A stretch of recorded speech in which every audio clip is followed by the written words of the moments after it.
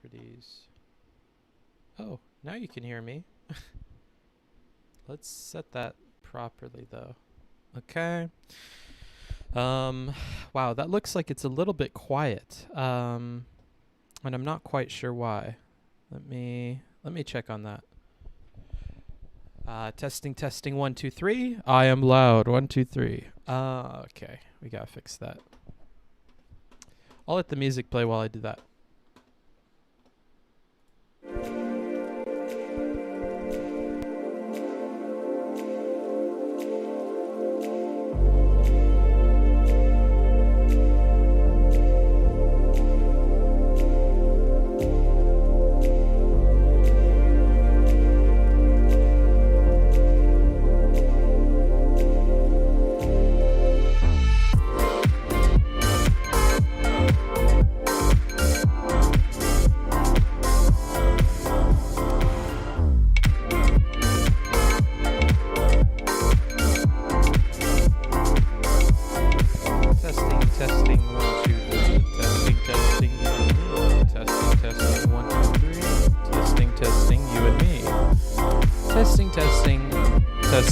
Testing. Ooh, okay. There we are. That's not too bad. Okay, I think we're at nominal levels now. Levels. Okay.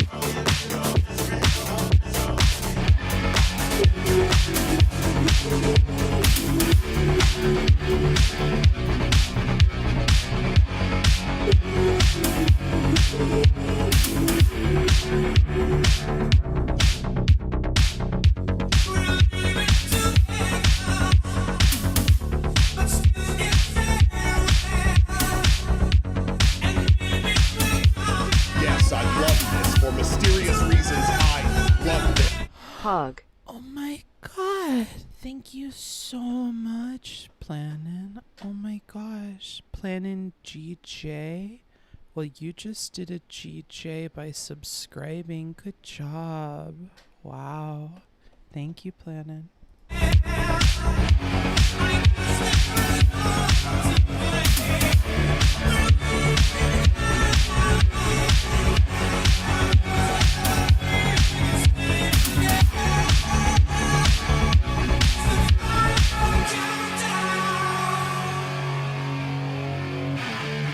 What the fuck, Sam? What is this? Oh my god. Teapot cozy. I love drink cozies. Those are so cool. I like the ones that have NASCAR on them. Those are really nice. I've never seen one for like a teapot before. That's some like grandma shit. I love it. You make me feel cozy, so thank you for subscribing, Teapot.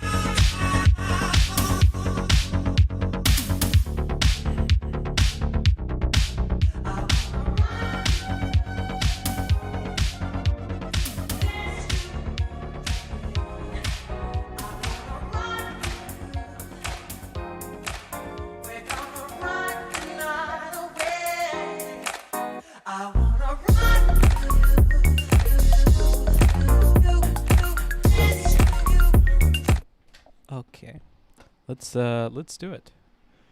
I'm reminded of Lycan's what now? What did you? I can't read that. I'm reminded of Lycan's stream. Oh, okay. I hope not, because we're not in a bathtub today. But hey, if anything of me reminds you of Lycan, I think that's high praise. I'm a big fan of Lycans. I'll let you know that right now. I'm dying. Oh, Coomer. I don't actually like NASCAR. Well, yeah, bro. Oh, I like circles. I don't actually like NASCAR. That's interesting. Well, not to be ableist, but there might be an interesting video for you to watch. I don't know if anybody caught this, but Mark Rober put out a piece about his son, and I really enjoyed it. His son has autism. That's the joke. Well, hi everybody. That's a Yikers way of opening the stream, but I'm a Yikers guy. Let me know if the mic today is okay, if it's too quiet, if it's too loud, if it sounds like shit, because... Oh, we have two cables coming out of there. What's going on? And neither of those is an XLR. So, essentially, I'm sick of the Focusrite, which is the thing that I normally had the mic hooked up into, and I don't want it buzzing. I don't want any noises. So yeah, I'm not plugging it into the Focusrite. The Focusrite that I paid like $200 for. He who desires but act not breeds pestilence. Have some free money, you deserve it with all those cables. Wow. A dumb cumpster? Well, I'll tell you what. If I mixed up those letters in my brain, I could have read that a very different way, but I appreciate such a clever name. More clever than some people who get banned for having bad names. There was somebody in, I think it was IRI or Supreme's chat, whose name was all fucked up. I think it was Mr. Potato Butt Plug or something like that. And Twitch finally got him because his name was Butt Plug. Kind of unfortunate. But if you keep it clever like that, you mix up all the letters, the dumb fucks at Twitch won't see it coming, you know, and then you get away with it. So I like that. I like that. Fun to say. 2 chords, double the pleasure. I think there was a phrase in Star Wars that there was something like that. 2 Jedi, double the pain, double the pleasure. Some shit like that. That sounds like something Dooku would say. Anybody know? I'm leaning into being a nerd. I'm going to start saying Star Wars stuff more often. Every time it pops up in my brain. Reasons, I love this. Oh my god. I won't do the e-girl voice, I promise. I'm all done. Thank you, Pitchfork. Unless you ask for it in your sub message, then I most certainly will. I enjoy doing the e-girl voice, even if you guys don't. That's what it is, Doobie. Twice the pride, double the fall. That's definitely Dooku, is it not? It's definitely Dooku. I read that in Dooku's voice. So Book Machine will no longer go burr. Well, why would Book Machine no longer go burr? Did I say something that implies that? Because actually, the Book Machine needs to be on a schedule. If you were on the Discord and you've seen me say before that I'm doing a schedule, you probably don't trust that. I don't blame you. But you know, Twitch is a job. And all of my friends, all my homies have schedules, dude. And I don't have a schedule. Because I'm a fucking... I know you guys think I'm some capable adult that's very, very good at lots of things and very, very intelligent. But there are things that Booksmarts is still level 1 at. And one of the things that Booksmarts is level 1 at is sticking to a work schedule. Because there's a part of my brain that's 12 years old that fights against it vehemently.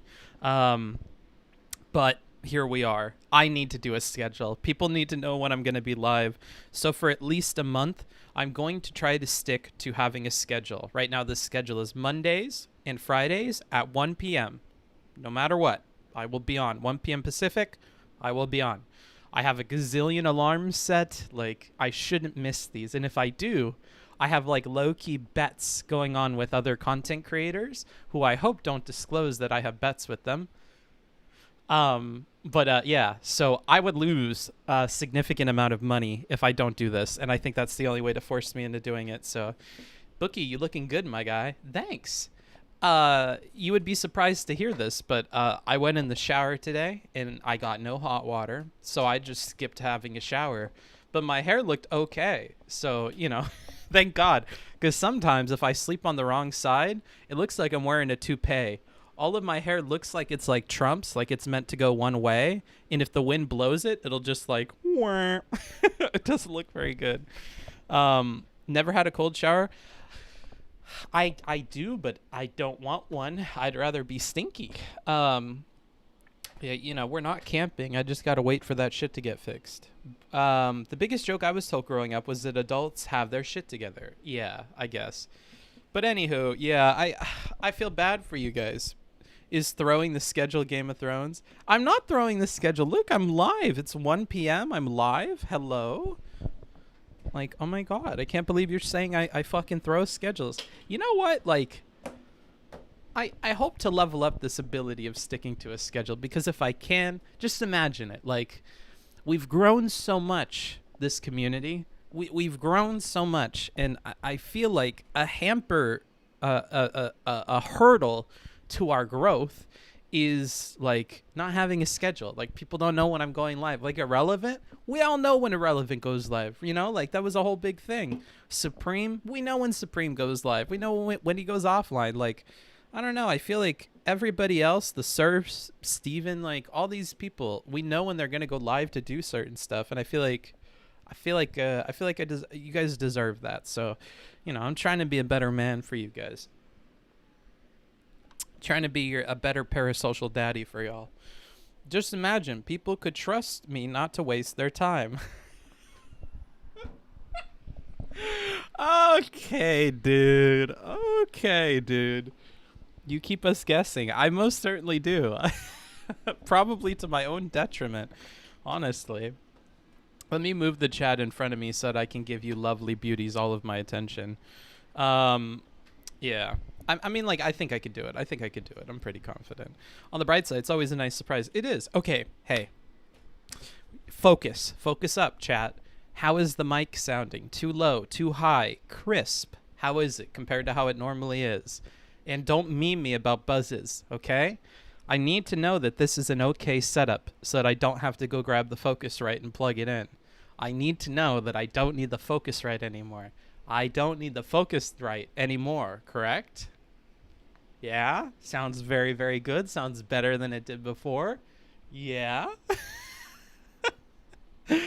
Gucci, it's good. It's all good. Good. The mic is good. It's aight. Sounds great. Gucci, that's nice. Yeah, okay. Awesome.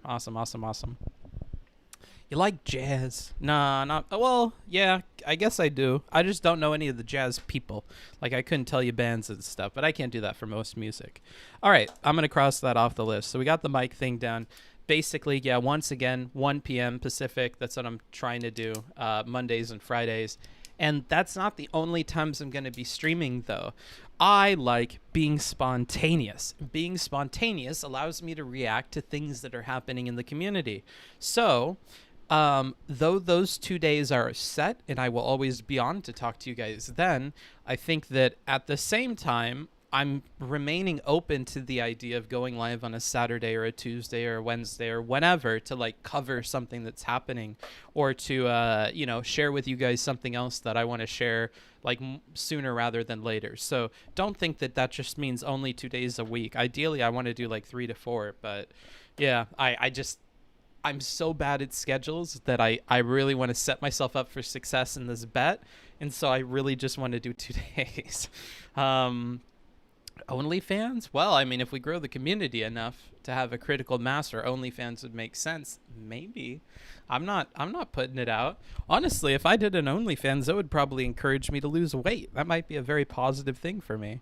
Booksmarts, I think something is messed up. I can't hear the sound it usually makes.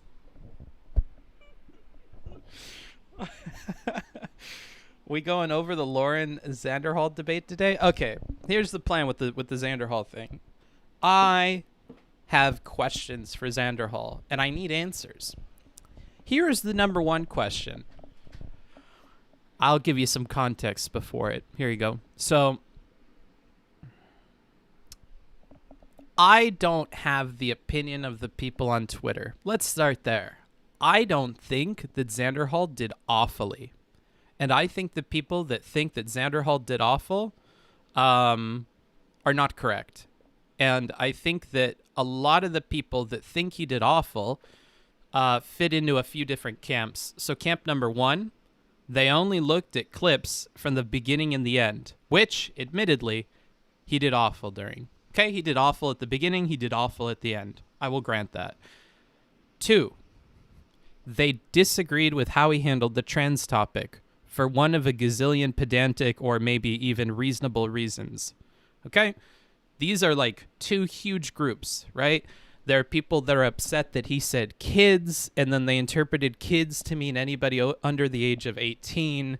And then they said, well, if kids equals anything under the age of 18, kids equals 17. And 17-year-olds most certainly could go on hormones. And it's like, okay, well, if you want to be pedantic, you can, but I'm pretty sure that by kids, he means actual kids, not fucking, like, teenagers on the verge of, like, legal adulthood. But all right, whatever. So I set all those people aside, because the other thing is, I'm not trans. I don't have, like, a connection to those issues. I'm not super educated in them, so, like, I put all those detractors, like, aside, because that was only one topic of the whole conversation anyways. It was a topic I think he did wonderful in. Like, if you can't give the point to Xanderhal in that section of the debate, I think you're being very unreasonable, because even if you think that he didn't handle it perfectly, he got a concession from Lauren. B, he was able to counter the only study that she gave him, regardless if he got the right one or whatever. She conceded on that study because she hadn't read the methodology and she didn't know what was going on. C, she admitted she was uneducated on the topic. And then at the end, she, like, I don't know how you get a concession from her and an admission that she's uneducated on the topic and then a request to move on. Like, this is called winning the topic, right? Any other debate bro would think that they won that topic. So why we don't give that to Xanderhal is beyond me. But anywho, I think that Xanderhal did fine in the middle. In the middle, he did fine. Now, one caveat to that. There is there is one nuclear thing that could have ruined the entire debate, and I think it's worth keeping in mind. So, in the very beginning, Southern gets away with saying, this isn't related to the book. This is not reflected in the text of the book. You're assuming a lot of things about the author that I don't even think are correct. So I want to talk about my book. That's what I'm here to talk about, right? She did that in the very beginning to a lot of success. If she would have continued to have done that the entire conversation, I would argue that this is like teetering onto like bad platforming. And Xanderhal would have looked very, very ignorant for having taken this conversation with her and having no grounded takes that are actually based on the book itself. And he would have been unable to argue against that. So if she would have kept pulling that card of, that's not in the book, motherfucker, I don't want to talk about it because I'm here to talk about my book, then this conversation could have gone really, really bad, because Xanderhal was not interrupting her until like the last half of the conversation. Xanderhal had to concede every time that came up. And it sounds like the context for this conversation, or the pretext or whatever, is that they're there to talk about the book, which we'll talk about. Asterisk on that one. But anywho, that's the nuclear thing that Southern could have used. Now, Southern either did not see that she had that nuke, or choose to use this as an opportunity to rant about things that she believes in later on, and kind of gave up on the idea of only talking about the book, right? From the trans topic onward, she doesn't use that really anymore. And so, you know, What the fuck, I think like... What is this? Hey book fucker. I haven't stopped by in a while because of work. Nice to see you're still streaming 3. Aw, thank you. I appreciate it, KY. And that's a tier 2. That's crazy. What's the tier 2 emote nowadays? Is that still the fiery Jersey accent one? Tier 3, you get the golden brain. So if you guys want the golden brain, you can. Thank you, thank you, thank you. So yeah, this nuclear weapon that Southern has, if she chose to, what is that notification video from? It's from these prankster YouTuber people did a prank where they abducted their friend and then pretended to kill that friend in front of them, and then they were like, whoa, whoa, whoa, stop crying, it's just a prank. And he was like flipping out, dude. He thought he literally got abducted and they kidnapped and killed his friend in front of him.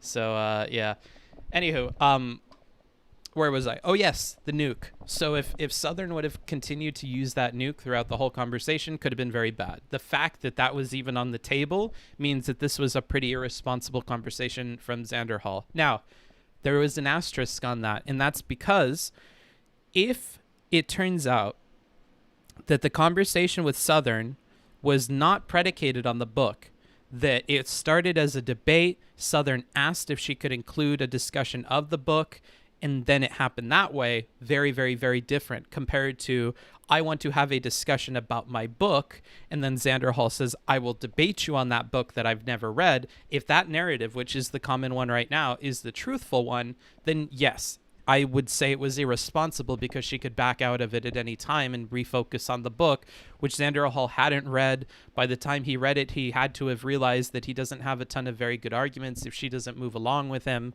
And I would say it was irresponsible. That was quite the gamble. But here's another thing. Epic prank. Yeah, I know, it's fucking crazy. That's why I like that. I like that emote alert, because I think that was a crazy video. Here's the thing. What was I gonna say? Totally forgot. Who cares? We'll talk about all that, actually looking at the footage and stuff, after I talk to Xanderhal, because I really just want to make sure that one thing is correct, and if it is, then we'll continue, under that assumption. But yeah, I'm kind of just waiting to see on that. I have a couple of other questions for Xanderhal, so if he's free and wants to talk, then we'll try to do that today or on Friday. Mexican sushi emote when? Never. You know, I went next door to that. As I said before, I only went to Mexican sushi because I was doing my laundry next door. I went to do my laundry at the same place, and I was getting flashbacks, dude. He never brought her racist history, which is a bit silly. No, it's not. Okay, here's the other thing, you fucking assholes. If we assume that the whole point of this was to talk about Southern's book, why the fuck would he bring all this shit up? It's not. Holy shit. Hold on. Let's try to be nice here. Let's try to word this very, very nicely, because there's an important thing that I need to like teach you guys here that I don't see other people talking about. First of all, let's assume for a second that I turn all of you into Lauren Southern's fans, okay? You're going to need to exercise empathy. If you're a sociopath or you don't have that hardware, excuse yourself or try to pretend, okay? Bam, Thanos snapped. Hi. Do you want to build a wall? If the answer is yes, then welcome. So you're a Lauren Southern fan now, and we're watching this debate. You are going to tune out if that guy starts being incredibly rude to Lauren. If Xanderhal starts being a rude, screaming leftist about how she's racist, how her history is marred by all this shit that she did, how she says this thing about bandwagoning, yet she was like a big MAGA fan. If you start doing all this, you're increasing the odds that all of us are going to tune out, because I don't want to hear that shit. I don't care about that shit. I don't want to sit through it. This happens all the time. It's not fun for me. That's not what Lauren is here to talk about. I wanted to hear about the book, you know. And this leftist guy is dodging every single thing about the book. He's choosing to talk about some history about our girl Southern, who has changed over time.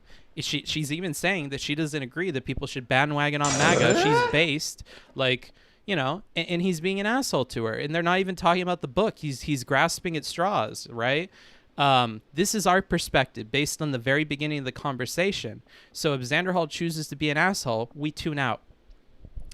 Now, you know how we don't tune out? If Xanderhal is respectful, admirable, and like agreeable through the whole conversation, which he was. And I think that that's a value that people don't really understand. Even if you disagree with the style of rapport building and whatever, what you need to realize is Xander guarantees that people will continue watching even if they're on Southern's team. And nobody talks about that. I don't know why. Why none of the reviews that I watched talked about this at length is beyond me, because this is a huge part of this, because it gives you an explanation for why it's not good to treat a conversation the way that, say, Vosh treated the Mel conversation. Because the other thing is, you come off super combative, you're opening yourself up to a counter of all sorts. Like in the Mel conversation that Vosh had, he was a complete asshole. He wasn't listening to Mel. He was talking over her. He was switching points randomly. He was talking so fast and jumping into points that like he's misspeaking, he's fucking shit up, but because he's being an asshole, he can't repair them on the fly. Like, he looked really bad.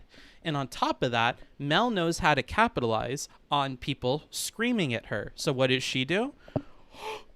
Oh my God, I cannot believe that you're talking to me like this. You're silencing people of color voices right now. You're like not letting me speak. I can't respond to anything that you're talking about. This fucking sucks. You're awful, right?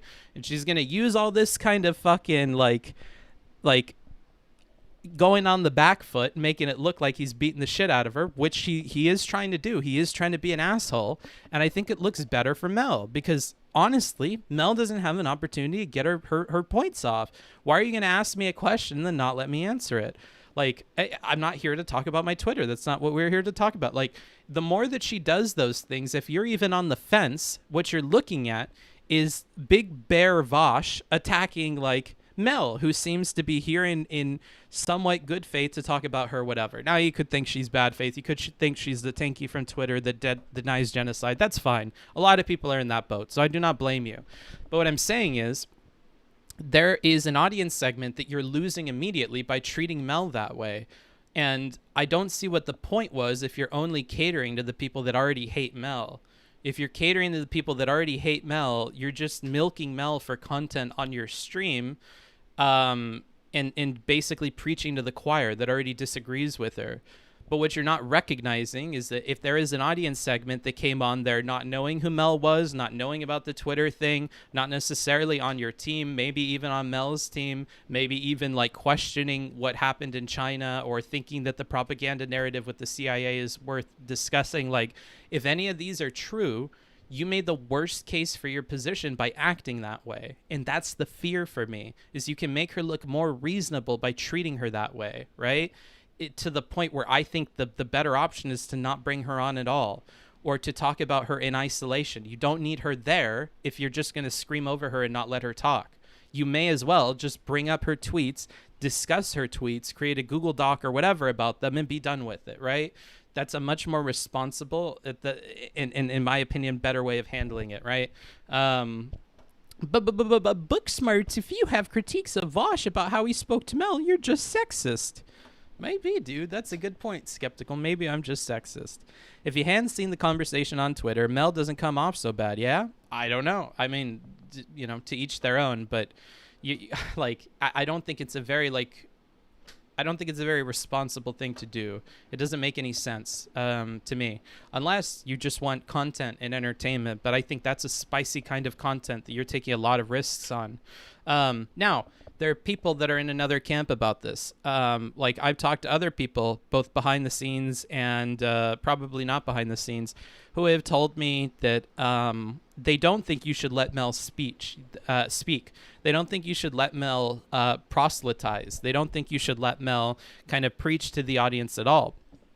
A contrasting talk to the one that she had with Vosh would be the one that she had with Dr. Hemed out or Dr. Hemed out. What happened on there is he was okay with letting her go, but then interrupting to tell her that she's not answering a question or something like that. But I like that. I thought that was a better way of handling it. If you're gonna fucking open the fucking Pandora's box of letting her onto your platform, I think the best thing to do is to not be an asshole, because if you are, there was no point to bringing her on. You may as well have just handled it in isolation, looking at the things that she said. But if you're going to have her on, you should do it in a way that doesn't lose the audience that is listening for the sake of Mel, because the point is to convince those people out of it, not to preach to your choir of people that already believe in what you're saying, right? So I think that he did a good job by being patient with her, by countering some points in a way that only he can counter, right? Vosh is a white dude that grew up in Beverly Hills. Vosh doesn't have like some of the id pull stuff to counter Mel's points. Dr. Hemed does. And so he uses that to his advantage. He's able to counter some of her points about cultural assimilation and this ethno-weirdism stuff that she's all about. And I think he did a good job. He did a much better job, in my opinion, than Vosh, because he was able to keep his cool and remain as like a level-headed person the whole talk. Like, I don't think if you're a Mel fan that you thought he was being unreasonable. And if you did, you certainly don't think that to the extent that you thought that about the Vosh conversation. So in my opinion, if you're going to open that box, if you're going to have her on your platform, that's probably a better way of doing it.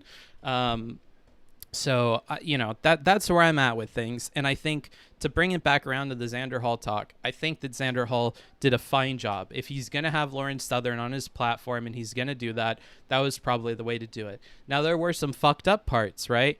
Dr. Hemed did not bring Mel on and go, yeah, I think you have a point about the CIA. Who can trust them anyways? That data is flawed. He didn't do that, right?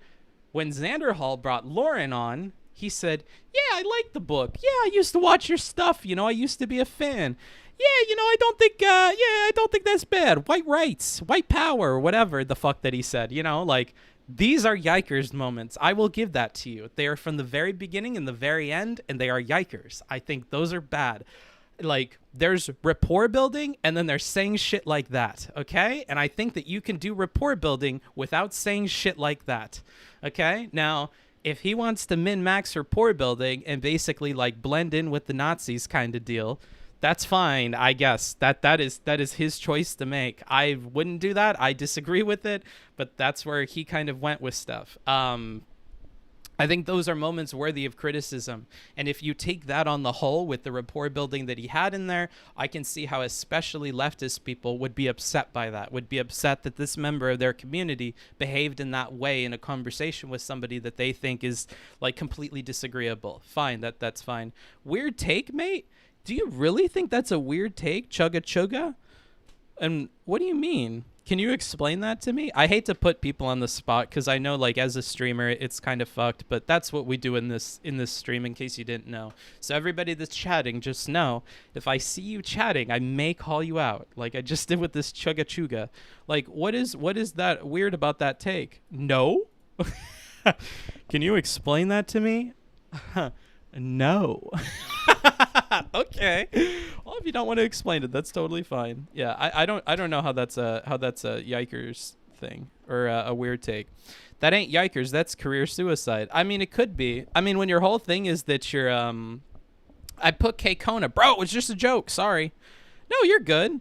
I wasn't questioning your K Kona thing. You said weird take, mate. Unless you mean that at Xanderhal. I was just curious if I did something wrong. I'm just trying to check. You're good, bro. Don't worry about it. I'm not roasting you the same way I roast some other people, so believe me, it's not in malice. It's just a bad move, but I think it was a failed attempt to try and make her more comfortable. He could have done that with topics that are less contentious. Oh, the other thing is, let's make a joke that's not misogynistic. What's a joke that's not misogynistic? All right, I found one. So, I think that Lauren is a champion of wrestling in the mud. Okay, this ain't her first rodeo. She's good at fighting. She doesn't need a man to make her feel comfortable. She doesn't need some leftist 21-year-old kid making her feel comfortable with an interview on his tiny platform. I don't think that's actually a thing. He doesn't have to do that. So I hear this a lot, that he was doing those things to make her feel comfortable. Like, yeah, maybe. But when you invite someone into your car and you want to make them feel comfortable with your driving, do you wrap them in bubble wrap and put on sound canceling headphones that's playing soft jazz and put a blindfold on them and pinch their nose and drop in melatonin and like anti-nausea stuff? Like, do you do all that to make them feel comfortable? Or do you accept that they've been in a car before, they'll probably be okay and they don't need all that stuff, right? Like, you know, you kind of look bad by doing all that stuff because it's completely unnecessary. I don't think it's necessary to do some of the things that he was doing to make her feel comfortable, right? And the other thing is, and this is a valid criticism that I saw of people on my Discord that were talking about this, ! Discord, if you want to join in on talks like that, I read all of them. They were saying that they think that the tonal shifts, especially from my perspective, the tonal shifts that happen in the last half, maybe like the middle, the third quarter of the talk, all the way till the end, compared to how he was at the very, very beginning. These tonal shifts were jarring to them, and I can see that. I didn't think about that while I was watching it, but after hearing the chatters talk about that, I would totally agree. There are major tonal shifts that Xanderhal takes that I think might hurt the rapport building thing.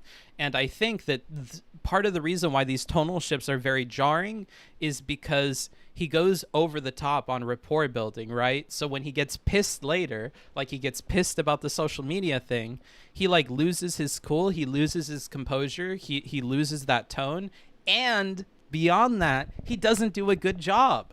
When he gets upset, he does not do a good job. What do you mean, Booksmarts? Well, I mean, at the very end, we have a discussion about Trump's Twitter, Colin Kaepernick, the BLM protests, the Chaz zone, and the Capitol riots. Now, you notice that I've gone back and forth because these things are meant to parallel each other in a way that I think is reasonable, though you can fucking have pedantic disagreements about them. So let's start with number one.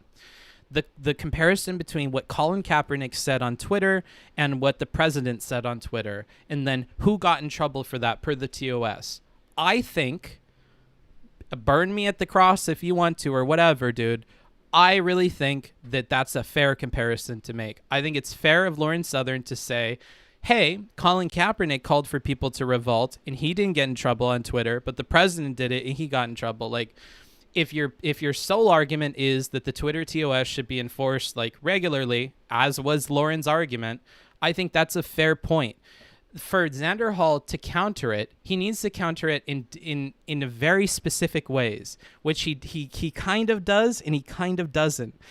he has to focus on the effect, and he has to take it away from the terms of service discussion. He needs to do those two things very efficiently and effectively without falling off those 2 points, and he doesn't. He falls off of them, and because of that, he gives Lauren a bunch of other footholds to say that they're not talking about the same thing. He's going off about something that doesn't matter. He's not talking about TOS. And I think that she looks a lot better in that conversation. And that goes for all those points.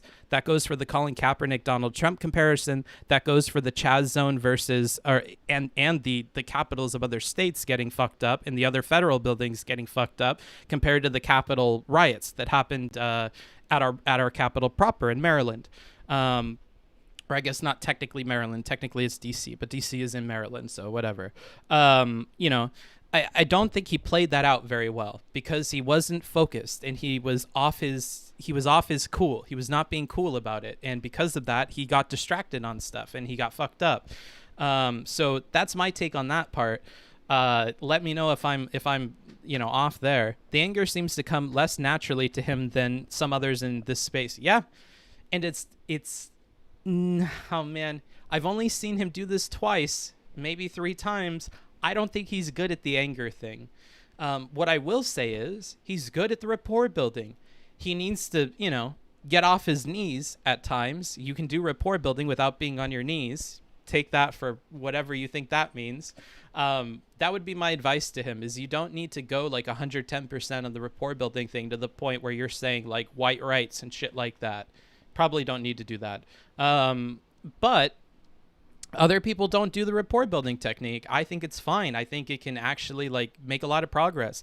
Early Booksmarts did this quite a bit, right? And with varying success. So I think that that's a fine way of doing things. And I think that Xanderhal is much better suited to doing that than he is the aggressive demon mama type Destiny beat, right? Like that aggressive thing, I think he's not good for, so he probably shouldn't do it. That's my take on that. Is my response. He was definitely nervous because right off the bat he was commenting on how many viewers he had, and then there you go. I mean, like, that can make you nervous, sure. I don't know if nervousness played into it. I didn't get the feeling that he was nervous. He did seem nervous. Like, the only parts where I think that's important is when she would bring up the book thing and he would immediately get off of it. Like, that's when I started to worry. But that's at the very, very beginning of the talk, right? That's why I'm saying I really think that the opinions that people had that watched the whole talk are very, very different from the opinions of people that only watched the very beginning. And that has been my experience thus far talking to people behind the scenes. Everybody that watched the entire thing gave Xanderhal a lot more credit than the people that had only seen the clips or admitted to me that, I saw like maybe half of it. I don't know how much I saw, but Xanderhal was a complete mess. And then I would ask a specific question like, oh, is that so? What did you think about the trans argument there? Oh, yeah, he fucked it up. He didn't know anything about hormone blockers or nothing. Like, interesting. Did you see where Lauren conceded? I don't think. I mean, she might have conceded, but he totally flubbed the point. Like, that's very vague. Okay, I'm just gonna like write off your opinion because it doesn't sound like you paid any attention. Could the "I was a fan" comment have been good if he mentioned that what made him switch? I'm guessing the critique isn't just that he used to like her videos. That's not my critique. I mean, other people are more mad at that. I'm mentioning that kind of in a soup of these all these weird comments that like they don't lead anywhere. Like you're saying, he doesn't really build off of it. Like you said, wouldn't it have been good if he mentioned why he switched? Like, yeah, maybe. Although that's a quick trigger that we're not talking about the book, right? Like, I think that would have been more a conversation for the end. But that's my take. I just don't think those comments should have been in there, quite frankly, because they're sprinkles that we didn't need on the cake. He said when talking to Destiny that he was raised to never be aggressive and always polite. Well, then there you go. Respect women. I like that. So you think he could fill a niche if he just found his lane? I like that you say just found his lane. That sounds mean to me, but yeah. I don't think it was rapport building to say that it can be patriotic to say the...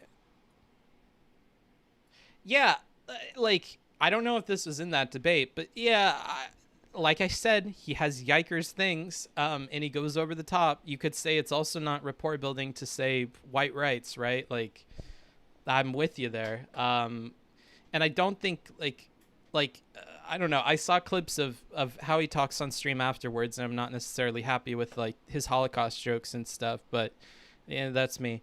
I think he knew it was a big bookie and he wanted to smash it at the foul line with the game on the line. Yeah, but he didn't really smash it. Like I wouldn't say he smashed it at all, right? Because he got his ass whooped in the most important parts, which is the beginning and the end. And he gave a bunch of clip fodder to people that, you know, made him sound really, really bad. Honestly, Booksmarts, you make a lot of good points here. I'm happy to hear that, Max. But yeah, so that's where I'm at with it. I don't think he did awfully. I think there are parts where he did good. If you're asking me what are my like top 3 moments, unfortunately I have 2 that stick out to me. The trans topic, number 1, because he got a concession from Lauren. He got her to admit she was uneducated on the topic. She only had one study and she backed off of it. He gave her a study to which she couldn't respond at all, and he seemed to have more in the bag. He had prep for that. We saw his prep on the stream and he had prep for that. Granted, I don't know if this is true, that's Vash's prep material. So, you know, kudos to Vash. Good on you for putting that out there. But good on Xanderhal for having it ready. You know, that's like that's a two-way street. So, yeah, the trans topic. He did a good job. Give it to the kid. He did a good job.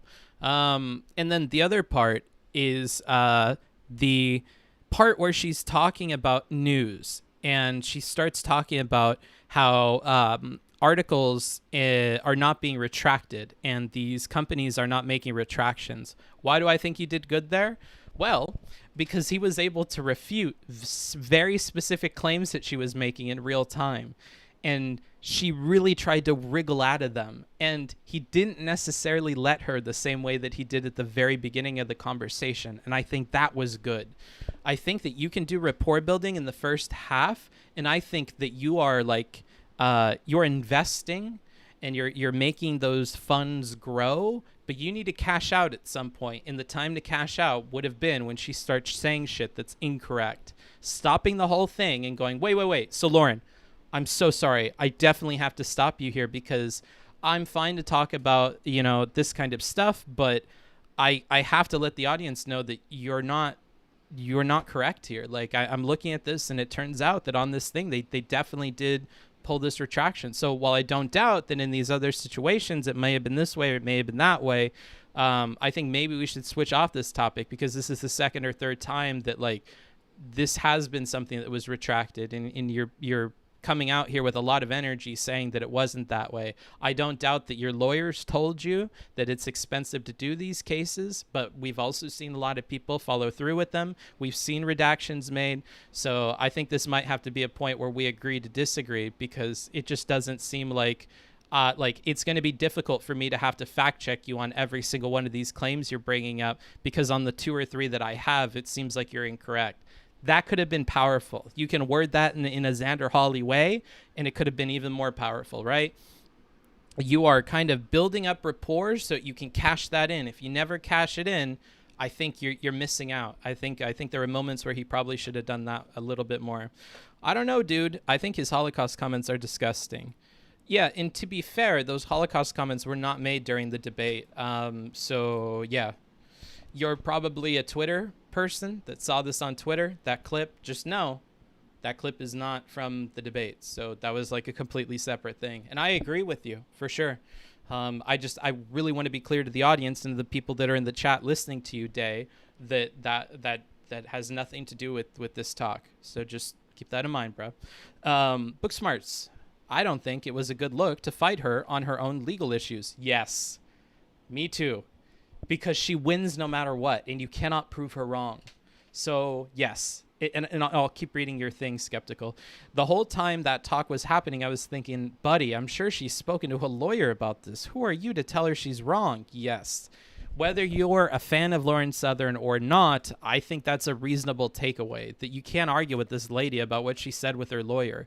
Even if you really swear to God, think that she's lying, I don't think that you can argue with her about this because these are private conversations with her private lawyer that she's making claims about. If anything, I would say that we shouldn't talk about this because you were wrong on so many other things that you said were factually correct, then unfortunately this probably isn't a smart topic to talk about. Not cast shade on the things that she said with her lawyer, not challenge her lawyer, you know, like that was a misstep from Xanderhal.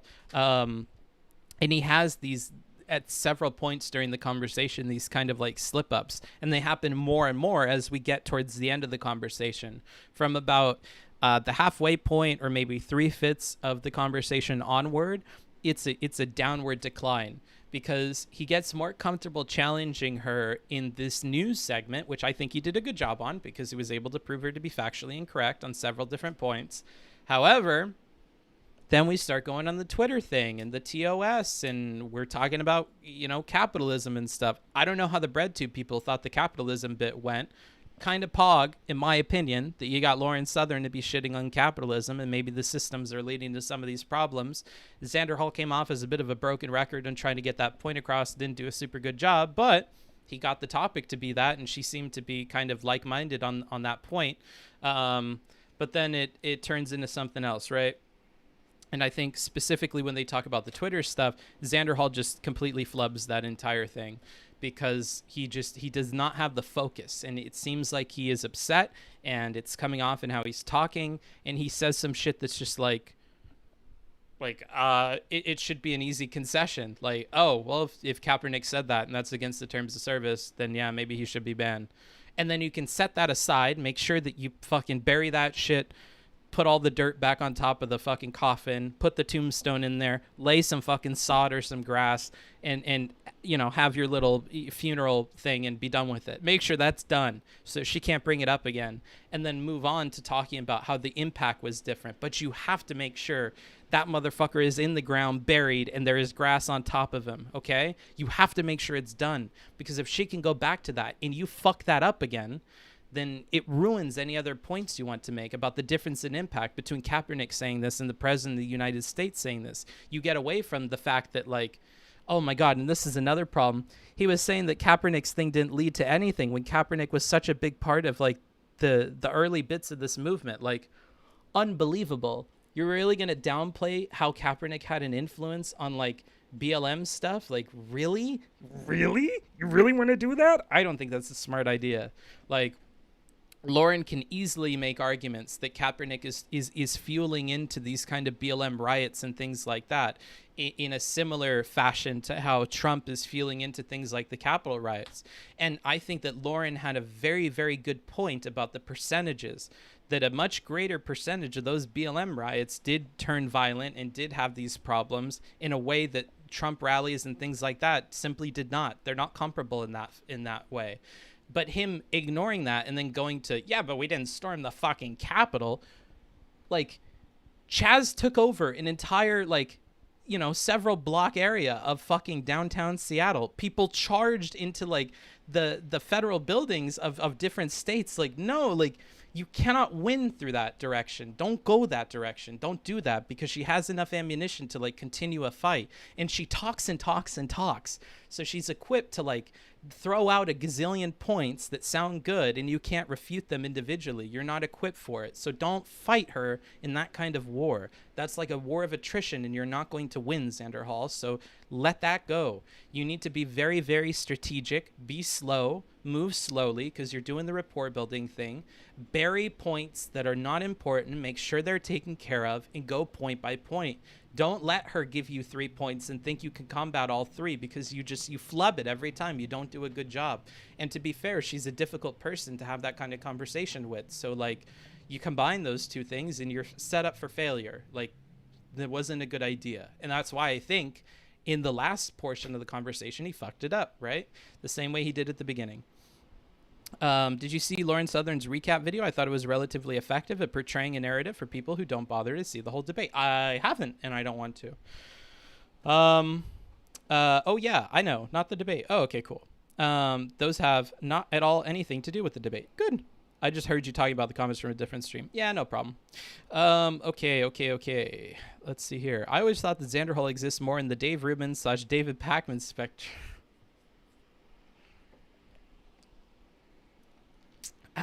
Okay. I'm not going to read that one out loud. I don't want to be too mean to him. Like, I really want to stick on, like, what did he do wrong? Why do I think he did it wrong, right? Like, I like combining those two all the time. I don't like just saying shit like, he's the Dave Rubin of the left. Like, that's fucking not what I'm about, but you guys can say that shit. I feel like a better counter would have been to point out the overwhelming amount of peaceful. No, it's not. Doobie, no, it's not, dude, because you get to percentages. Like, did you hear the part where I talked about percentages? Like, that happened in the conversation. That wouldn't have worked that way, because if you go, well, you know, the overwhelming amount of the BLM protests was peaceful, you know, all right, what are the percentages on that? So like 6% of them went violent. Like, okay, interesting. If we have percentages for that, how many of the Trump stuff went violent? You guys got a number for me? Less than 1%. Okay. Yeah, so overwhelmingly peaceful. Sure. Yeah, overwhelmingly peaceful. But you know what I think is a better picture of overwhelmingly peaceful? All the Trump stuff. So, yeah, I don't think we have a comparison there. These are apples and oranges, right? So it falls apart. You can't do that. It does not. It does not work. So, yeah, it just doesn't. Like, you never win with that, dude.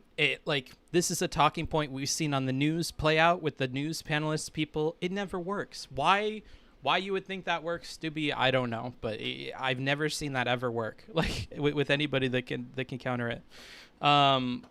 Let's see here. That's the best source because you can see everything before and after. Xanderhal's YouTube channel? I don't know. I'm not watching after.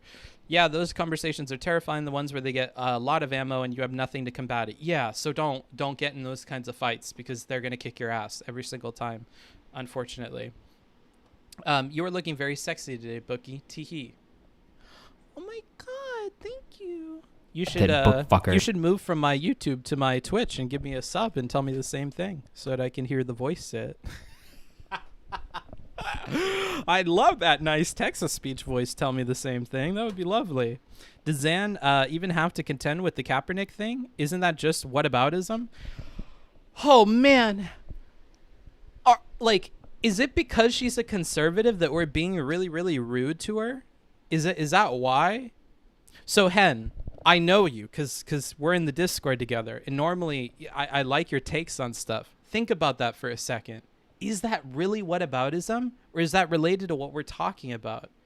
Is it really whataboutism when we're talking about the Twitter terms of service and its enforcement to compare Colin Kaepernick calling for revolution to the president calling for revolution? Like, I don't think this is whataboutism. I think it's a fair point from Lauren. I feel like if you step back, and she's not like this conservative person, it's not a conservative point. Like, I don't think that's whataboutism at all. And it's not even played out that way in the conversation. Like, that's a fair counter because then he fights it. If he would have buried it and just said, sure, if they broke terms of service, they should probably be banned. If Kaepernick wasn't banned, yeah, that's probably unfair. Then that's fine. Then you can bury it, right? But you had to bury it. It's not a whataboutism that you can hand wave and say that's completely unrelated. And if you do that, you're giving her ammunition to continue fighting about it. And then to go, I can't believe you can't just like be consistent here and say that Colin Kaepernick should have the same thing. You know, when the BLM riots are doing this and they're 6% more and then she can go on and on and on. You need to bury it. You can't hand wave it. It's never ever going to work. To say it's whataboutism never ever works. This is not a Twitch panel, right? Like, that's not fair to Lauren. That's not fair to Southern to say that that's whataboutism because it's not. I really think that is apples to apples comparison when we're talking about terms of service enforcement. If we were talking about impact, if we were talking about direct impact on people, no. But that's not what we were talking about, right? It's really not. What do you think of the Black Forest gummy snacks? I've never tried them.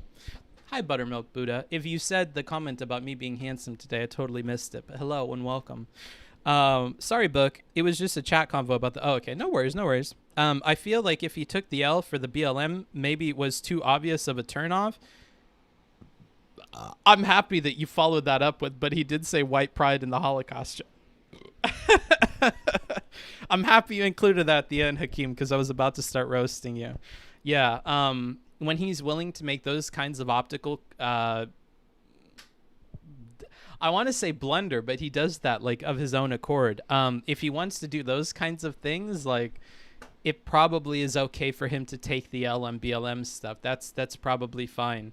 Like he takes the L on all sorts of stuff throughout the conversation from affiliate. I don't know. He does this all throughout the conversation. So yeah, I think he should have probably just taken the L there so that the conversation could move on.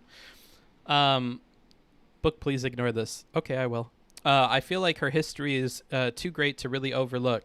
Sure, but they're not there to talk about her fucking history, Hakeem. They're there to talk about the fucking book. Like, they're not there to like, oh, let me go ahead and look at your Twitter. I shall call like, him, you know? Mini-Me. Take my prime, you beautiful man. Thank you, Onion. I appreciate it. And you called me beautiful. I feel a parasocial relationship coming on. Thank you. I appreciate it.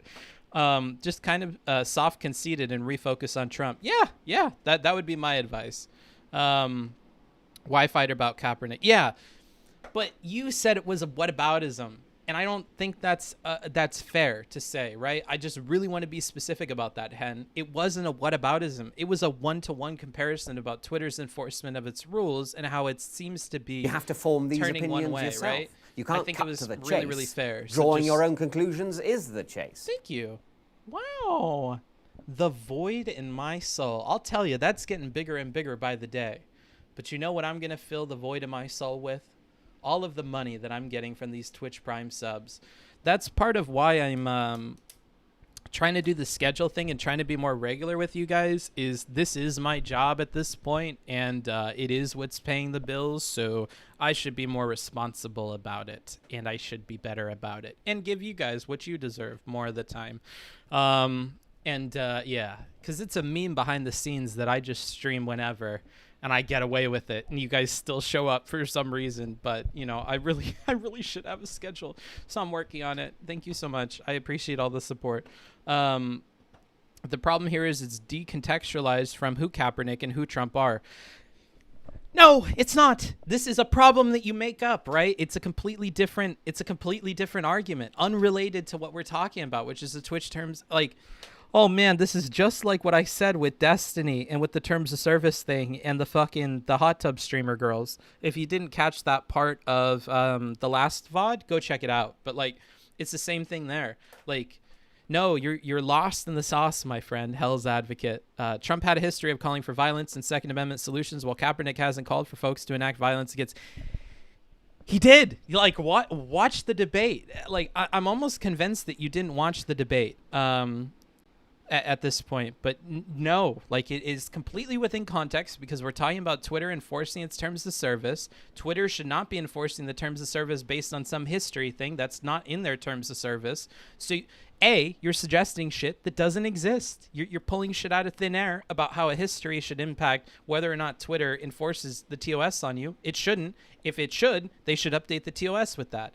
Number two, this is completely like within context because these two people did similar things and one of them didn't get banned and the other one did. And honestly, you want to talk about context, one of those motherfuckers is the president of the United States. Okay, so like, yeah, I don't know. The other one was the face of this movement. So like, you know, I really don't think it's decontextualized. I really don't.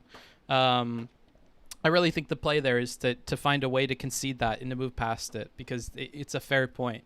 That you will get bogged down in and is a foothold for her to go to other places in the conversation if you just let her use it. Hey, I missed the past hour. Can you start the entire stream over just for me? Well, the wonderful thing is that you are on the YouTube and you can rewind, set it to 2x, and catch back up. Some arguments are just not worth winning. Definitely need to bury it and push off to move to a stronger point. I'm happy that some of you guys are getting it, but I'm probably spending too much time focusing on the dissenting opinions on this one, honestly. I did say it. Hello, my beautiful baby boy. Hi. Thank you, Buddha. I appreciate it. I missed it. That's my bad. Yeah, like, the reason why I'm focusing so much on the dissenting opinions here is because I know I'm going to have a lot of them for the Xanderhal thing. And when we go through it on stream, that's why I'm preparing a whole other rendered video that cuts out promotions for her book and stuff. So we can really go point by point through things that I think are important because I don't think people are going to believe me because it's a dissenting opinion. But I think it's super important because it can really improve both how Xanderhal argues and how people on the left argue more generally, how they handle people like this. If you're going to invite someone like her on your stream, you need to get better at handling people like that. So this is why I'm saying these things. This whataboutism thing that works on dumb fuck righty people on a Dylan Burns panel, or dumb fuck random people that come on a Prime Kai's panel, is not the same thing that you're going to use for Lauren Southern. Like, author, famous person, like, don't use that same shit on her. She's not a fucking idiot, dude. Like, she's not like these people that are on these other panels. This whataboutism fucking hand wavy bullshit that you leftist people do is not going to work on people like him. So, like, keep that in mind. Like, that's what I'm trying to say. Let's see here. What did you think about the weird capitalism / classism part in the middle of the debate? Hey, look, I'll say this. I wanted to make a comparison to porn. You know, I'm not into that. Okay, it's not my thing. It's not my kink. I don't care about capitalism and socialism and that classist this and that and the other thing. Not my thing.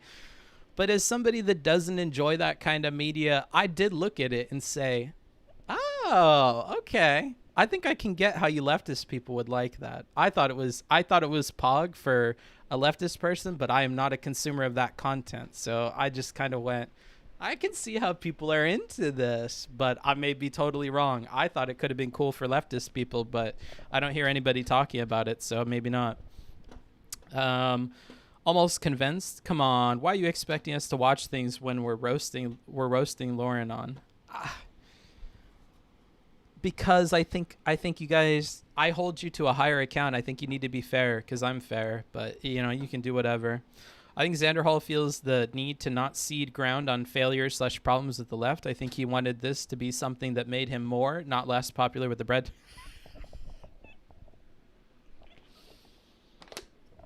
Mission failed. We'll get him next time. I'm so sorry, Xanderhal, but yeah, if this is honestly what you wanted to do to become more popular with the BreadTube folks, I think you may have not accomplished that. I'll say that, dude.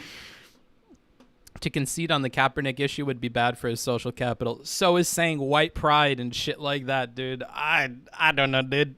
I don't know about that. Like he already lost a lot of ground on a lot of things. I think the Kaepernick thing is, if anything, one of the least pernicious things that he could have conceded on, but that's my take. Is the getting her to say capitalism is bad poggers if she normally says that to her audience? Doesn't that just make her look more reasonable if you don't already hate her? Yeah, it does. But his goal wasn't to make her look unreasonable, I don't think, because if it was, then he definitely is not succeeding by agreeing with her all the time. I don't think his goal was to make her look unreasonable, so I don't think that hurts him necessarily to get her to say that and to have that positive effect. If anything, that seems to be like his whole shtick, so it seems in line with everything else to Muffin. I'm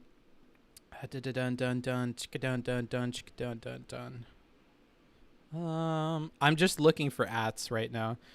Catching you live is always a pleasure. Welcome, Clarification. I'm happy to have you. I hope I get your sub. Book. Don't you feel like your intellect / influence is wasted streaming? Is streaming a career for you? It unfortunately is at this point. I say unfortunately, but dude, I see the future. You feel me? I've got future eyes, dude. I can see the future, and I see a future where I wake up and I hop on my fucking computer and I make Destiny noises. I go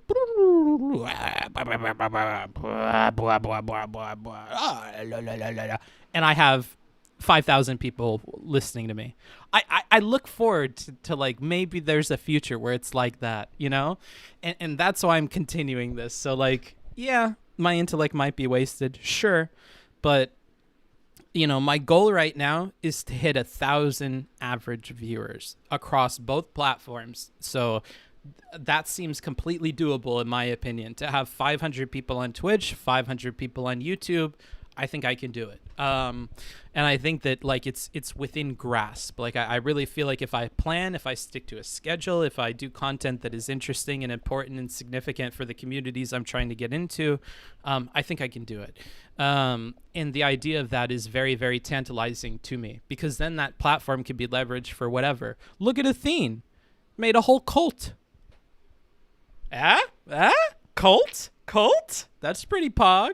Not my kind of pog, but yeah, he made a cult. He helped children that were starving. That's pretty good. You know, Steven did a whole canvassing thing in Georgia. Pretty pog. Did the Nebraska thing. Didn't work out as well, but still kind of cool, you know? Like, there are cool things you can do once you, like, hit those points. And while I won't be starting a cult or a political revolution, I do like the idea of doing community stuff. Like, I think better example, I'm obviously memeing, right? I don't want to fucking start a cult.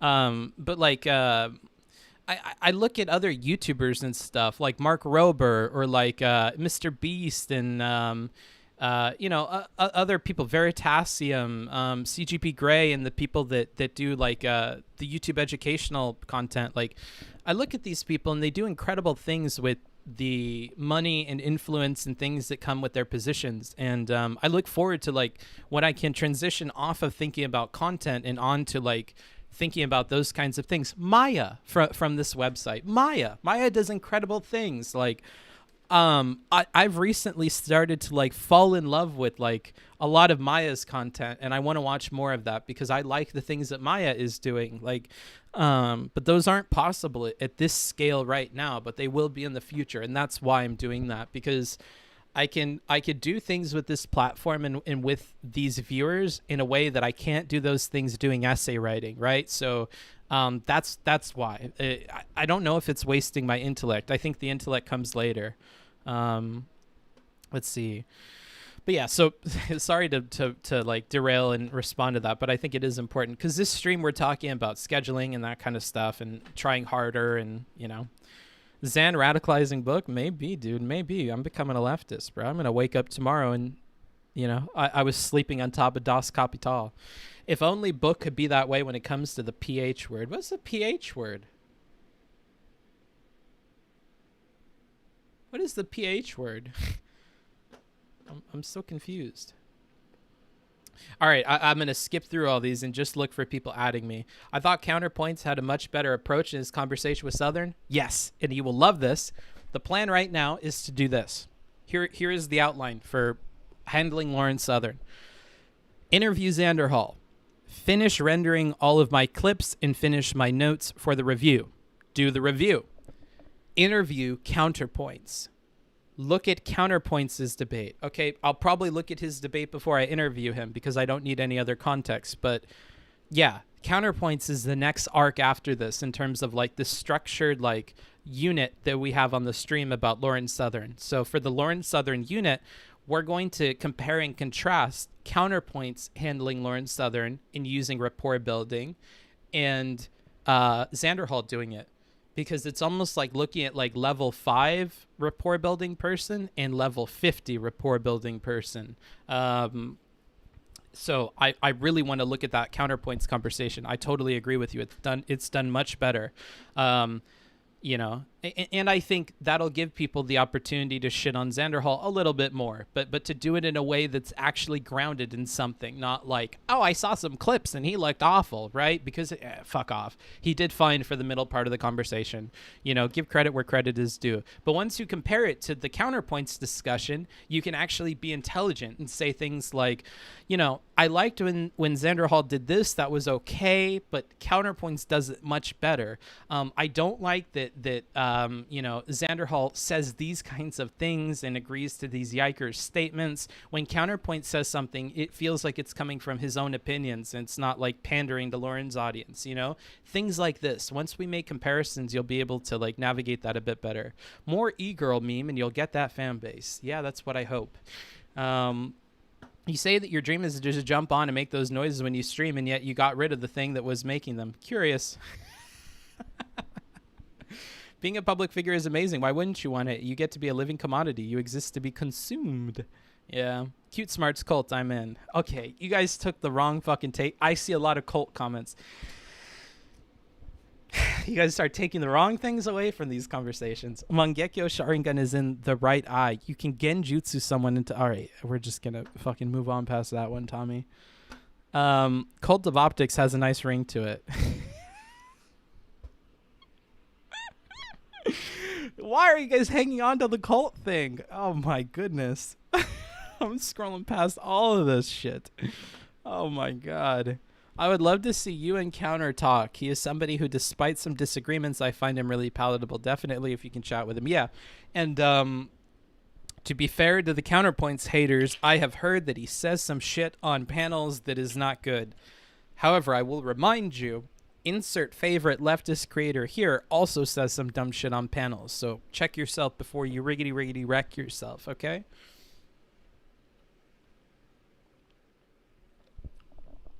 I really want to drink this before it gets warm.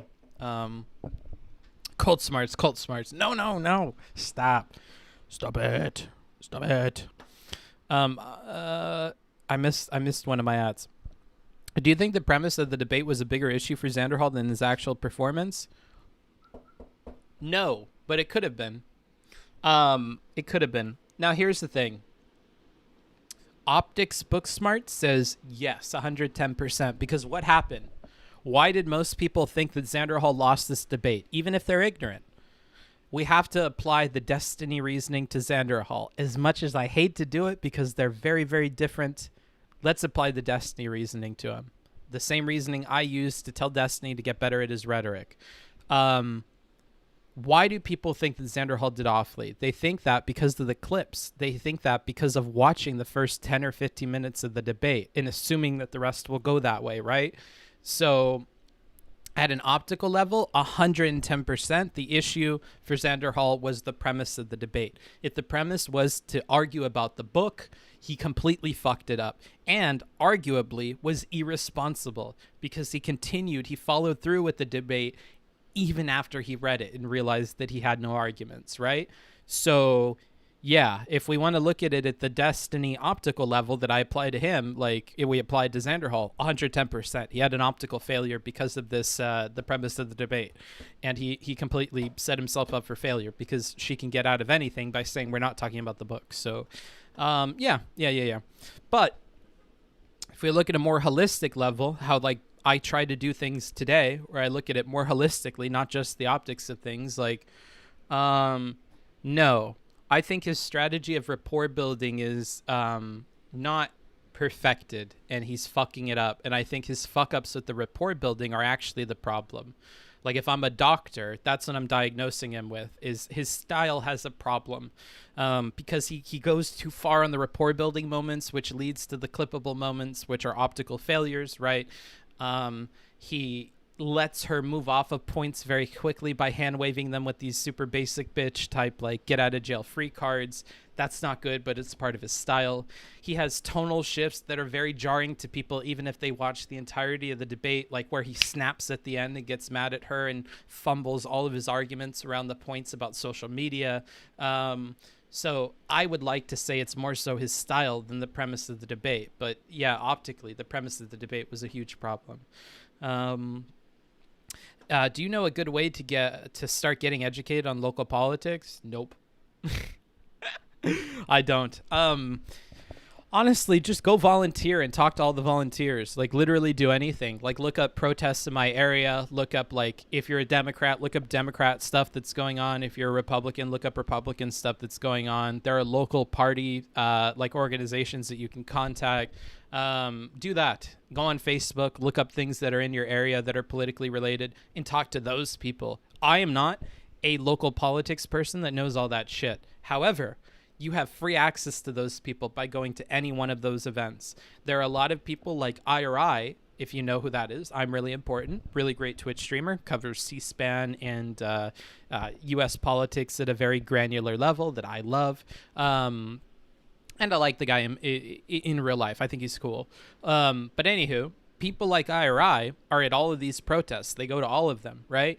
So if you just talk to these people that are like IRI, they would be more than happy to answer these questions for you in ways that I can't, because your local politics is dependent on your local shit that's going on. Like around me, I would say go to Huntington Beach, because there are protests in downtown Huntington Beach all the fucking time, right? You can always find a protest there. In Long Beach, I would say, like, I went to a bunch of Bernie stuff. I went to what are they called? Barn bashes or some shit like that. A Bernie bro could probably tell me in the chat. But yeah, if you just go to those and talk to people, they'll help you with everything else. It's very clear who the organizers are. You can talk to an organizer. The organizer is too busy. They can tell you, oh, okay, this guy here, this volunteer is really good for you to talk to. He'll help you out, you know. So I would do that. Just off topic, have you played Disco Elysium? Nope, and I've never even seen what it is. So no idea on that game. Let's see. On Destiny stream, Xander said that in emails, Lauren agreed to talk about things only tangentially related to the book. Do you think it would have been good for him to establish this at the start of the debate for the audience's sake? Yeah, that would have been a good counter to her saying that this isn't related to my book and I don't want to talk about it, right?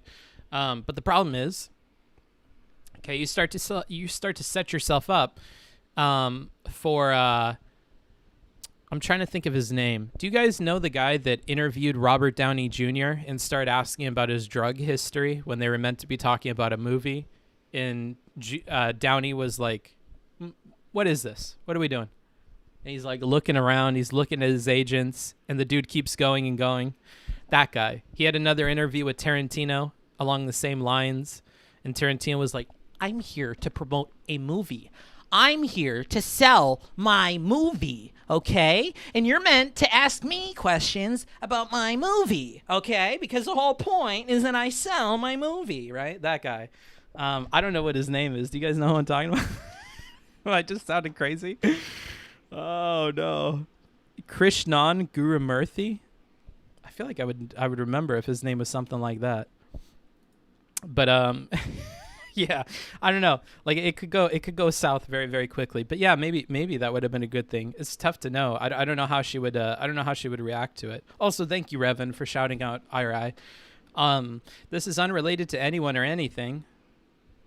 Well, those are my favorite kinds of Twitch comments, because don't all of them seem like they're unrelated to everything that I'm saying. But venting into the ether. Wow, you're starting to sound a lot like Steven's Twitter account right now. Unrelated to anyone and anything, but venting into the ether.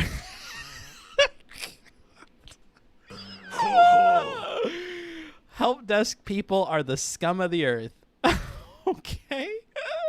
I'm just going to stop reading that one. Have you seen Mr. Tiny's debate with Lauren Southern from back in the day? No, I haven't. I have not. Booksmarts, it honestly seemed at points where Xander did poorly, he suddenly remembered he was supposed to be debating and would get really aggressive for no reason in order to score points. I like how you think that he like realized that he was supposed to be debating. I feel like it's the opposite. I feel like he forgot what he was aiming to do, which was like rapport building and trying to like stay cool with her, and he lost his head and like kind of got super aggressive. That was my take. I like that you have the opposite though. I'm not even going to argue against it because I'm not in his head. It could equally be one or the other.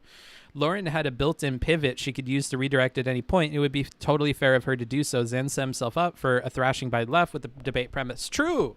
So yes, I don't know if you caught the very beginning, Noah, but we talked about how that nuke really changes the game here. The existence of the nuke, of like the pivot out of anything unrelated to the book, is like very, very big. But, and here's another thing. Xanderhal dunked her even when he wasn't able to get a concession specifically. Where am I thinking that this happened?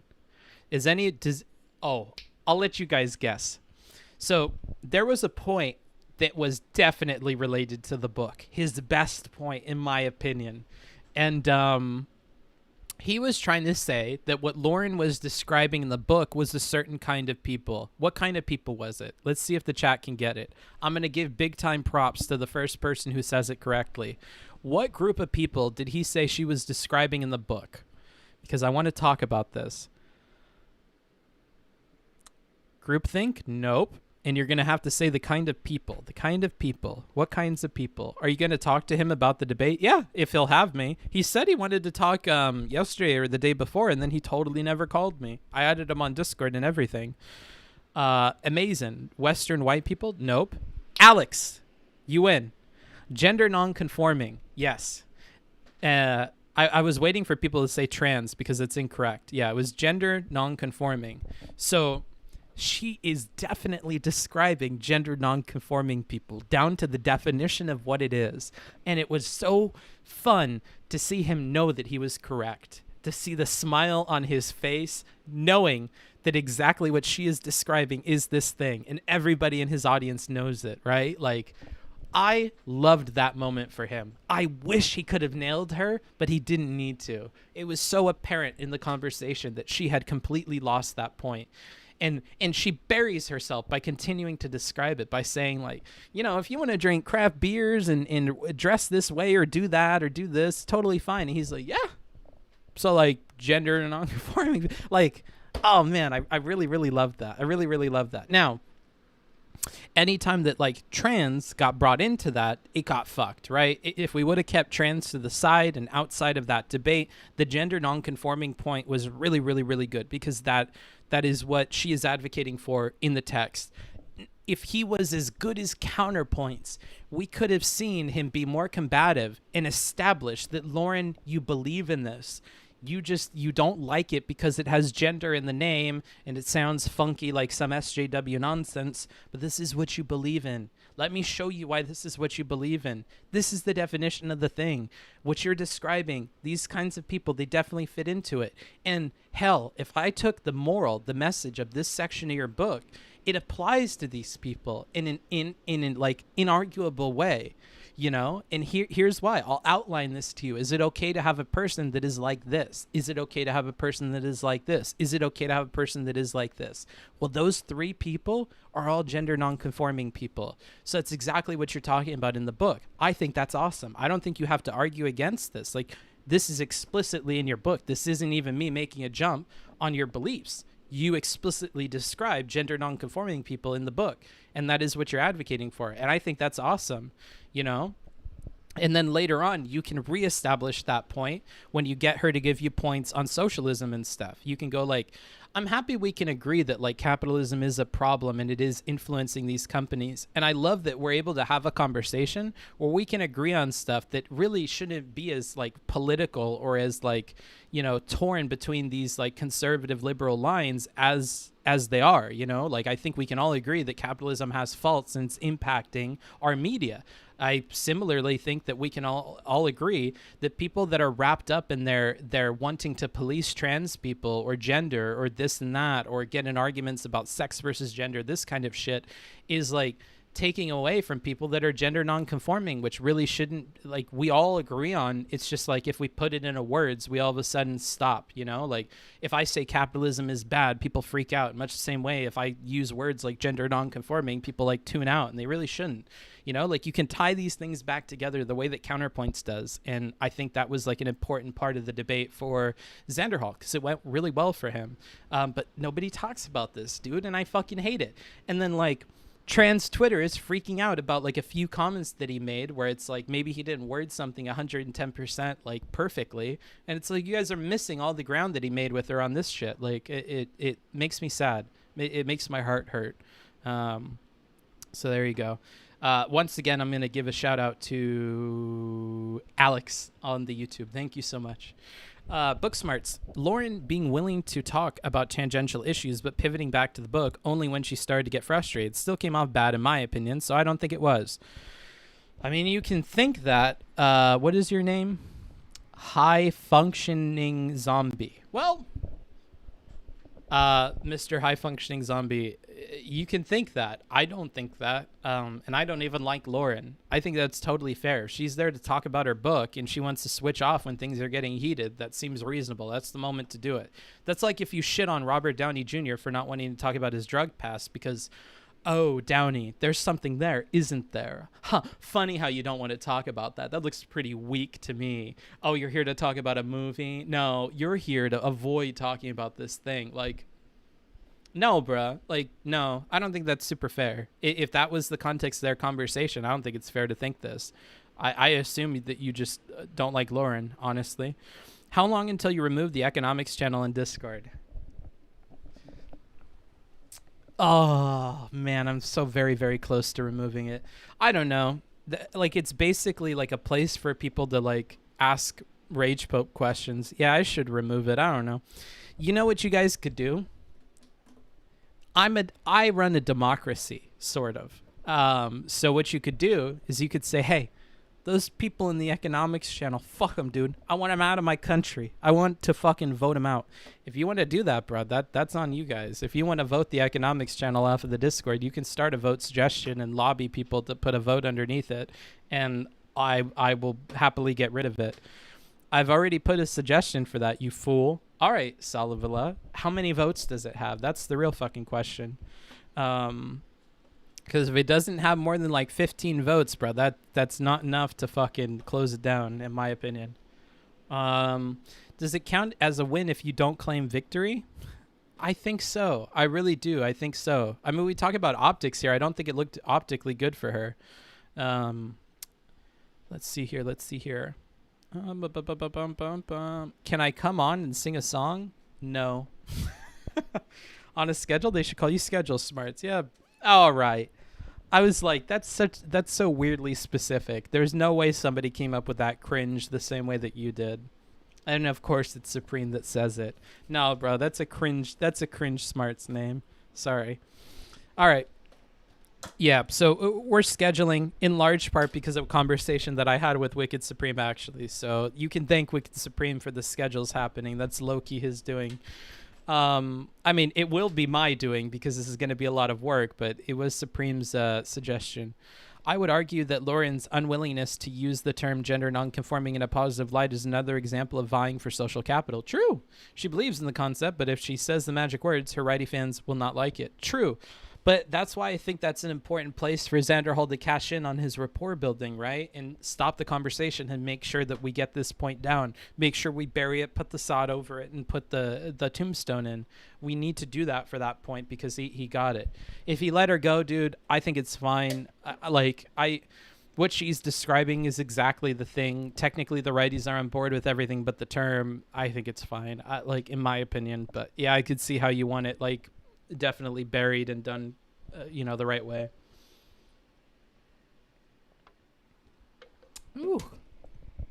All right. If this is a democracy, then I vote for that guy to come on and sing a song. Well, you're in the YouTube chat, so your vote is worth what was the compromise we have? Your vote is worth 3/5. Sorry, I'll say 1/2. Let's not make that edgier than it needs to be. Oh, no. I can't let those jokes tumble out of my head, dude. They're too spicy. Maybe I'm biased, but if Downey was talking about his alcoholism for 5 minutes but then got upset, it would be very different. Yeah, true. I think by Lauren starting the debate by saying she's there to talk about the book was a plus for her because if she, it was definitely a plus for her. Oh man. Rhetoric guy, by the way. No, I'm not really the rhetoric guy, bro. I'm funny smarts now. I'm not the rhetoric guy. Fuck off with that shit, bro. I give up the title. Some other fucking person can have to deal with Twitch rhetoric, dude. These people don't care about rhetoric, and nor do I anymore. You're walking a tightrope? Maybe, bro. Optics guy, by the way. Still, he's got a cool t-shirt. I most certainly do. You guys remember when we had these people on as a sponsor? Technically, you can still get a link to that and go and do it and use code booksmarts at checkout for some percentage off. But the channel's electoral college should mean that our votes are disproportionately strong to represent the interests of our platform. Yeah, maybe. Except I think the U.S. fucked up with giving rural people all that power, so I certainly wouldn't make that mistake twice. I'm sorry. Oh, speaking of which, let me go ahead and open up the YouTube to make sure that I can look at super chats. Because, again, Booksmarts is on this new arc of trying to be a better businessman, and in doing so, you guys are going to benefit a lot. So I need to keep track of the requests that you put to me on Twitch, when you ask for stretches and stuff. I need to be better at doing those. I need to be better at seeing when you guys do what are they called, super chats on YouTube. I need to get better at all that. Business smarts. Yeah, business smarts. There we go. Cooking the books. No, that's illegal. We're not cooking books, okay? We're business smarts, dude. Stonk smarts. Yeah. Can a book Smartian link the Discord, please? Oh, whoops. Clipped and shipped. What is this?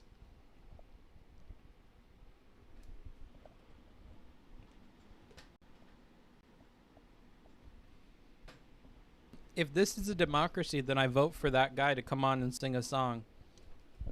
Well, you're in the YouTube chat, so your vote is worth, what was the compromise we have? Your vote is worth 3/5. If this is a democracy, then I vote for that guy to come on and sing a song. Well, you're in the YouTube chat, so your vote is worth, what was the compromise we have? Your vote is worth 3/5. If this is a okay, I think that clipping is making me sound less bad. You know, I may be wrong on that, but I really think that that doesn't sound that bad. I'm okay with that. I'm okay with that. I may be wrong, dude, but I don't think that sounds that bad, actually, now that I think back on it. Can you review this guy's rhetoric? That was kind of yikes. No, I think it was a funny joke. I thought it was a funny joke. I don't know. I'm not giving that guy shit. That was funny. It isn't inherently racist. Yeah. It isn't. I don't even know what that's about. I don't know where what that fraction means. I don't think Canadians would know what that means, so who cares? It's an American joke. Hey, chat, remember Booksmarts only wants white nights, but he doesn't do hot tub streams? This is outrageous. We need hot tub streams. You know, as much as I enjoyed watching Lycan do it, I think watching Lycan do it convinced me that I don't want to do hot tub streams. I loved watching him do it. Don't get me wrong, but I don't want to do it. I don't think I can do a good job of it after seeing Lycan do it, dude. So I don't think we're ever gonna see it. And if you want to blame anybody, you can blame Lycan for that. Don't blame me. Blame Lycan. Did you see the conversation Relly and Hugh had today? Are we talking about humongous? No, I did not. I did not. Can you link me that? Can somebody link me that conversation with Relly and Hugh? My worry on that front, Brighty's agreeing with ideas but not wanting to use the words, is that a lot of what the right wing believes in the U.S. right now functions a lot like that. Oh, we're not solving that, Ains. I don't know what to tell you. We're not solving that on fucking twitch.tv. I'm so sorry. Oh, man. Doomer Smarts take incoming. I just, hold on. Let me think if this is good to say on Twitch. No, I'm not going to say it. Never mind. Yeah, you're totally right. Yep. Hearts and minds, dude. Let's change everything on Twitch. It all starts here. Good luck. Good luck, everybody. Yep, you're definitely going to change all of the tide of conservative thought in the United States by doing it the correct way on Twitch. Books doesn't read the Discord, confirmed. I have it closed because this laptop sucks and it can't run everything at the same time. It's linked in the Discord by Rames. Oh, fuck. Okay, that's why you're memeing about me in the Discord. I'll go look at it. Oh, for anybody else, while I'm looking at this, you should join the Discord. The Discord's pretty cool. !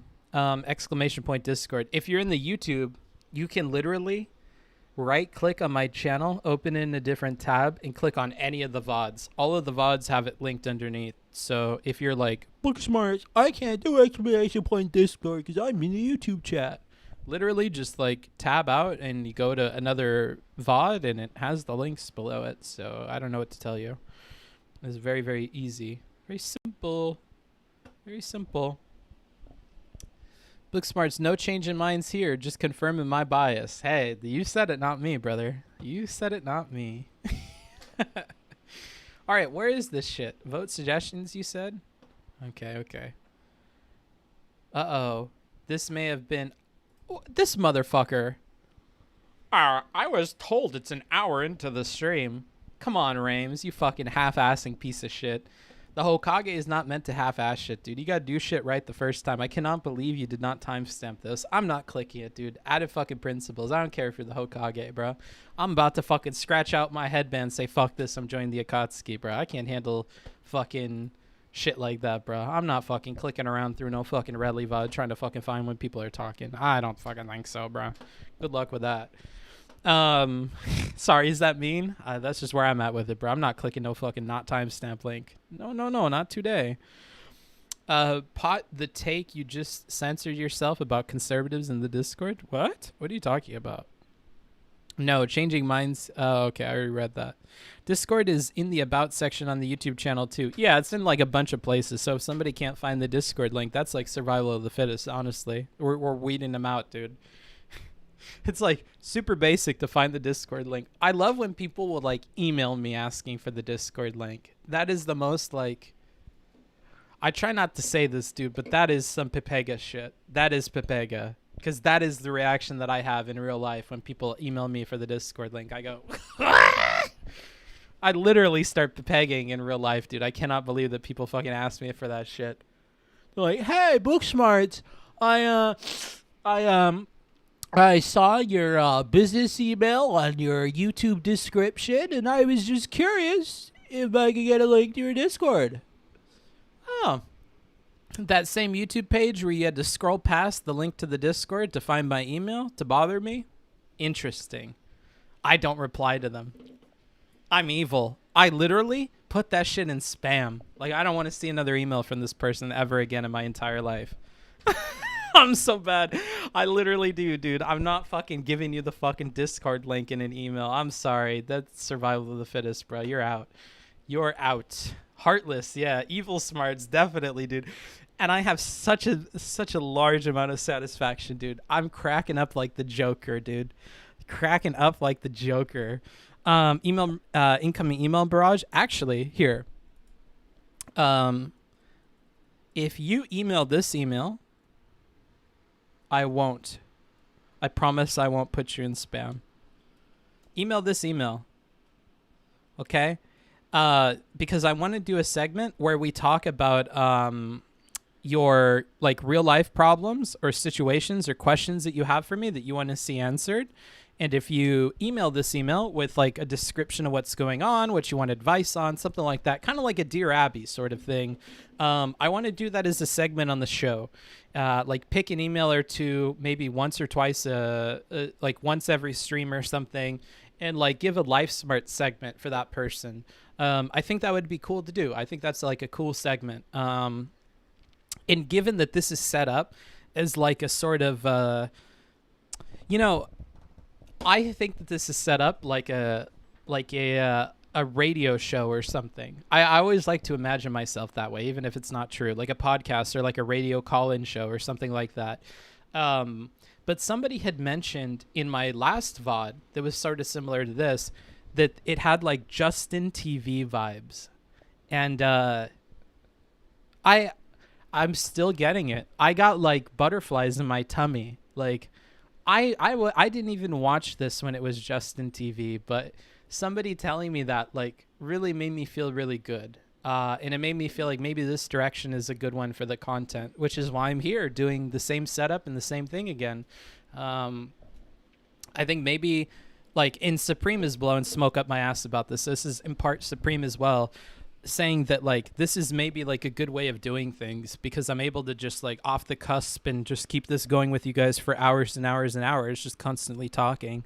I kind of like doing it this way. It comes very naturally, and I think it's fun, and I think it's like free form, and I like doing this, which is another reason to the person that asked earlier, do you feel like you're wasting your intellect? Like, no, I don't think this is necessarily easy, so I kind of like spending it on this. I like it too. Why'd people happy? Aw, thank you. Thank you, Tillerin. I can see it for sure. Thanks, dude.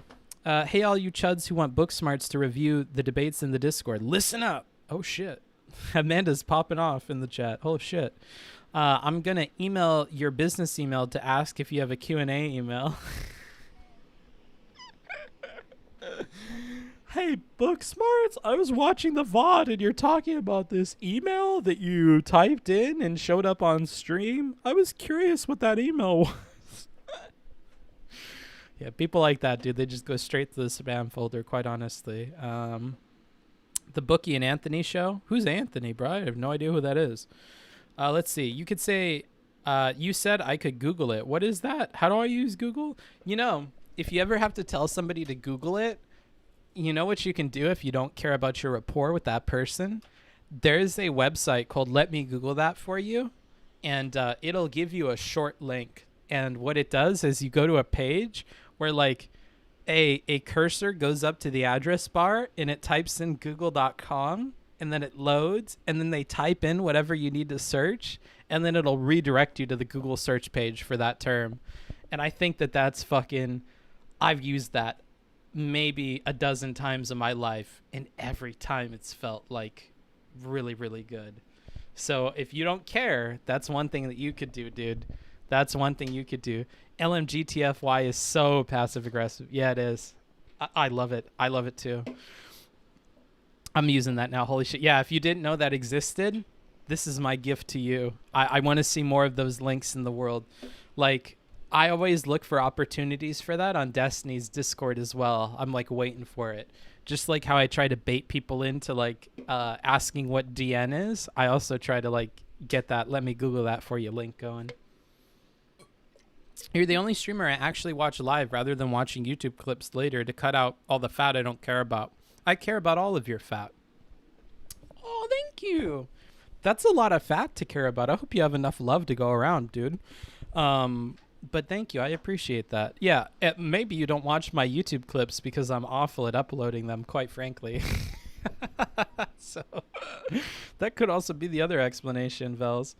I'm sorry.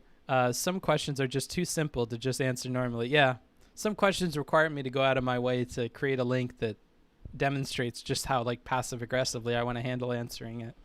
Is there a limit to the scope of question, life advice, or advice? No, not really.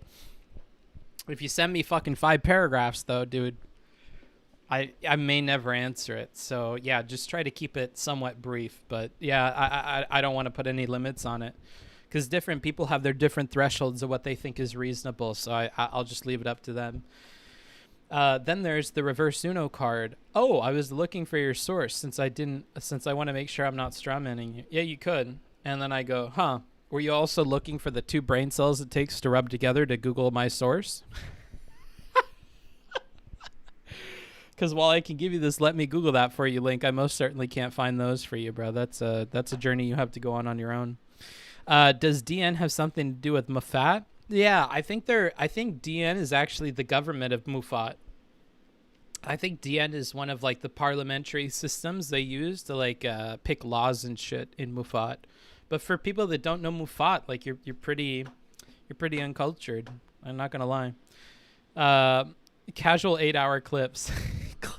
The VODs, dude. Oh yeah, just check out my fucking clips compilation. This is an uncut VOD, sir. Yeah, I'm just that good. This is more a question to you. Uh-oh. And you put a comma, and now you got to type some shit. Did you accidentally send it early, Johannes? Oh, sorry. I'm fucking ranting, talking to my dumb chat. All right, let's see. Do I have any more things I need to mention here? Don't judge the size, dude. I know it's tiny. I know I'm tiny. I got a tiny notebook today.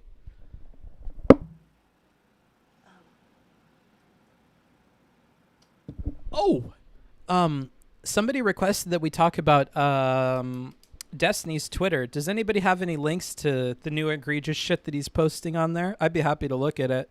Because besides that, it looks like I need to talk about...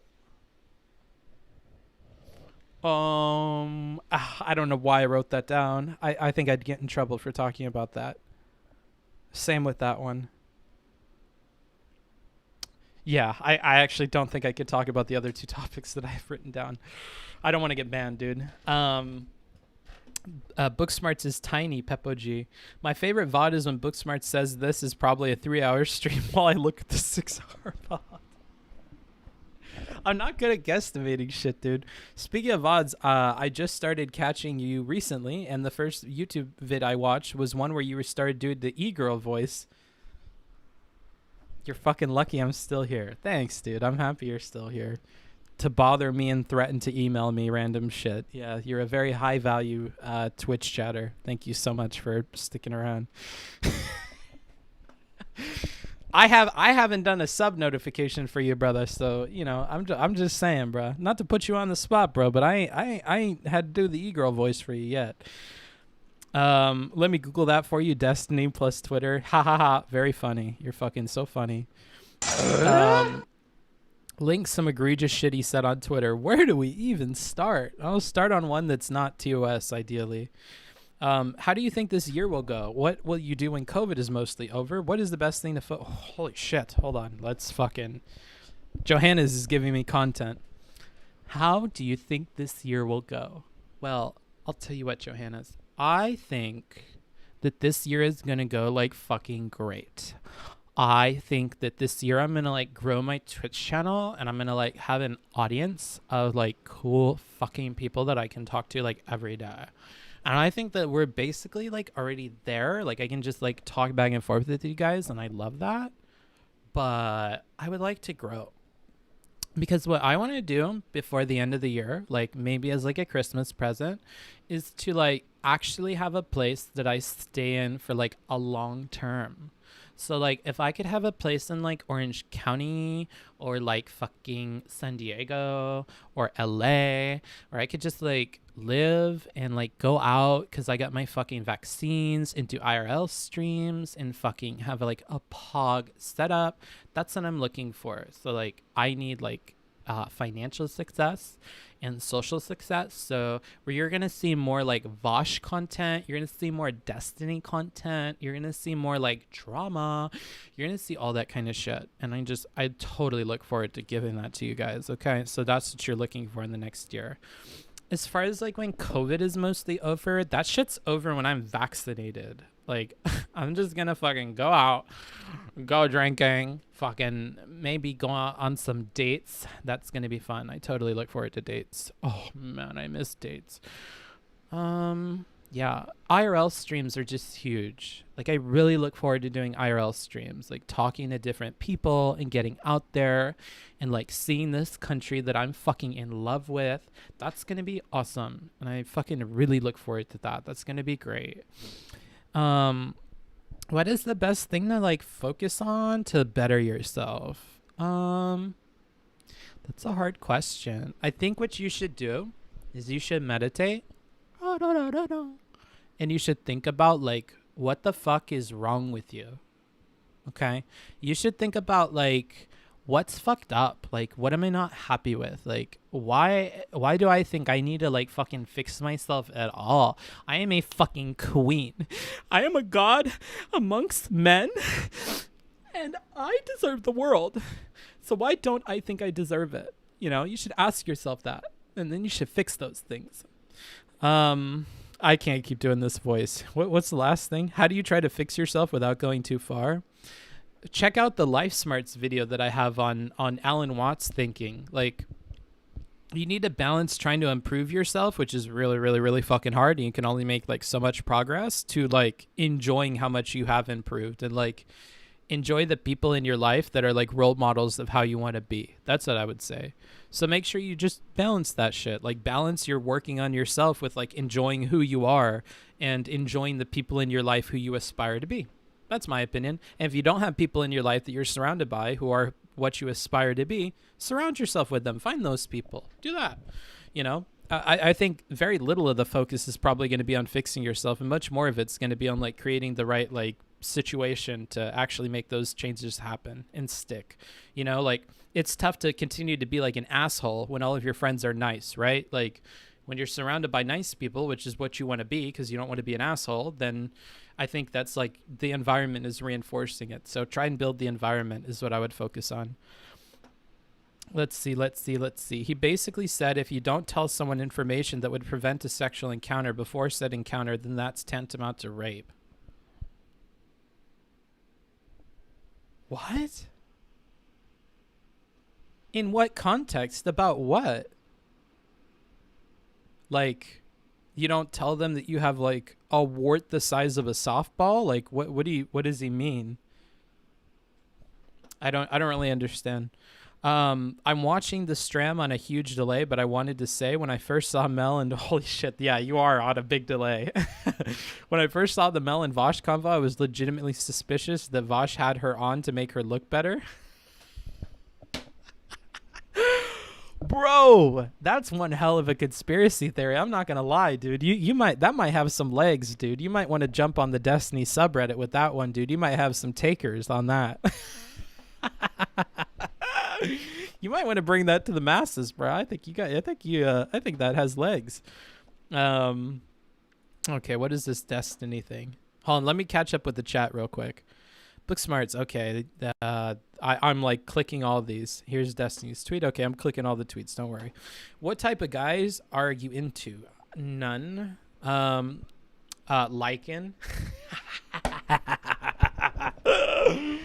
I'm just gonna answer with Lycan, dude. That's what I'm gonna say. Lycan.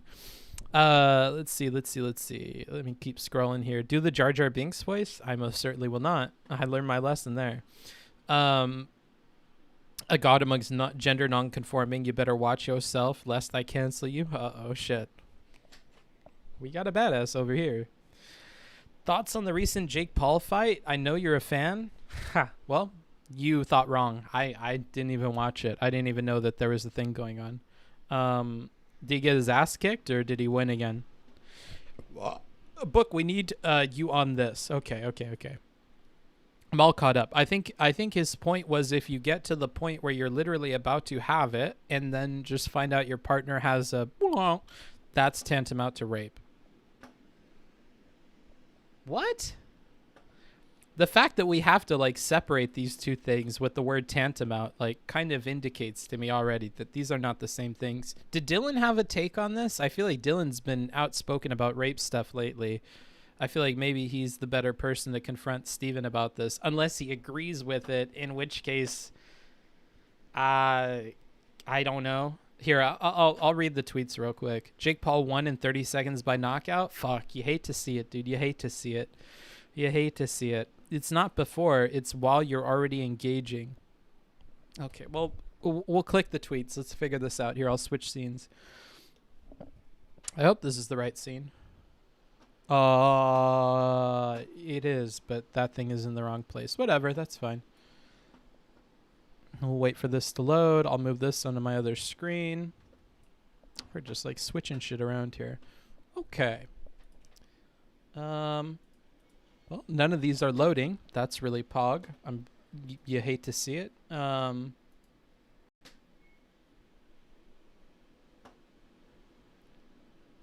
Wait, what?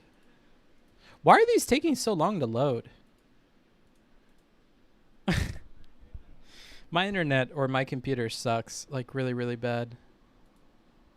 I'm sorry, chat. Soft shell tacos are just Hispanic subs. Oh, thank God somebody mentioned a torta.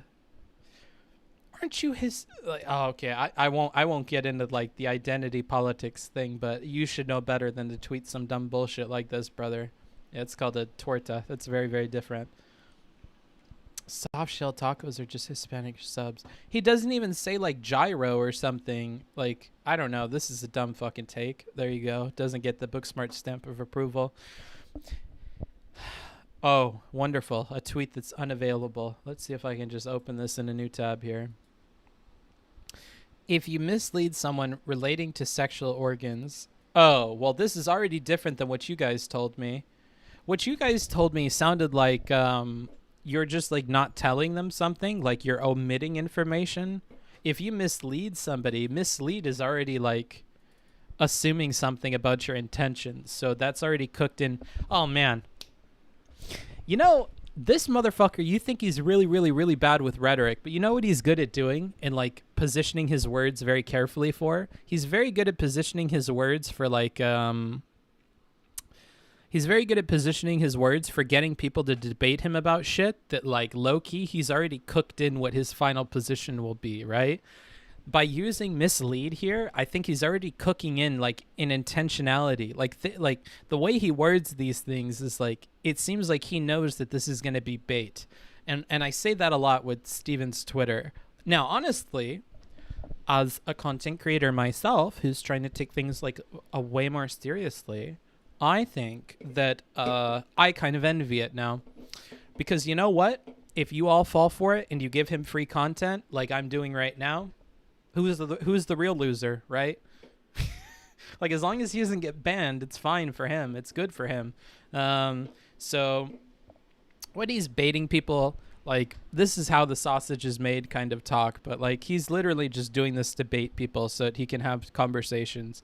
I think he's back from vacation. He hasn't streamed for a while, so he probably wants some like good spicy content to come back to, and this is what he's doing to get it. Whatever, we all have our different hustles, you know. The lefties pretend like they understand economics and lie about it. The righties pretend like they don't understand things around trans issues and stuff, and they lie about it. And then Steven pretends like he has super spicy takes to bait people into conversations that he'll kind of walk back on once you're there. So, yeah, I don't know. We all have our hustle, and not all of us are clean about it, and this is his version of that. So that's what I'll say. Okay. Is that it? Is that literally it? Is this ever going to load? Who knows?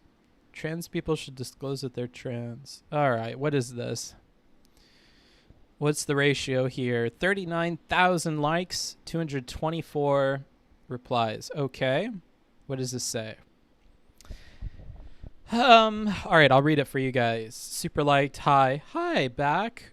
Your smile made me smile, and I super like that. I liked your smile, too. By the way, I'm trans. I don't like smiling, so when we hang out, you can't smile or I'll smile. I appreciate you being upfront. If you're willing to know me, I'm willing to get to know you. Okay, how it started, how it's going. That's cute. That's cute. As it should be. Uh-oh. Disclose that you are trans and let the man/woman decide if they want to continue getting to know you. My opinion. Okay, that's a very forceful take. I really think that this as it should be really adds some how do you read this to the rest of it here. Let's go to the next one. I don't know, like I guess the spirit of it is sort of correct. It's starting. Trans people should disclose that they're trans.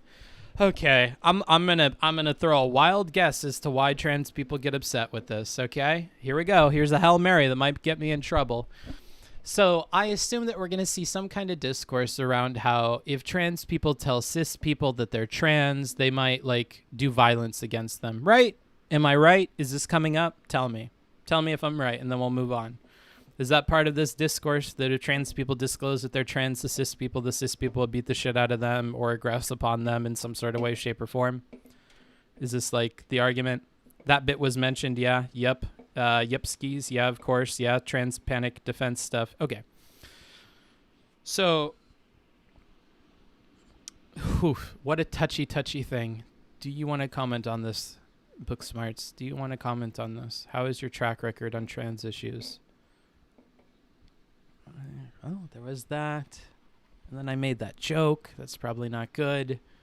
And I didn't comment on the Riley Grace Roshonk thing. That was probably bad. Demon Mama's on the no-no list, and so is Mel. Are we seeing a pattern here? That doesn't look good. You know, maybe I'm not in an optical place to really comment on this, so I'll try to tread carefully here. Let me think. How do I want to handle this? So first of all, she disclosed this, it seems like, really early on and over these messages, right?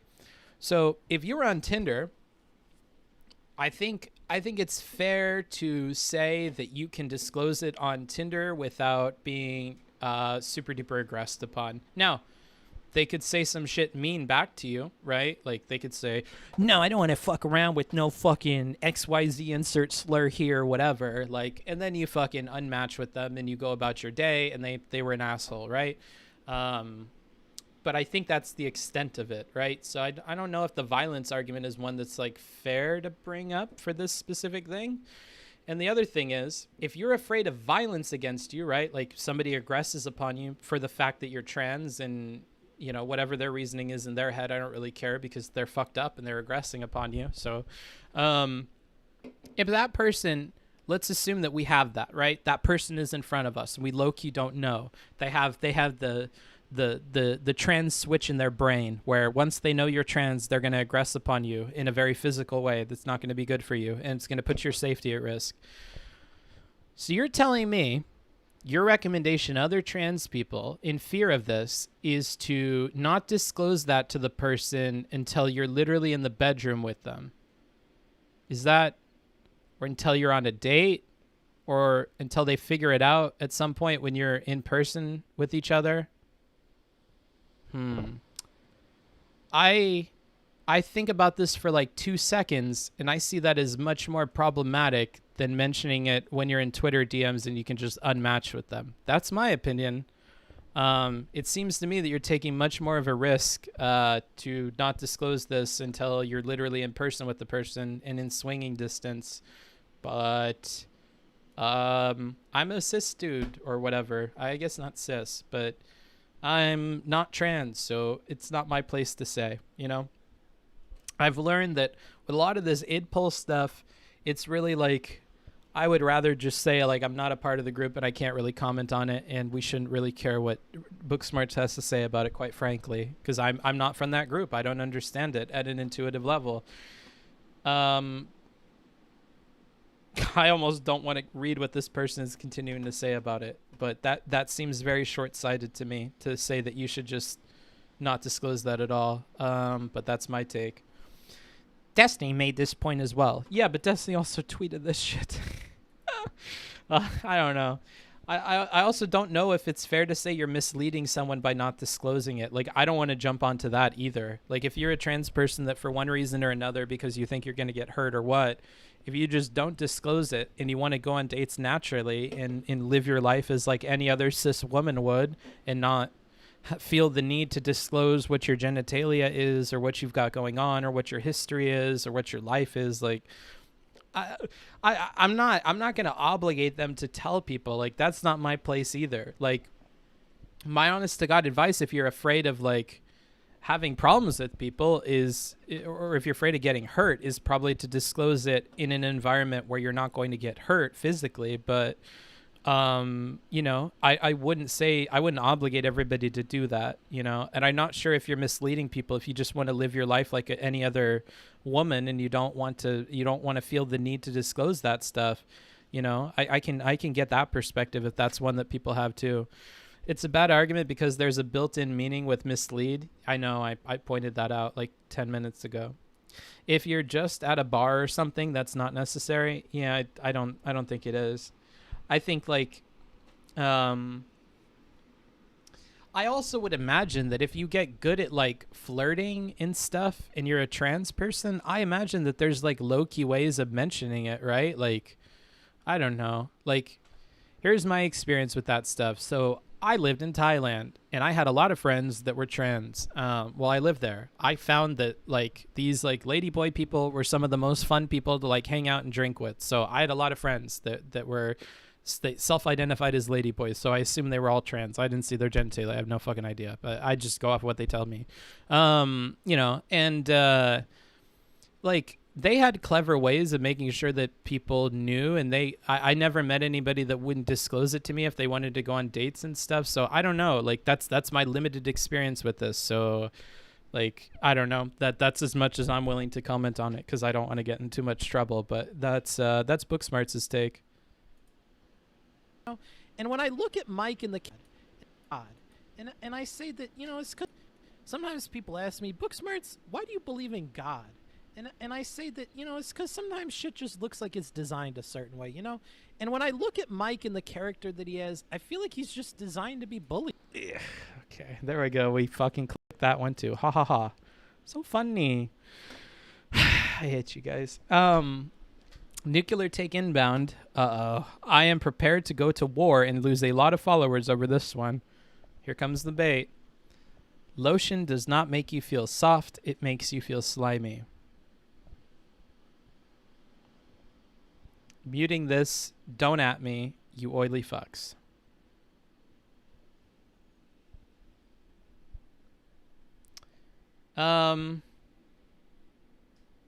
Well, I've seen what you look like in... Wait, hold on.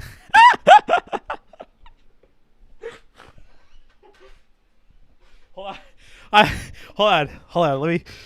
Don't burn bridges. No, don't burn bridges. Don't say some shit. Hold on. Yeah, I don't know. I got no comment. Ooh. Why are you saying ableist smarts? I didn't even say anything. It wasn't even an ableist take. It was a different kind of take. Oh, do I want to fucking make fun of Steven, dude? I don't want to bully Steven. I don't want to bully Steven. I don't want to bully him, dude. I don't want to bully him. Oh, man. I don't want to bully Steven. I don't want to bully Steven. I'm just going to leave him alone. I'm going to leave him alone, dude. I'm going to leave him alone.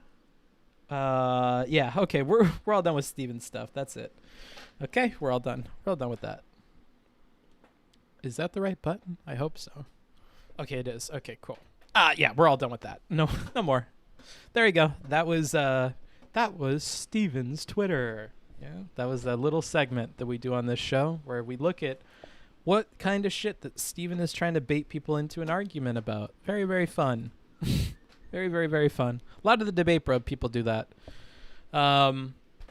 Nuclear take, Book Babe is more consistently entertaining than Vosh and Destiny combined. Oh my god. Liam, that makes me so fucking happy to hear you say that. You know, I think that if that was said in like a donation message or like with that sub voice or with that bits voice, I would fucking love it. No, but thank you. I appreciate comments like that, dude. I try. Booksmarts, he doubled down on the rape comparison, by the way. I don't, you know, actually, hold on. Booksmart said he's turning a new leaf, dude. Booksmart said he's treating this as a business. Maybe I actually have to talk to Destiny about this, okay? I'll reach out to Steven. We'll talk about this, dude. That'll be a good returning to the Destiny community and talking with them again. Can I be real with you guys for a second? I let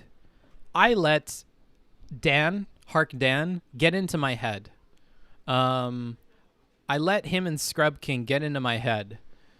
When Dan had that clip where he said, I think the bookfucker is just a semi-advanced clout-chasing fuck, and then the Scrub King said he thought I was like 6 out of 10.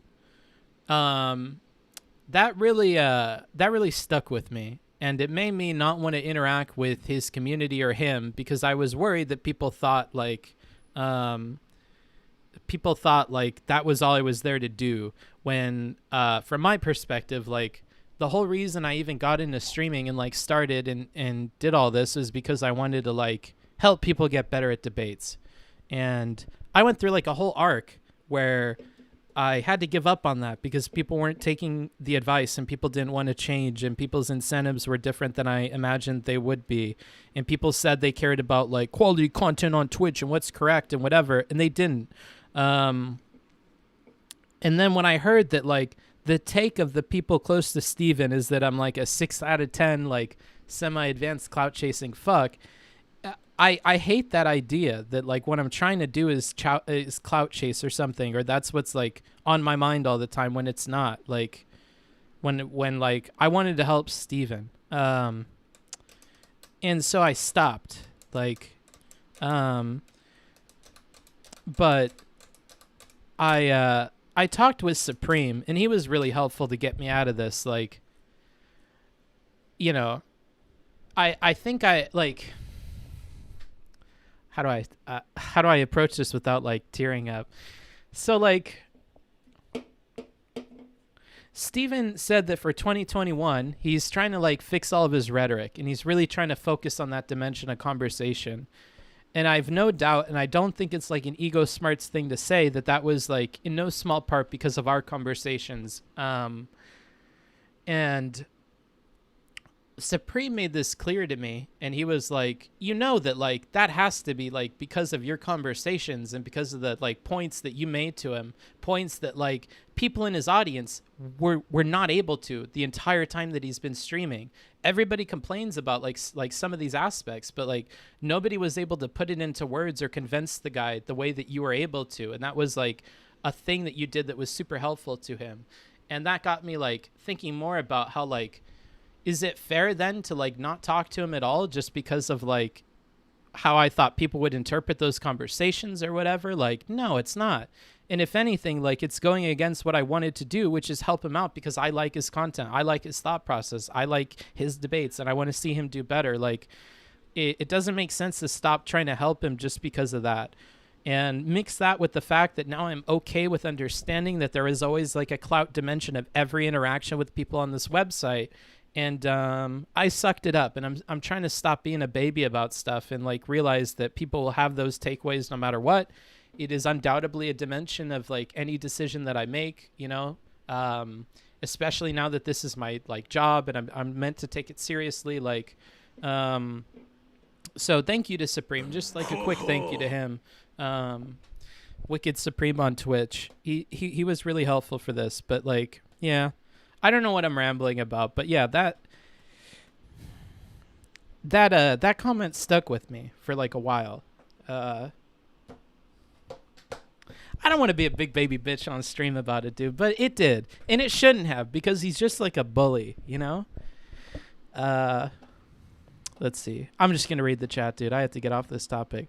So way back earlier in stream when I mentioned claiming victory, but this is actually a way better context for claiming victory. In the corporate grind, you have to claim victory or someone else will claim it instead. If something is a win for you, then you should be confident in yourself and promote that win. I don't know what this is in reference to. If you mean like the Destiny thing, like, yeah, I guess that's what I'm doing here. Damn, dude, sorry to hear that. Sounds like they have some preconceived notions or ideas about your personal relationship. Yeah, I guess. Destiny sees every relationship as transactional. I wouldn't worry about it. Yeah, I know, but like, it wasn't caring about what Steven thought. It was caring about like how the conversations come off to people. Don't let Destiny bully you. Bully him into better rhetoric. I like how you think Destiny was the one that made me think any of this. If anything, Steven in private, like, every time I've mentioned this, has said that it's not something to, like, worry about or whatever. So, no, Steven's been pretty, like, consistent about not bullying me. And he defended me when they were all saying that stuff. So, you know. Don't put that on Steven. Steven didn't do anything. That was mostly Dan. Anywho. No, dude, that's totally understandable. I'm happy to hear that, dude. Yeah, I mean, claiming victory regarding Destiny, you went in with a goal, and if you think you did what you wanted, then be confident in that. Yeah, I am confident in that, dude. I think I did a good job. I think, like, that was helpful to him, and I did what I set out to do, so, like, yeah, I'm happy about that. But I think that, I shouldn't stop talking to him just because I'm worried about that dimension of things. I'm sorry that I'm putting this on you guys. Like, there's a lot of, like, internal stuff that, like, I'm only, like, touching on the surface of it. But, like, yeah, these are, like, worries that I think streamers shouldn't have to worry about. Like, if you're watching this and you become a streamer, don't worry about the clout aspect of things. That's, like, undeniably a part of everything. If people point it out, fuck them. You know, like, I don't think you should spend too much mental energy on it or let it dictate your decisions, because realistically, like, you probably should consider that dimension more than you consider other things, you know? So, yeah. Buddy, a lot of your community might have come from Steven, me included, but you are your own thing. We are here because we find you valuable and entertaining and unique.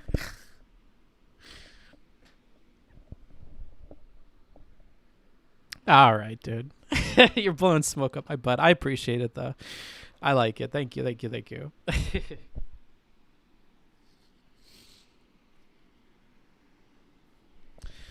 It's okay to feel that way after the shit talking. Yeah. Yeah, it's probably okay. Sorry. I shouldn't be, like, going into shit like this on stream. Honestly, I wouldn't worry about it too much. That whole crowd that's surrounding him is very circle jerky, and there's a critical role you play that those people can't do. Also, I only donate to you, lol. Thanks, dude. I appreciate it. I appreciate that. It all helps. It all helps. Let's see here. More entertaining than Steven playing fucking Star Cell. Oh, Jesus. Okay, let's stop roasting Steven. Dude. You guys are taking the wrong, like, point out of that. Like, that's not a Steven thing. Don't roast Steven, dude. There's these ladies dressed up as, like, pilgrims outside. Very interesting. My version of being polite is to at all costs avoid rudeness. Oh, goodness. And it feels like I have a much better when you chance try to of break making down that a work wall by shutting up than by speaking. Thank you, Mr. Uber Tracker. Is that like an app? Are you like advertising your app? I feel like Uber Tracker might be like an app or something to stock Uber drivers or some shit. When you try to... What the fuck? Sam, what is this? I don't know how I feel about me getting all emotional and then I get all the subs. That feels really gross, but I guess that's my job. Thank you guys. I appreciate it. You know, Booksmarts, when you try to break down a wall, you'll always be more hurt than those who come after you. Twitch politics will be better for your efforts.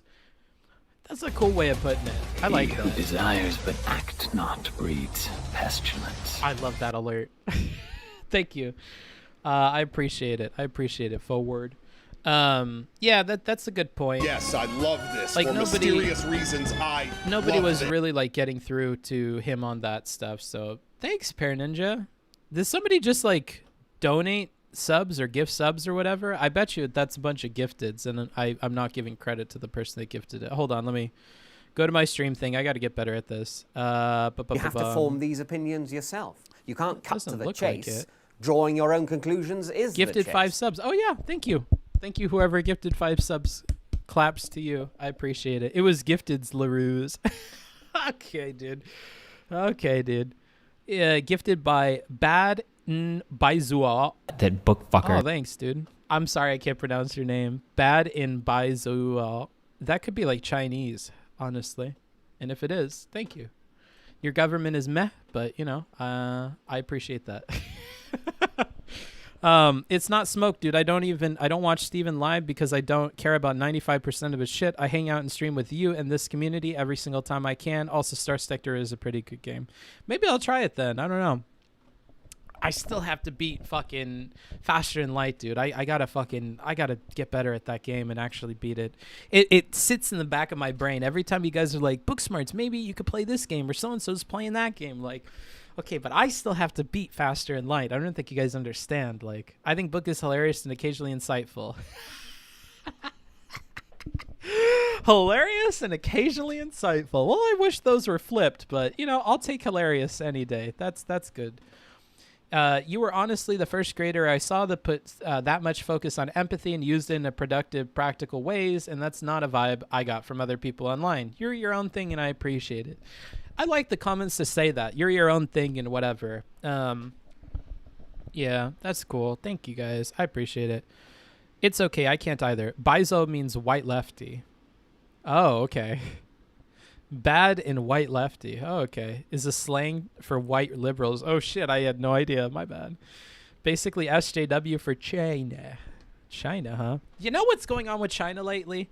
Is they're realizing that the U.S. and Biden are, like, not going to let them get away with shit. And I've been enjoying seeing that in the news lately.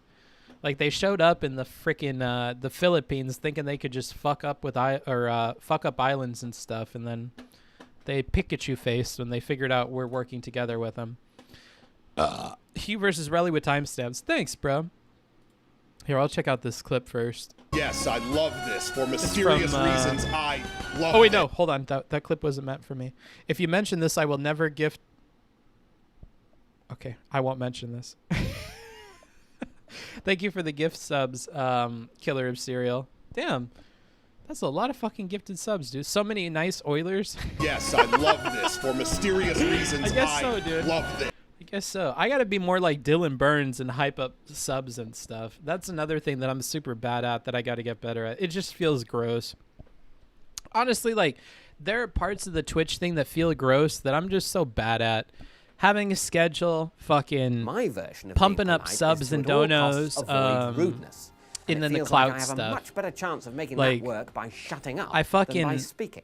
I get triggered with the Clout thing, and I like shut down mentally in a way that like I don't know if I've been super honest even with my friends like behind the scenes about, but I'm trying to here. Like, Yes, I it bugs love me a this. lot, For mysterious reasons, I as you love kind of this. just saw. But yeah, I got to get over that. I also have to like get better at asking for subs and stuff. So thank you. I appreciate it. I love it. Gifting 5 more subs. Oh shit. Thank you. Fuck. Thanks, Killer of Cereal. Jesus Christ. It's insane that Trump got away with pretending that he gave a flying fuck about China.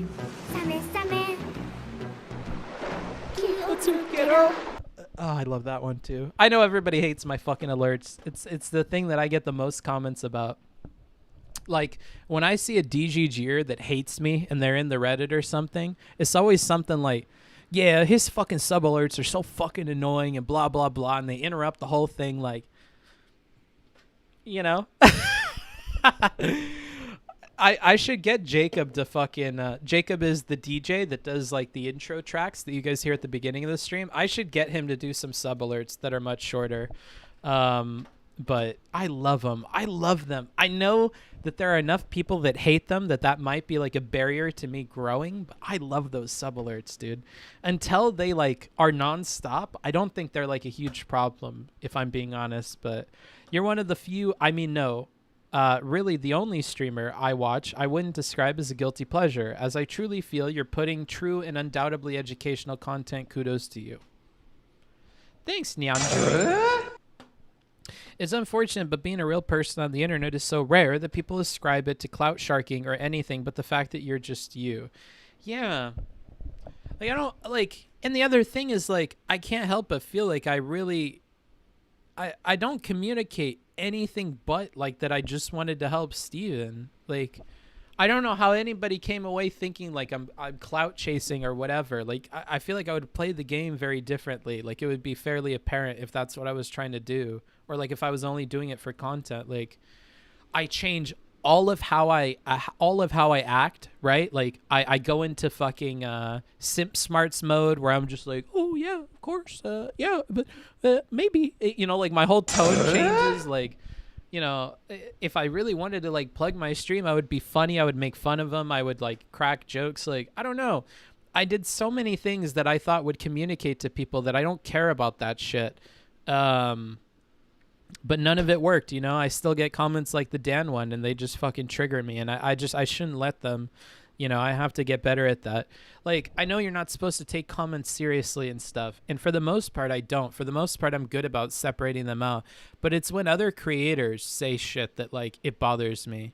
Like, when other creators say shit, like, I don't know. And it shouldn't affect me because the dude's a fucking bully. Like, and I even say that, but it does. It fucking, it hits a nerve with me, and I don't like it. But I got to get better. I got to get stronger about that.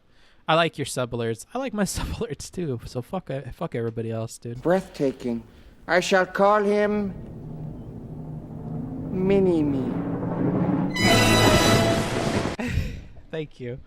Found you on Polyclips. Sup? Wow, you're like the first person. I'm surprised anybody finds me on Polyclips. Must mean that channel's growing, which I'm happy because it's not Kurt's. Watch the clip. All right, what is the clip? Quaint tempered coffee. I'm glitch. Hold on. Let me make sure I'm in the I think that we're good acquaintance. Uh-oh. This one's not looking like a good one. Better put my brand on that one. Oh, man. I missed doing these. We got to do more art things. You know what I've been thinking about? Rant smarts for a second. Oh, wait. Hold on. Should I say this? Nah, fuck it. I'll say it. So, you don't know this about Booksmarts, but Booksmarts used to be a bit of an artist when he was in school. I like drawing, and there was a particular kind of thing that I liked drawing, and I kind of want to do it on stream. Like, I like cute, like, animal characters, okay? Cute animal characters, let's be clear. And I think that, like, if I could get better at drawing them on the fly, I could add them into videos and stuff, and like, or during explanations. And if I just got better at drawing, I feel like it would benefit the stream a ton. And I think that's a unique thing that I don't see other, like, politics or educational streamers that are actually good at it. Like, it's always a meme that they're awful at drawing. But when I was in school, and when I was doing tutoring mostly, I really wanted to get good at drawing because I thought that, like, wouldn't it be cool if you were actually, like, decent at communicating with the drawings and you still said the teacher thing of, like, I'm sorry, I'm going to have to draw this, but I'm an awful artist. You know how all your teachers say that when they draw shit on the board? I had a couple of teachers who said that, but they were actually good at drawing on the whiteboard. And I thought that was, like, the best, like, hiding your power level move. And I fell in love with it. And I really wanted to get better at it. I think that's something that I want to work on with stream again. Because it's easy stream content. You know, it's something that's really relaxing for me. We can listen to music. copyrighted music, and then we can have that be like a Patreon exclusive thing. And I would like to get better at drawing, but that's like rant smarts. All right, let's watch this. Damn, this is old, dude. I'm in the garage. I think that we're good acquaintances with Destiny, with Steven. And I would like to get to know Steven better, like as a dude. Like I think it would be cool to like play video games with him or hang, and not for the viewer thing. I make an active effort not to even stream at the same time that we talk, because I really want to make it as clear as possible in as civil a way as possible that like, even if this motherfucker got banned, lost all of his audience, and was stuck on DLive, I would probably want to go talk to him still. I think he's funny. I think he's cool. And I like his... I can't keep listening to this. It's going to make me cry. Okay. I get it. Yes, I've been clear about it before.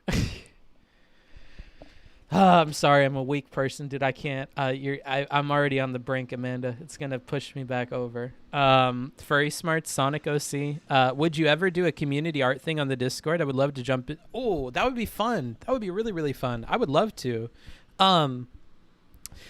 Yeah, there's a lot of things that, like, ironically enough, the furry community does that I think would be really fun to do with my community. Like, there's this drawing thing where, like, everybody gets to draw themselves into, like, a scene or, like, like, you pick the background or you pick the setup, and everybody gets to put their characters in it doing something. I've seen this with, like, Japanese artists. I would really love to do that with, like, you guys. Like, if anybody wants to, and they're like XYZ tier or whatever on the Patreon, like, or maybe even not that, like, just send me like a PNG of your drawing of you, and we could lay us all out in like a really long, like, panoramic type of picture, and we could do like one of those every year or something, and it's like me and all the homies, and like that way you guys have like a physical embodiment of some sort. And to see year after year as that like grows into more and more people, I think that would be like something really cool. Something like that I think would be really, really fun. I've seen other people do that, but what they do is they draw everybody. Like, if you're at a certain Patreon subscription tier or whatever, then you get to be included in it, and they will draw you however they see fit. Like, that's another, variant of it that would be cool. But I'm a sentimental man, in case you haven't already picked up on that. I love going back and watching my old VODs like a creepy weirdo. I love going back and seeing how the different chatters have changed over the years. Like, I think I would really, really enjoy having something that I could have at the end of every year that's like memories of you guys. Like, I would love to have that and go to Kinko's and get it properly printed and framed and like have it like in my office or something, like that long picture of like all of us together. Like, I know that sounds really cringy and it's parasocial and whatever, and I know everybody rails against the parasocial shit. I like the parasocial stuff. I'm not going to lie. I like it. It's not the same thing as like super duper real friends or whatever, but I like it. And if it's my job, I would like to have that kind of relationship with everybody. So, hate on me if you want, but that's the kind of shit that I'm down for. Let's see. Everyone online hates them and they don't give a fuck. Yeah. They're the most based for that.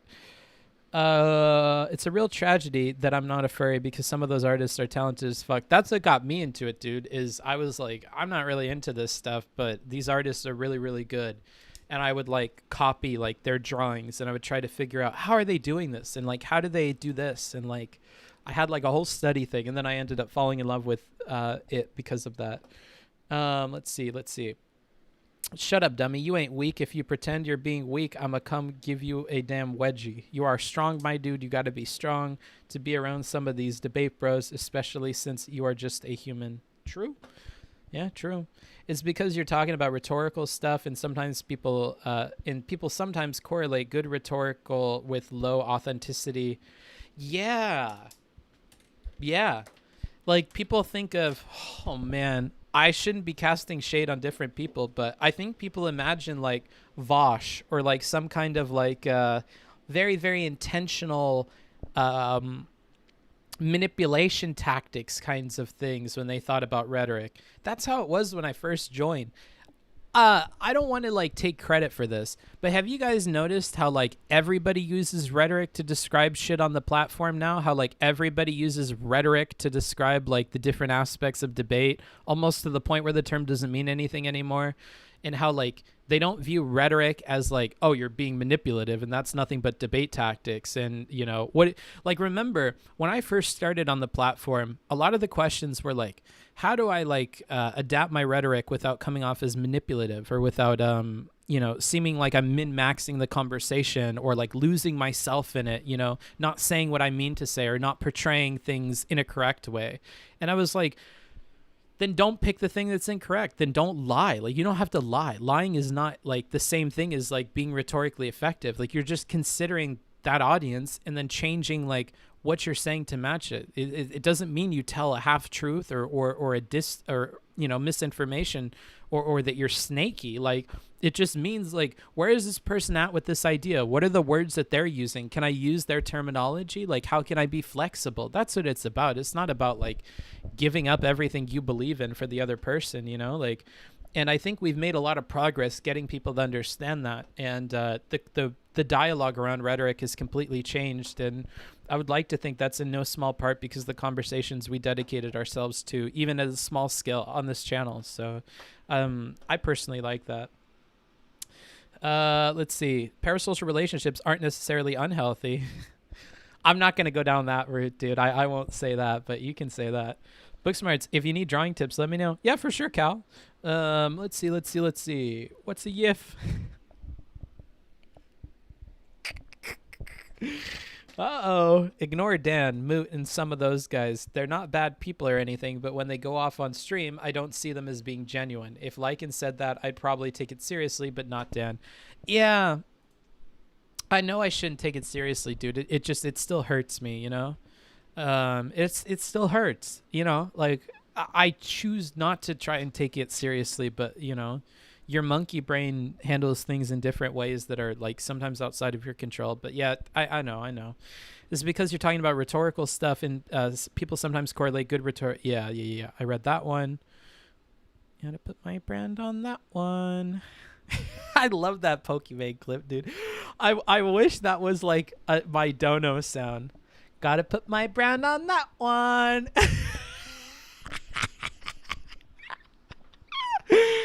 That's such a good fucking audio bit, dude. Oh, man. Rhetoric has become vacuous as manipulative. I hope not, dude. Rhetoric is literally how you convey your truth. True. Maybe the branding should shift from the rhetoric guy to something about empathy and perspectives. I don't know, dude. I just kind of want to be a funny guy on the internet. That's what I want.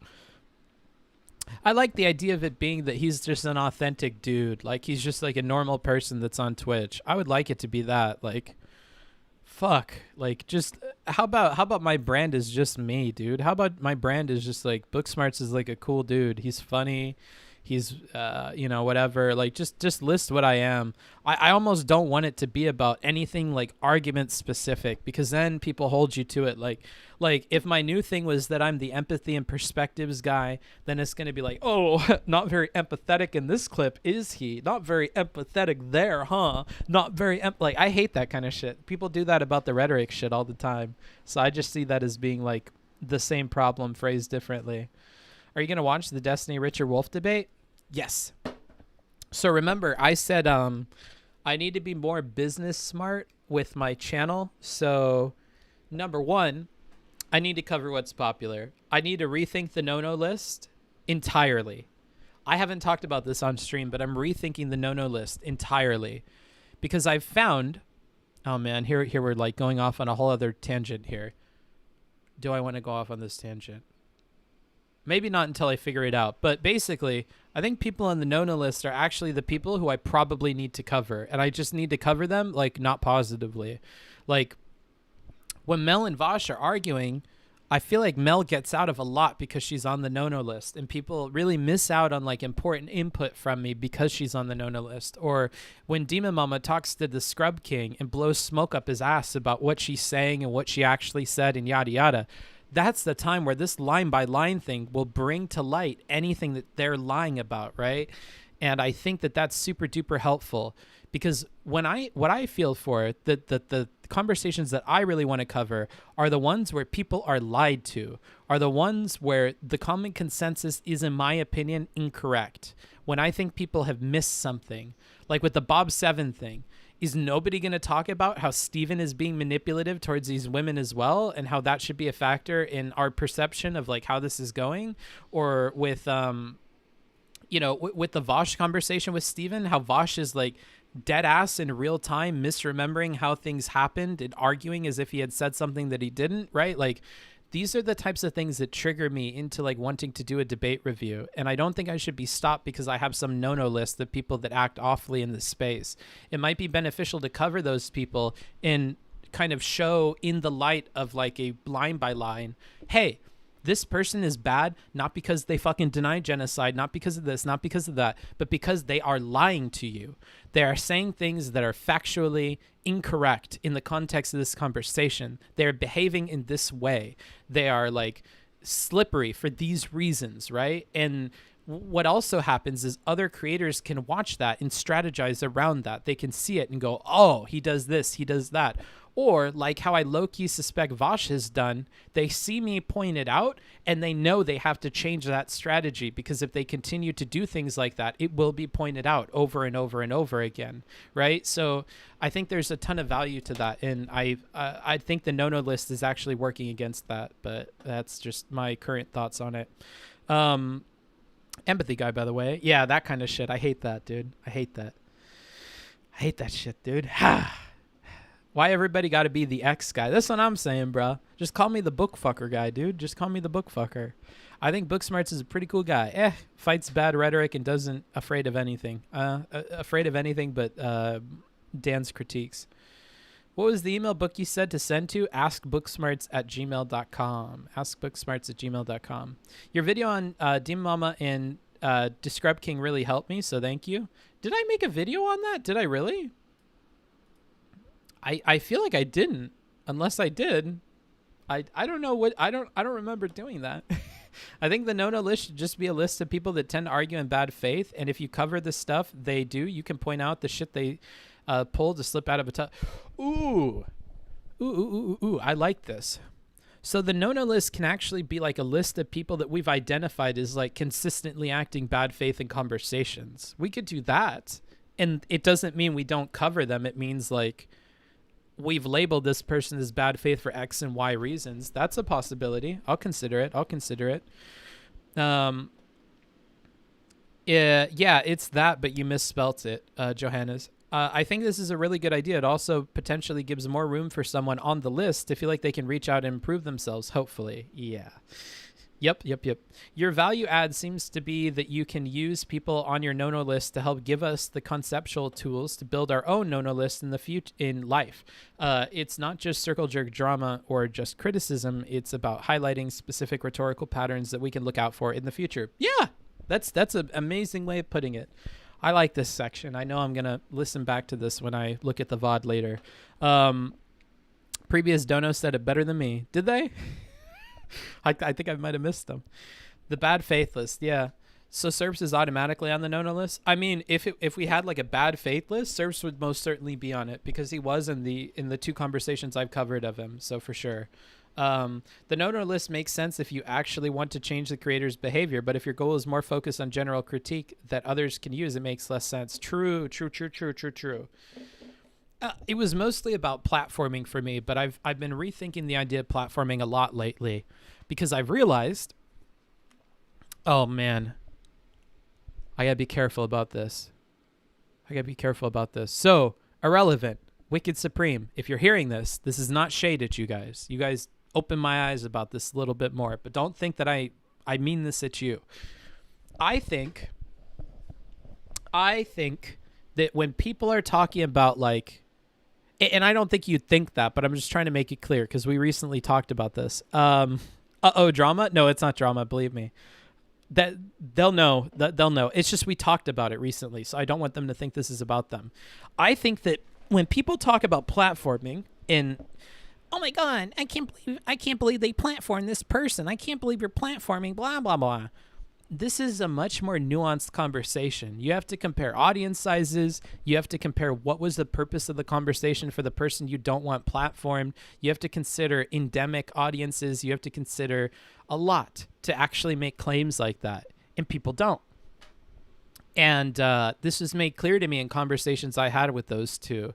And so I'm starting to think this platforming thing is literally just like a virtue signal thing that a lot of creators use to like cast shade at other creators. That's what I think, honestly.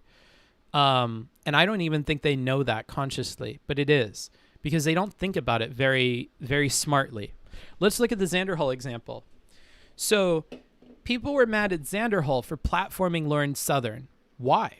Well, because he's selling her book and he gave a glowing review of the book, right? Wrong. That doesn't make any sense. Think about the audience of people who would be willing to buy a children's book written by Lauren Southern. Close your eyes. Imagine them. Imagine one person. What does that person look like? Okay. What do they think? What do they believe? What kind of hat do they have on? All right. You got the picture? Now go ahead and imagine 20 or 50 or 100 of those people in a room. Okay. We'll wait for that to render. What's it looking like, guys? What kinds of people do we have in this room? All right, open your eyes. Now, how many of those people are reflected in Xanderhal's audience? Now, mind you, Xanderhal's audience isn't super huge. In comparison to Lauren's, it's much, much smaller. So we'll put that aside. But how many of Xanderhal's people want to buy Lauren Southern's book? How many of them are on the fence about buying Lauren Southern's book? How many of them, as a result of that conversation, choose to go out and buy Lauren Southern's book?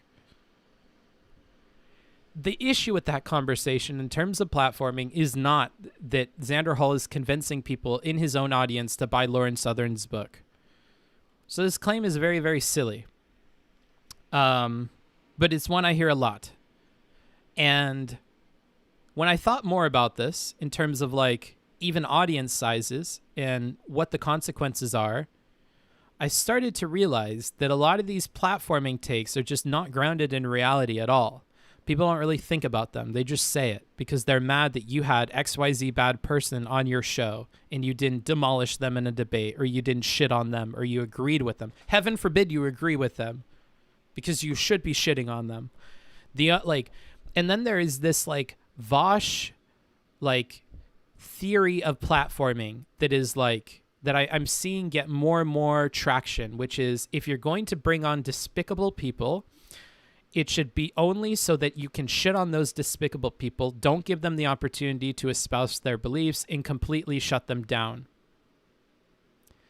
Remember, and if you don't, you can look back in the VOD. Remember when I talked about earlier how if people tune out the Xanderhal conversation because he is rude to Lauren Southern, he has no impact on those people whose minds he could have changed. If they turn it off, he loses.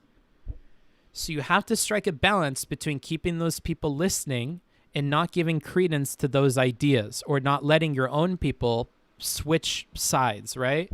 That's like number one for the platforming thing. And if you're able to accomplish that, is it really awful platforming? Is it awful platforming if nobody had their minds changed from your team to their team?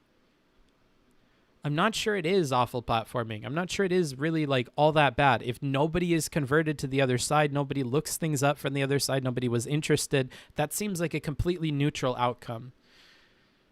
But that I see is like normally what happens, right? With these kinds of things for the most part. It's so incredibly difficult to convince people or to have them convinced over, especially when they're in like BreadTube or something like that, in an audience that really holds on to people. You need somebody like Steven to come in and go nuclear, right? To make the other person look so fucking stupid that you cannot hold those ideas anymore, that there were things that you didn't see that were incorrect, and now you switch over sides. But not everybody can be Steven.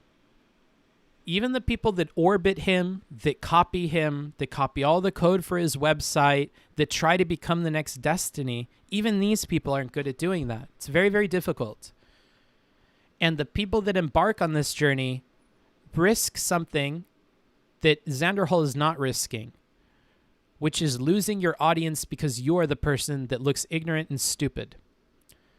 So if you go in a conversation like Vosh did with Mel and you start screaming, you don't let her talk, you look completely like unhinged, you risk losing your audience members. If not to the middle, then perhaps to the things that she is saying and that you are letting her say.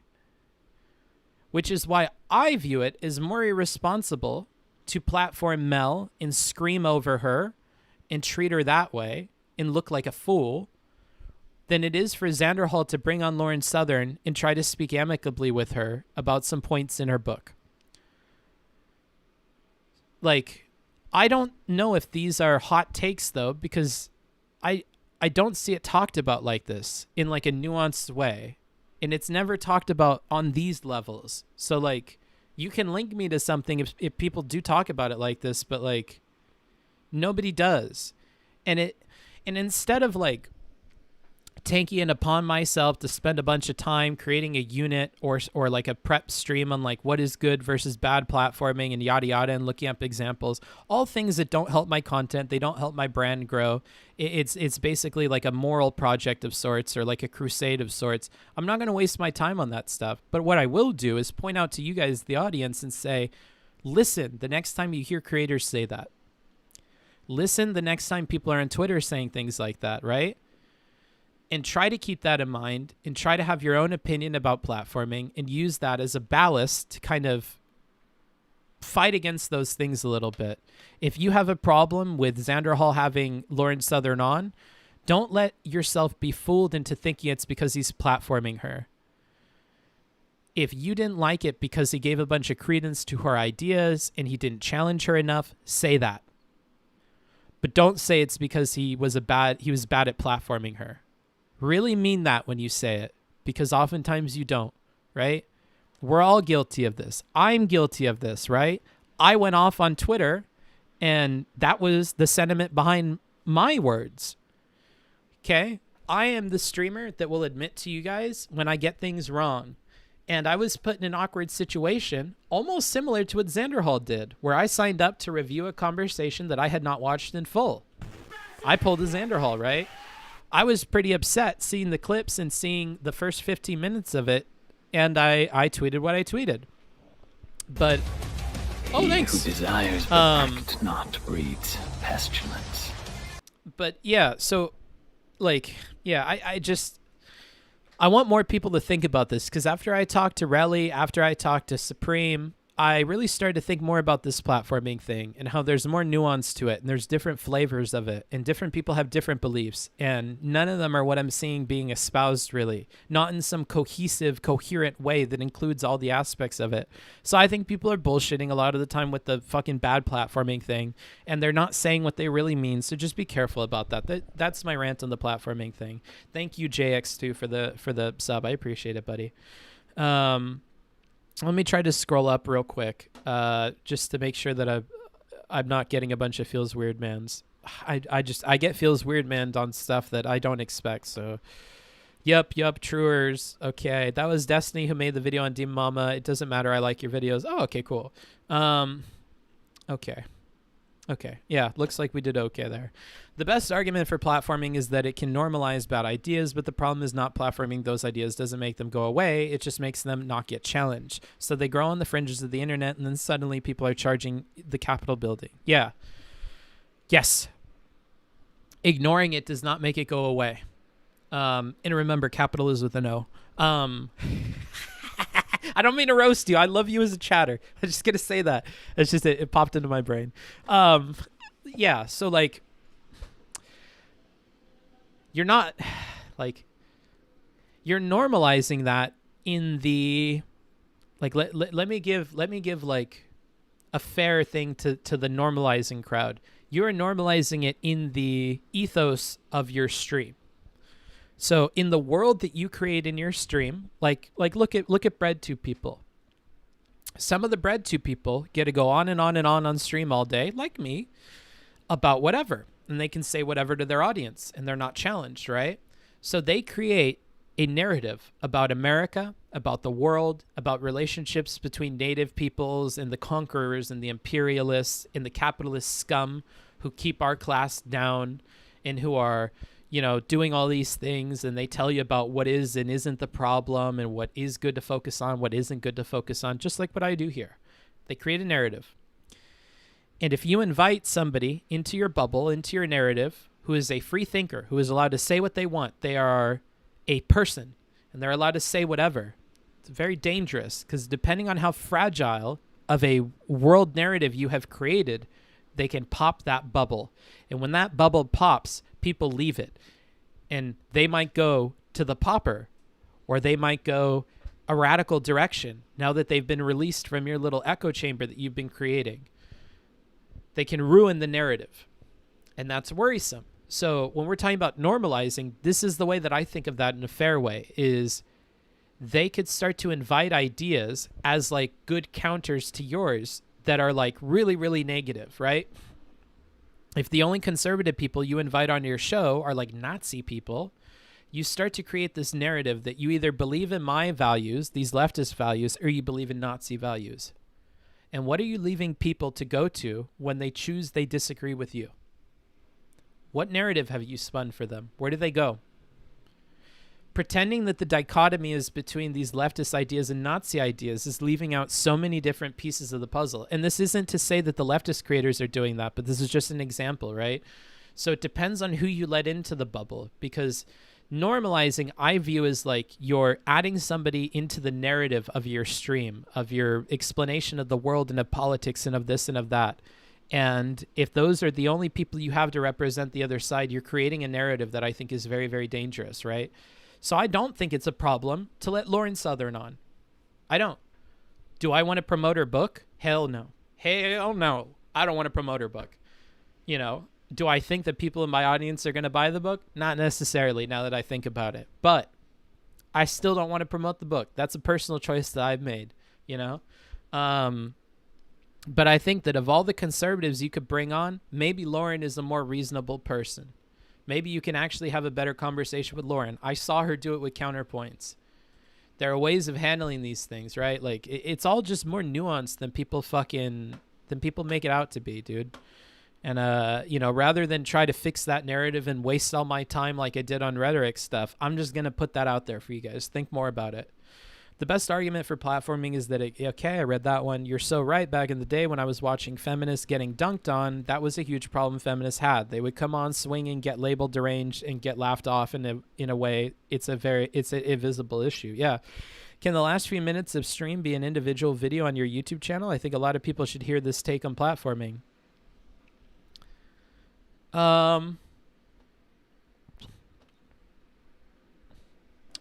Do you think so? What do you guys think? Should that be a thing? Should that be its own individual YouTube video? And if so, if you write yes, give me an idea of what I should title it. I'm bad at titles. I got to work on titles.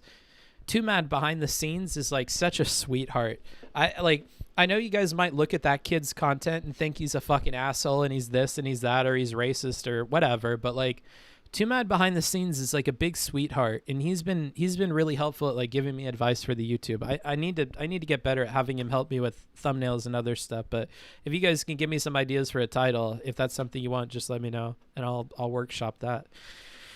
How can you platform someone who has more clout than you? Another interesting question, right? I think it really depends on what that person's purpose is coming onto your platform, right? Because I think you are platforming someone if a part of your audience is going to buy their book, for instance, right? Maybe then it doesn't matter what the audiences are. They're reaching a non-endemic audience that could like buy their book or visit their stream or be susceptible to their ideas. I think it's more than just who's bigger and who's smaller, right? It's very, very complicated. There are more variables at play than that. It's not just who's bigger and who's smaller. If they're smaller, they're not platforming. It can't be that simple. There has to be more to it. There's things about what is that person's purpose coming into the bubble? What is the effect on the bubble? These are other important angles to look at. I'm Canadian and Canada. We spell things however the fuck we want. You must be Quebecian. You must be from Quebec, bro. What do you think are some of your ideological blind spots?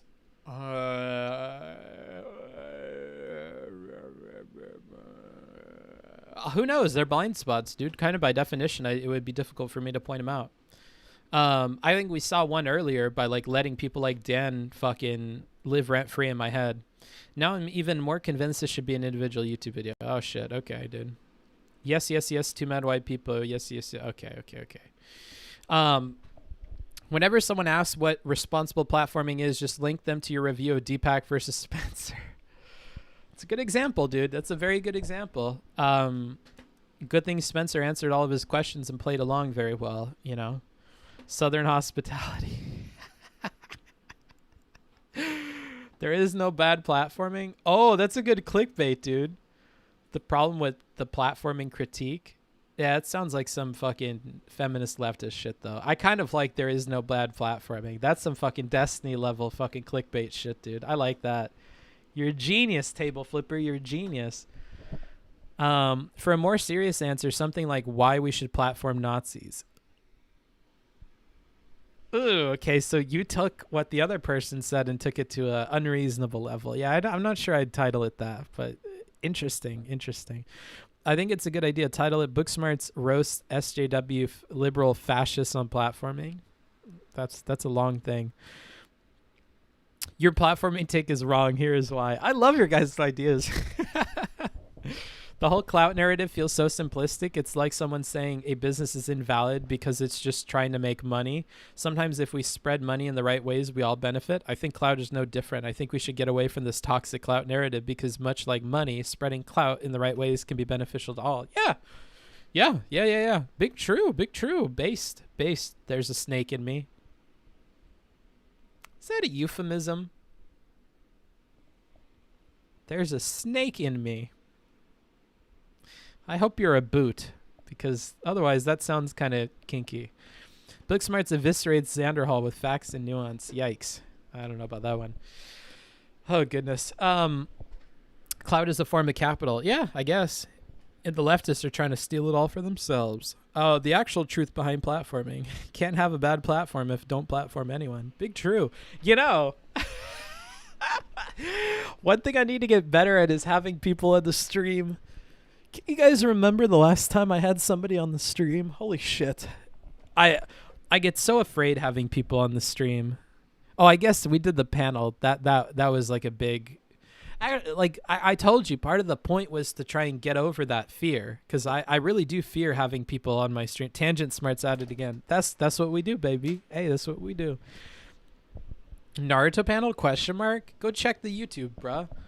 For the whole first hour, maybe 2 hours of that panel, I added a bunch of pictures so that when people are talking about like Tobi Rama or fucking Yatamir, like there's a picture there. So if you actually watch Naruto, that might be enough to go, oh, that thing, you know?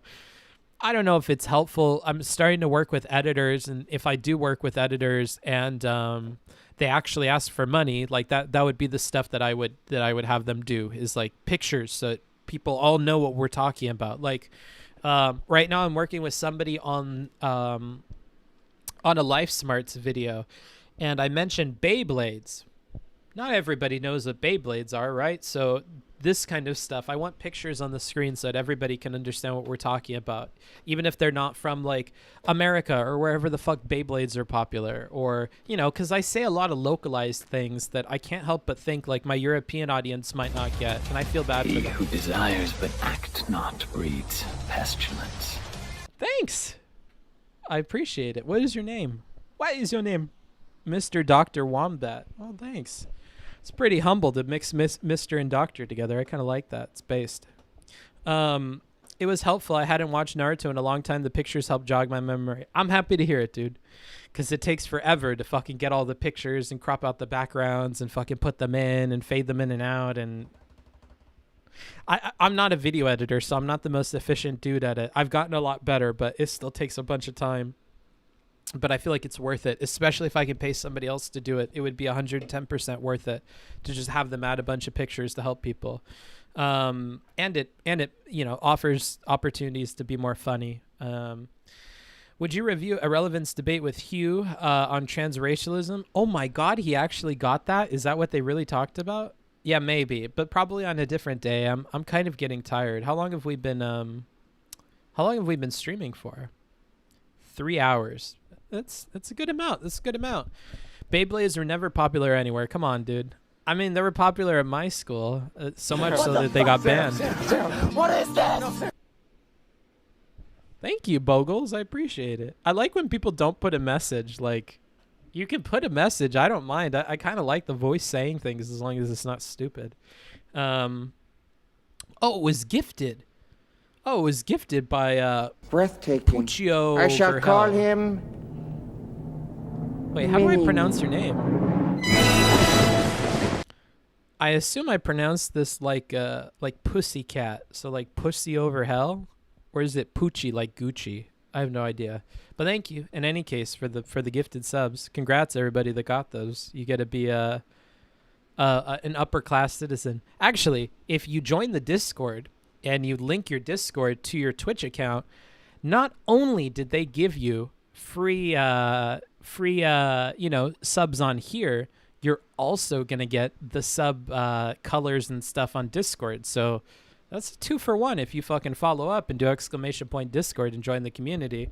I think the Discord community is a lot of like the same 20 or 30 of us chatting all the time, but like it's a cozy community, guys. Like all of the mods except for Amanda are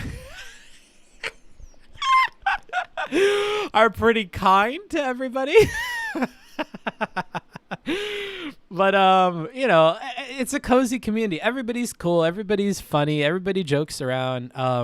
The movies and TV channel is like is starting to come together. They're doing a movie club. Basically, they're trying to, all on their own, not with Booksmarts' help, they're trying to arrange like watch parties to see different like movies and to talk about them, and it's fun. I talk about anime on there if I'm watching a new anime. Recently, I got into a show on Netflix, or not on Netflix, sorry, on Amazon, called Invincible. Really, really good. I love it. I love it. If you want to, watch episode 1 all the way to the end. Watch after the credits and let me know if you liked it. Because if you liked everything, including what happens after the credits, you're probably going to like the whole show. Basically, it's like a murder mystery, but it's about superheroes.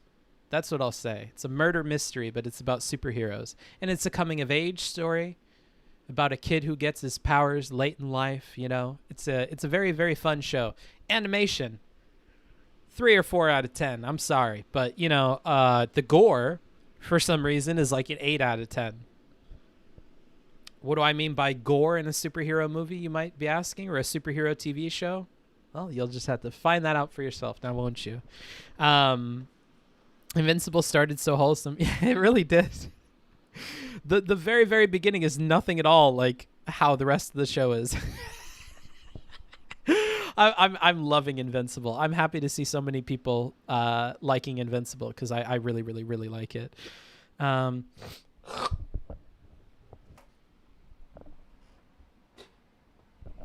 That's how you know Booksmarts is reaching his limits, is when he starts spitting, because my throat doesn't like doing all my voices and talking so much. Okay. Let's see. I rage quit all Discords and deleted mine. Now I'm slowly returning to a couple, even though I don't talk. You need to link up all your stuff in Linktree or whatever. Or you can just do !Discord. I don't know. I don't have a Linktree, but maybe I should. And just link my Linktree everywhere. Just going to start Invincible tonight, funny enough. Have fun. I hope you enjoy it. And thank you for the subs. I appreciate it. Yeah, I really liked it. I binged all the way to episode 6, and now I'm like slowly tweedling my thumbs waiting for Friday. I might follow the account on Twitter and start retweeting when they have a new one, because I like it. I like it a lot. Booksmart's doing the Lord's work by shilling Invincible, my favorite shit. Yeah. I hope I did a good job of shilling Gundam as well, Revan. I know that's another one of your favorites, and I really, really liked Iron-Blooded Orphans, so I tried He to. who desires but act not breeds pestilence. Azita Live, fellow creator Azita. Oh shit, there was a hype train. I didn't even notice. Wow, 100%. Wait, holy shit. Hype! Wow, look, it's the Pog, but it's not with the guy that believes that 4G is causing cancer. Level 1 complete. Woo! I'm glad Book is right on the JoJo question. Yeah, I most certainly am. How much do we need to get the second level of Hype Train, I wonder? Just kidding. Fuck, I need to get better at fucking hyping stuff and getting you guys to spend money, but it feels gross. I should talk to Dylan, dude. I need to repair the Dylan bridge after that fucking bad showing on his panel. I need to repair the Dylan bridge because I need to get better at the stuff that Dylan is good at. I need to learn from him as my sensei of shilling. Like he's so good at shilling and doing like the subs and everything. It makes it to where I don't like watching it, but I'm not the average Twitch viewer, so I need to keep that in mind. Like, I need to get better at that. But anywho, what happened on the Dylan panel that was so bad? He doesn't know. He's lacking critical information. They're lacking critical information. I'm trying to be better at gender neutral. Oh, shit. Thanks, Azita. Nah, lean into the dono and sub stuff. Viewers love that. Do they, dude? I have good news, my friend. Prime is better at the shilling, and I think it's good. Really, I never watch Prime at all, so maybe I should watch Prime Kai's stuff. Thank you. We're 50% on the second Hype Train. I love it. You can do bits. You can do subs. If you have Twitch, Amazon Prime. Hey, here's the thing. I know that everybody thinks everybody has Amazon Prime linked up to their Twitch account, but when I started streaming, it was a while before I linked my Amazon Prime account. So if you're sitting there and you know that you secretly don't have your Amazon Prime account linked up, take this opportunity, tab out. I won't be mad at you. Attach it to your Twitch account and then use it. It's a free sub you get every month. Like, there's nothing more fun than seeing that you have a free sub to use and being able to like gift it or like use it on a new creator. And it's real fun. You have 2 minutes. Well, there you go. We have 2 minutes, guys, apparently. 2 minutes, guys. We have 2 minutes. That's 120 seconds. Now 110 seconds. We got to get in there. Yeah. No, I hate doing that shit, bro. I got to get better at it, but I hate doing it, dude. Wow. Gifted subs from Sorensu. Desires but act not breeds pestilence. Jesus. Wow, we're at 77%, 78. Oh, man, we're like nearly there for the fucking level 2 being done. We got 3 minutes now. I guess they gave us more time. I did now, and I'm happier than ever. Testimonial. Yeah, it's free. You get it for free, dude. It's like I'm pretty sure you can gift your Prime subs too, right? So even if you're only sub to Booksmarts, because you're in love with me, we have like a parasocial thing. Breathtaking. You can like use it on other people. I shall call him Mini-Me. Wow. We passed it, dude. Oh my god. I don't know how far we've ever gotten in this, but I'm pogging out. We're at level 3. Jesus Christ. And we're 27%, 28%. But act 29%. Pestilence. Wow. Jesus Christ. We need a supercut of all your mini-me's. We do, dude. That would be a pretty fun little supercut. Book's really emote farming this stream. Yeah, I am, dude. I am. I most certainly am. We're at 29% on level 3. I don't know what these do for me, but apparently money. Let's see. Thank you, Poochie over hell. You know what convinced me that I need to push subs more? It wasn't Supreme. Supreme convinced me more on other stuff, like the schedule. You have to form these opinions yourself. You can't cut to the chase. Wow. Drawing your own conclusions. Welcome to the club, Uno Deluxe. What really convinced me was seeing Mike. Somebody on Twitter was making fun of Mike, and they said he had a bunch of whales, and he's like, I don't have any whales. And then somebody, I think it was the Omniliberal account, posted fucking a screenshot of like the chat showing like his sub things, and it's like so-and-so gifted 5 subs. They've gifted 739 subs so far. Like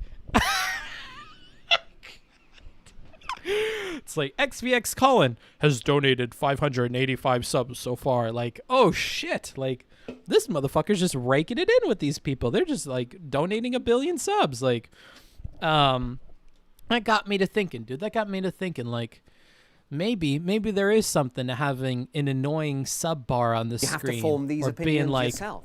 You can't cut oh, to shit. the chase. Wait, how are we Drawing on your that? own conclusions is the chase. We're at 76% on this. Holy shit. Wait, what happens if we win this?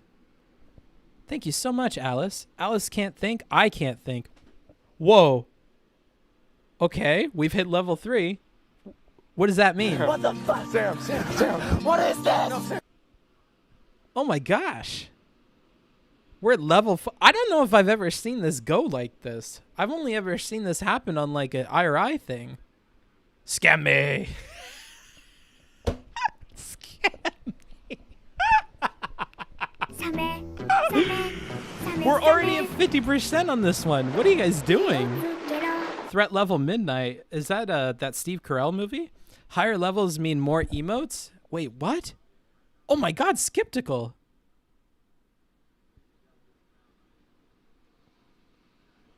Oh my god. There are some massive legends here. Thank you, skeptical. Holy shit.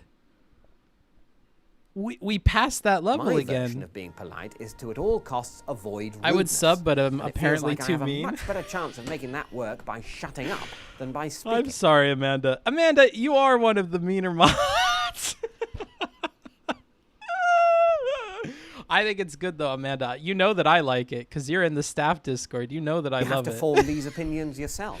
You can't know I cut love to it the when you chase. come in and you're like, Drawing your own conclusions is the hey, chase. FYI, I banned this stupid motherfucker, and this is why I banned him, bro, because they're saying this fucking bullshit. Like, I love it, Amanda. You know that I do. You see what we say in the staff Discord, and that should be enough to know where I stand on things. Isn't that popular? He just has whales like skeptical. But act not breeds pestilence. Yeah, but unlike Mike, I wouldn't lie about it, dude. I'd be like, yeah, I have some fucking whales, dude. And maybe if you were a more attractive ocean, you'd have some whales too, motherfucker. Like, I don't know. You know? Oh, shit. This is like nonstop. I don't even know what to say. Jesus Christ. Poochie over hell, bringing us over the gap. Wow. Breathtaking. I shall call him Mini-Me. What is going on? Wait, it's gone over 100%. Is there not any more levels? We just fucking beat the system? What the fuck? What is this? What is this? I cannot believe this. Oh my god, and it's still going. What is this? What are you guys doing? The YouTube chat is probably so pissed right now. Yes, Man, I need love to get this. better For at subs and mysterious chilling. reasons, Level 5 I hype train. love this. I love it. I love it. Thank you. Your stream kept me grounded today while dealing with those degenerate scumfuck losers at the help desk.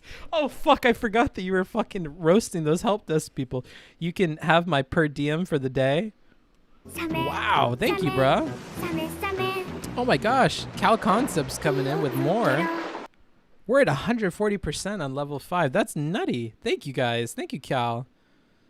To Dylan, who? Dylan EFG? I'm surprised that Dylan EFG isn't already subbed. I see Dylan EFG in here all the time. We're scamming. Scamming. He who Jesus desires Christ. but act not breeds This is like pestilence. nonstop. Do you know how many apple juices I can buy now? Do you know how many manzanas I can buy now? You have That's to form these crazy. opinions yourself. You can't cut That's to the a lot of chase. apple juice, Drawing dude. your own conclusions is the chase. That is a lot of apple juice. Wow. A lot of people joined the community. Welcome. You have some good emotes.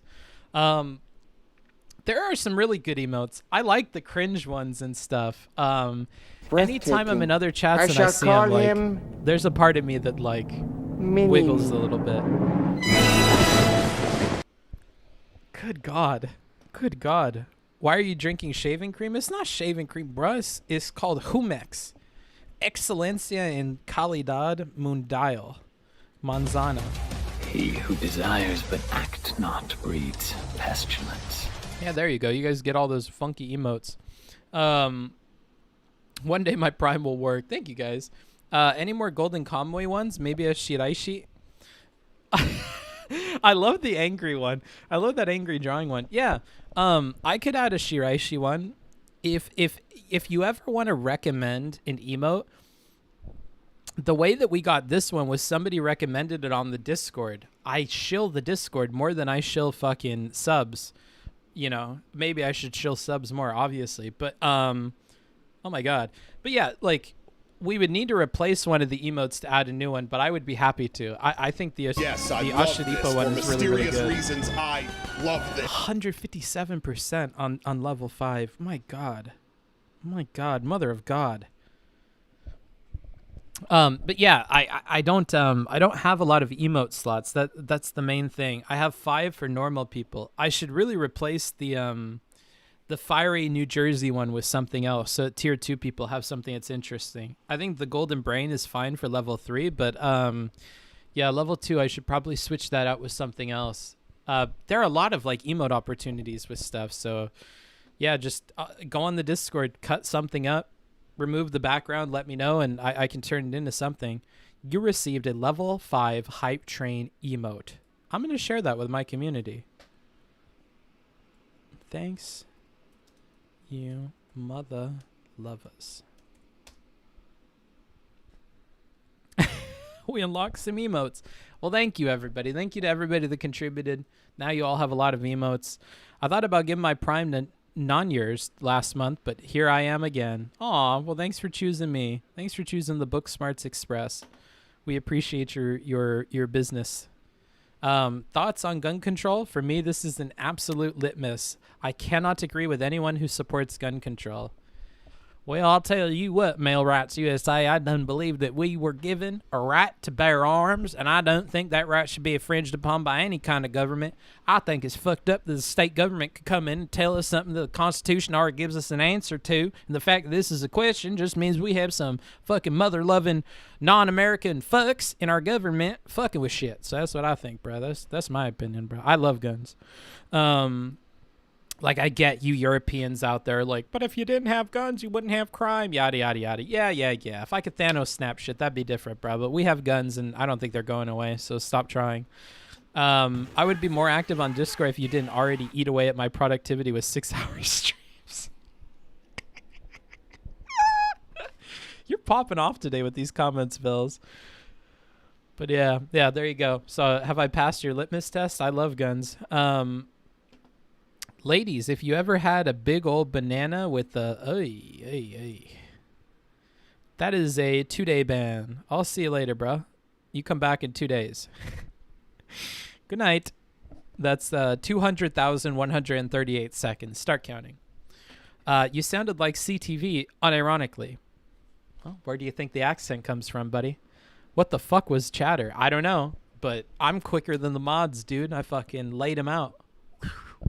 That's why we need guns in our country, bro.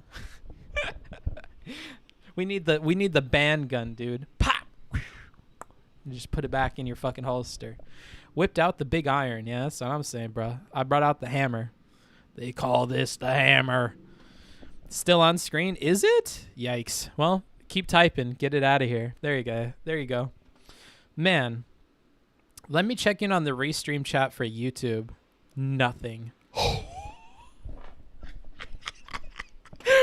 Nobody in YouTube chat has said anything for the last like 10 or 15 minutes.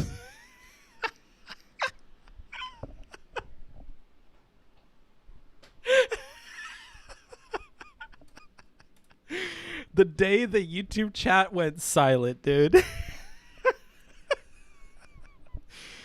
Oh, man. And now the YouTube chat's hitting me with question marks and I sent you an email. Yeah, that doesn't show up in my restream feed. Poor YouTube. Poor YouTube chat, dude.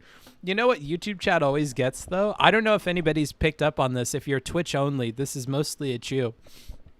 For the people that don't know, I just said Pepe Lev. Yeah, and I just said before you said that nobody had said anything, so I'm still right.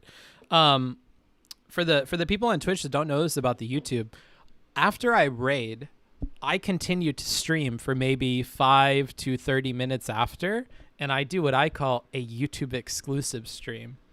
Now, one of those times, I laid in bed with my YouTube chat and we had pillow talk. So if you're looking forward to something like that, something freaky, you should consider switching over to YouTube. Keep that tab open. Stay in the raid, you know. Who knows how long I'll stay on YouTube, but you know, that's something to keep in mind, bro. That's something to keep in mind. I have a very special connection with my YouTube chat that I don't know if people know about. Yo, gotta bounce, bookfucker. Have a good night. See you, Mr. Hen. I've appreciated your input, bro. I'll see you on the Discord. Booksmarts, hey, if you ever want to do Art Corner on the Discord, you can tweet it out. Would love to join in on that. Or a watch party. Well, after your performance today during the hype chat, I will take you much more seriously, Poochie. Poochie. I hope it's Poochie. I really hope it's pronounced Poochie. But yeah. I wish I could do the yeah thing like Dr. Disrespect does. I can't do it very fast. But yeah, I'll tweet about it. Tweet art collab. Yeah, we should do it. I need to practice first though, and then we'll do it together. I also don't know how that would work. Honestly, Poochie, if you know the program that people use to do that, or if there's a website we all go to where we can draw at the same time, let me know, because I just don't know how technically we would do it. My imagination says that I would give a background so that everybody knows like what the background looks like, or it could just be white. Honestly, that'd be much easier. And then I kind of ask you guys to send over like a PNG of your own drawing of you that is like a certain size dimension, and you guys can all send it to an email or post it on the Discord. And then I take all those PNGs, remove the backgrounds, and lay them all out in some kind of aesthetically pleasing way in the picture. The other thing I could do, I don't know what his name is. He, oh man, I should know what his name is, because you guys aren't going to know who I'm talking about if I just describe it. He's a guy that does like the cupcake.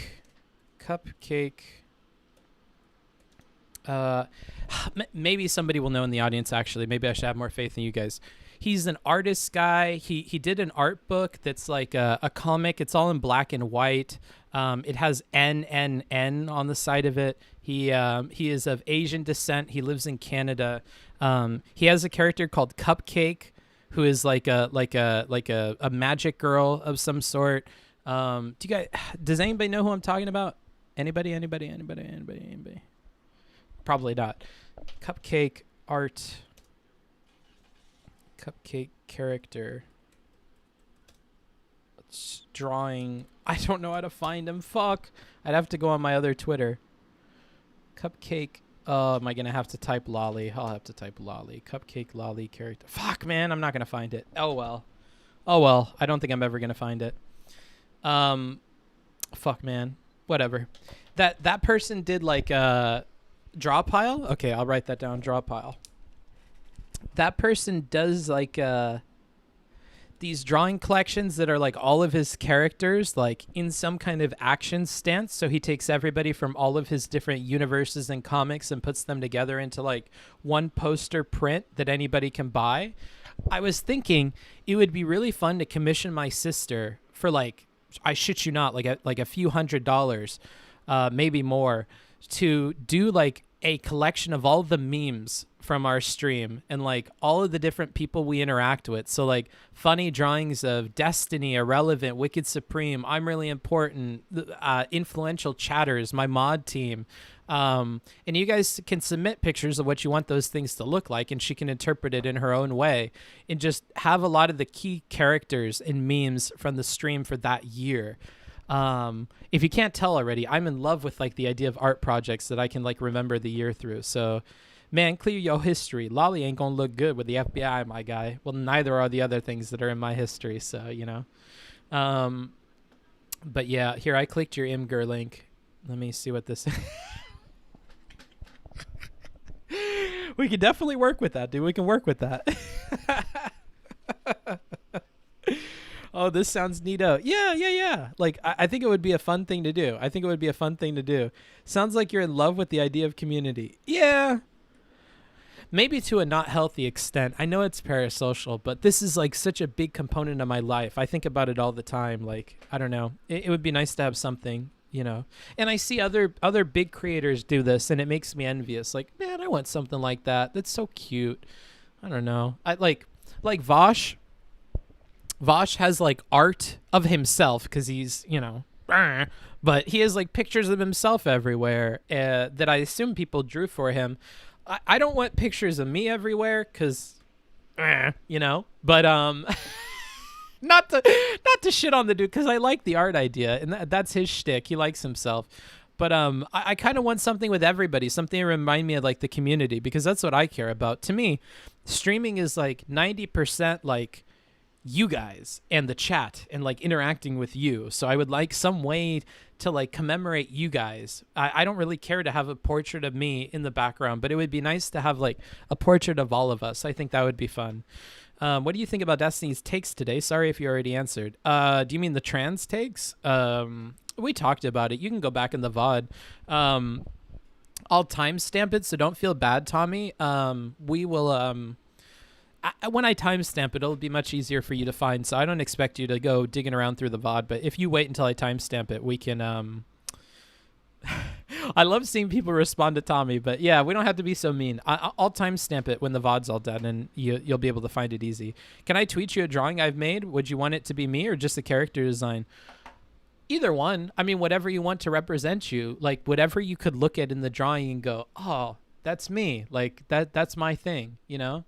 Even if it's like a character, like if you want, I don't know, if you want Naruto in the picture, fucking pick Naruto. I don't care. Yeah. And if you DM it to me, my DMs are open. You can feel free to DM it to me. And I'll put them all in like a folder on my computer and maybe I'll just start collecting them. Oh, you know what you can do? Anybody can go on my Discord. Oh man, how many people are going to message me? Probably not a lot. I'm not Destiny level. If you want to DM me on Discord, join the Discord. Anybody that joins the Discord can DM me, and you can DM me a picture, and I'll start collecting them, guys. Like, no cap. I'll start collecting them. I'll put them in a folder on my my drive that's over there, and I'll collect them. And whenever we have enough people, then I'll talk to my sister about commissioning a drawing of all of it because I think that would be fun. I think that's a fun idea. And then as soon as it's done, I'll Kinko's it out. I'll probably make like a high detail version of it available to the patrons on Patreon, like the 10,000 by 10,000 whatever version. And then for like a normal one that you can use as a computer background or whatever, I'll make it available to everybody, and I'll just post it on the Discord at the end of the year or something. That's a fun idea. I like that idea. Let's do it. This might be a bad idea, but what it was a drawing of you next to a bookshelf with a bunch of chatters' names on the books. Yeah, I mean, we could do that. But I think it's I think that's more simplistic. I love grandiose. I know that would be much easier, but I like the idea of characters and stuff. That sounds fun to me. Vosh just copies Stalin having a picture. All right, bruh. It would be cool if you could get all these art assets together in a banner with you in the center for your channel. I love how you guys are better at business than I am. I love it. I love that you figure shit out much better than me. Of course. Like Supreme and I talked about this. Like, I'm bad at branding. My banner is literally just like a ripped picture of what Hong Kong looks like because I didn't know what to put there. But if I had it in a banner, like on my Twitch, on my YouTube, on my page, that's such a smart idea. Fuck. You know, Bufo, I do remember your name for other reasons, as we talked about before, but now I'm remembering you as a 5-head. So, you know, that's worth something. Do we need to paint them or can they be our avatars? Yeah, they could be your avatars. I'm fine with that. Just whatever. I think the idea of names explicitly there is good. Yeah. I mean, it could be. I mean, there could be. I don't know. It just sounds so boring. It sounds really boring. But yeah, I mean, we could put the names underneath everybody or something. Yeah, actually, here's what we'll do.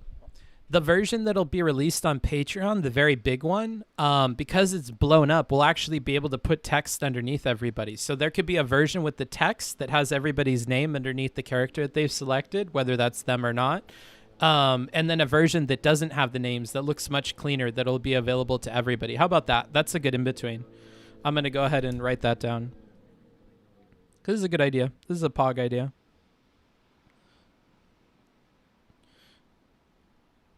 There we go. I'll just draw it. There we go.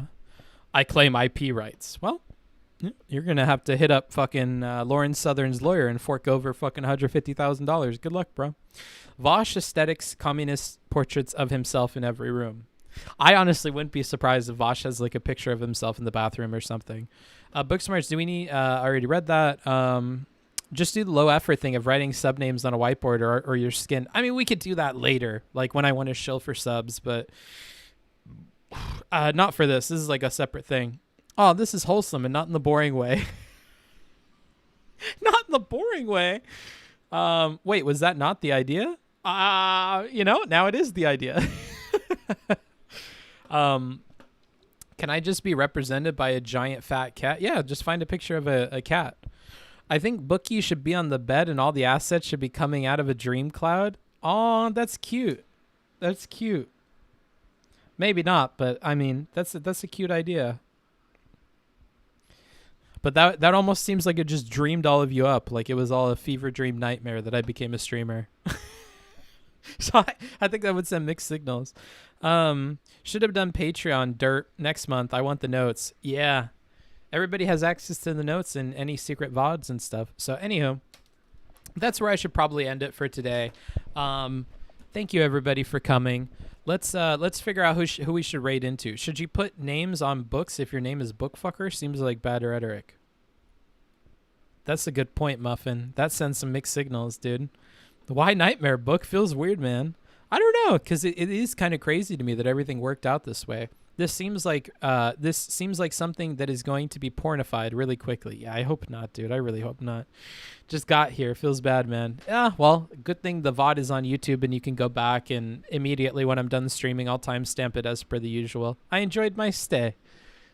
XQCL, dude. XQCL. Thank you. Thank you, Buddha.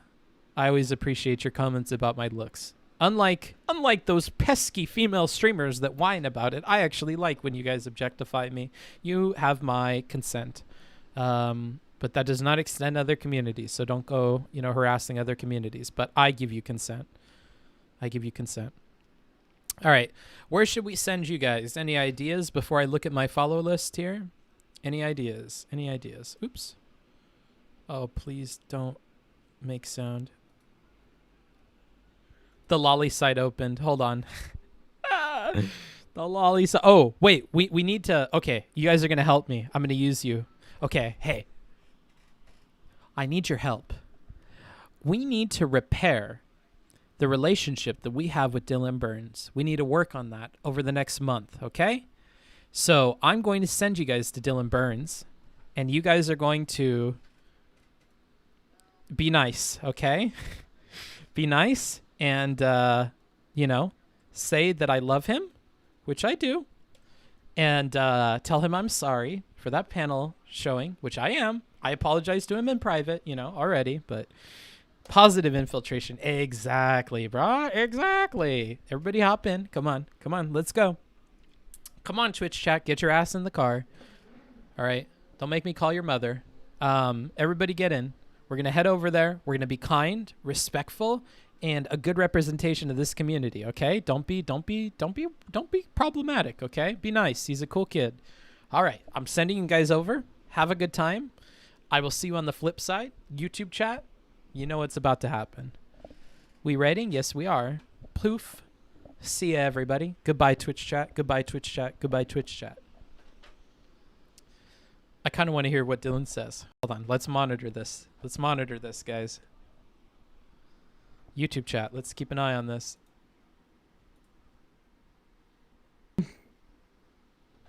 You dare have your... Oh, of course this doesn't load. Your dirty little chatters walk into my stream? Book fucker.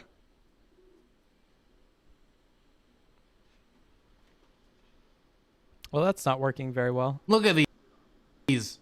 Look at these people. They read books. Okay.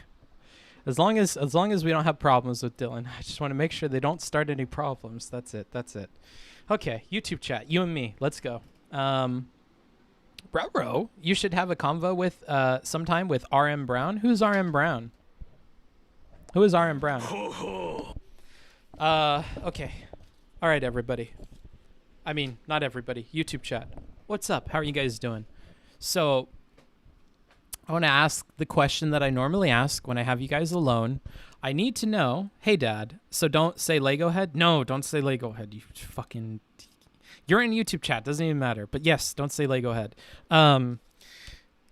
Where are you guys coming from? It's always a running meme when I talk to other streamers that only do Twitch that, like, they have no idea about YouTube growth or people that watch YouTube streams. Where are you guys coming from? Like, how did you initially find out about me? Like, how did that happen? Did you watch a YouTube video and then you subscribed to me and then I went live? Or, like, what is the story behind that? Because YouTube doesn't tell me that kind of information the way that Twitch does. So I'm interested in that. I like opening up with that. So you tell me that, and I promise you I will give you, like, 5 to 10 more minutes of content that is exclusive to you guys, all right? So bring it to me. These chat doesn't have mods, so we're free here. That's what you think, but I can kick your ass out of this chat. You know, so just keep that in mind, bro. I still have my moderation abilities. I saw you through Steven and really liked how you talked. Which talk with Steven? Destiny. I consume you on all the platforms you are on. Thank you, Mr. Biden. My apologies, President Biden. Thank you. I appreciate it. Keep fucking with China. I like it. I found you through Destiny. Okay, yeah, but like. I don't doubt a lot of you came from Destiny stuff.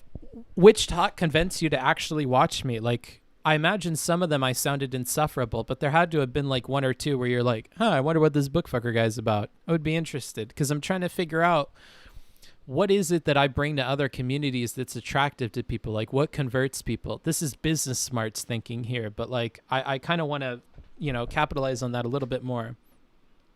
Wait, I came for Pillow Talk. What the fuck is this shit? Oh my God. All right, you little fucking munchkin. You guys want to hang out on the couch? You guys want to hang out on the couch then?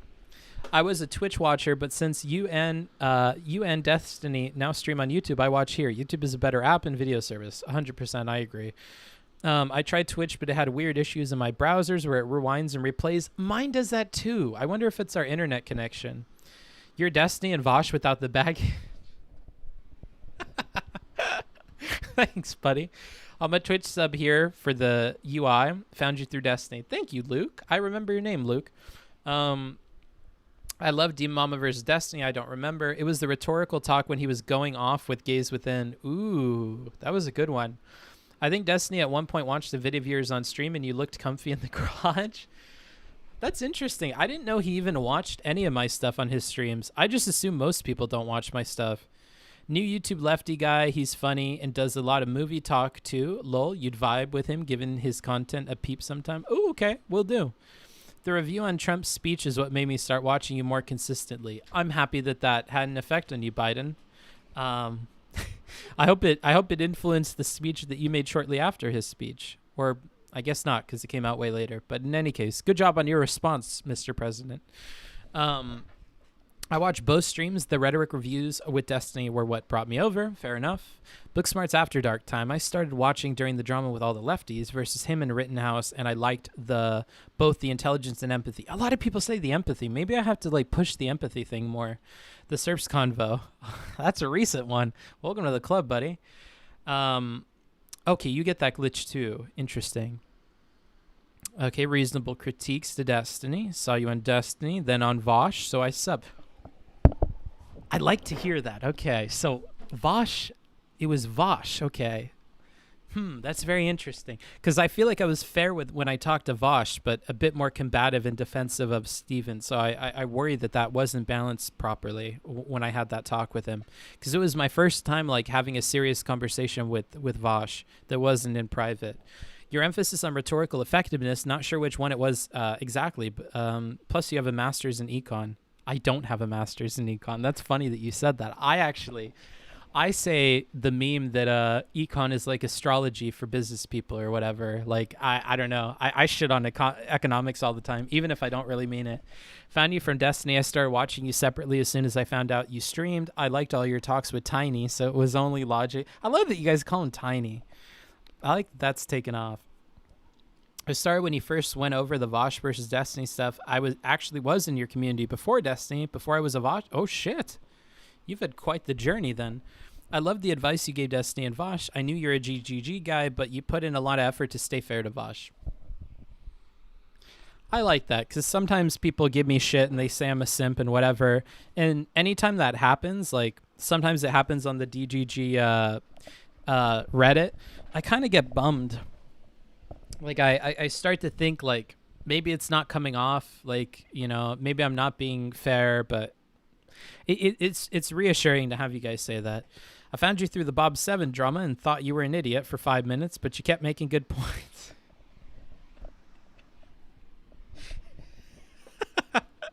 I appreciate the honesty, dude.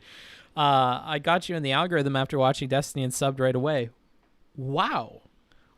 Those are the kinds of ones I'm looking for, because I need support in my arguments that the algorithm helps push me to you guys. Because I've been talking with people in private about trying to do YouTube themselves, but I don't have answers for them in terms of like how much the recommended feed or the homepage of your YouTube promotes my stream when it's live. Like,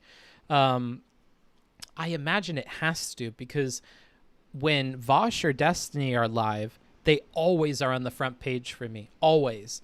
And I see that when Supreme is on YouTube, I see that I'm always in his recommended.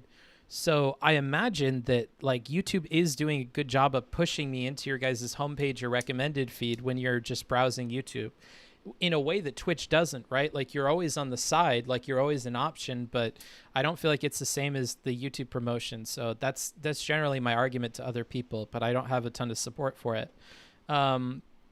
Aside from the rhetoric content, you're a very entertaining guy to just watch bullshit about stuff. Thank God, dude. If I couldn't, you know, pull that off, streaming would be very difficult. I'm not sure I would continue to do it if I had to do like debate reviews all the time. I was watching Demon Mama 2, but I hyperfixate on inconsistencies, and there are too many there. I like Destiny and Voosh too. They're still cool in small portions, but too obvious lies or whatever. Yeah, I won't like jump on board with the too many obvious lies thing, but like I've kind of fallen out of love with watching like a ton of Destiny stuff all the time. Like I basically only watch his stuff if people recommend it. I don't know, like I just don't have a ton of time to watch things anymore. And when I do, I kind of want something new. Like I would rather watch Adam Savage answer Q&A questions for like 5 hours or whatever than I would like watch a really, really long drawn out fucking Destiny versus some Buddhist guy thing, you know? Like I don't know if it's just that he hasn't had a lot of good talks lately, but I haven't seen many good like Destiny things lately. Secret side stream? Yes, Tommy. Shh. I'm talking to my YouTube chat right now. The motorcycle stream was the best one yet, not gonna lie. The one where Steven came in and made fun of my dead friend, that one.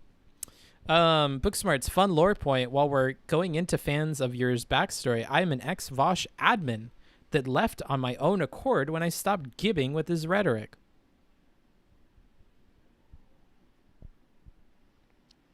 This was partly spurred on by your convo with the SERPs as well. Damn. That's actually crazy to me. Because you chat and, like, you're around the community an awful lot. That's nuts that you're an ex-Vosh admin. I had no idea. That adds, like, more of a backstory to your name for me, honestly. He seems more juvenile every single day. I hope he's not, dude. I hope he's not. Because he's so good at debating, man. Also, your stream just feels really relaxing, and it never feels like I'm here to see you combat people, which is a godsend.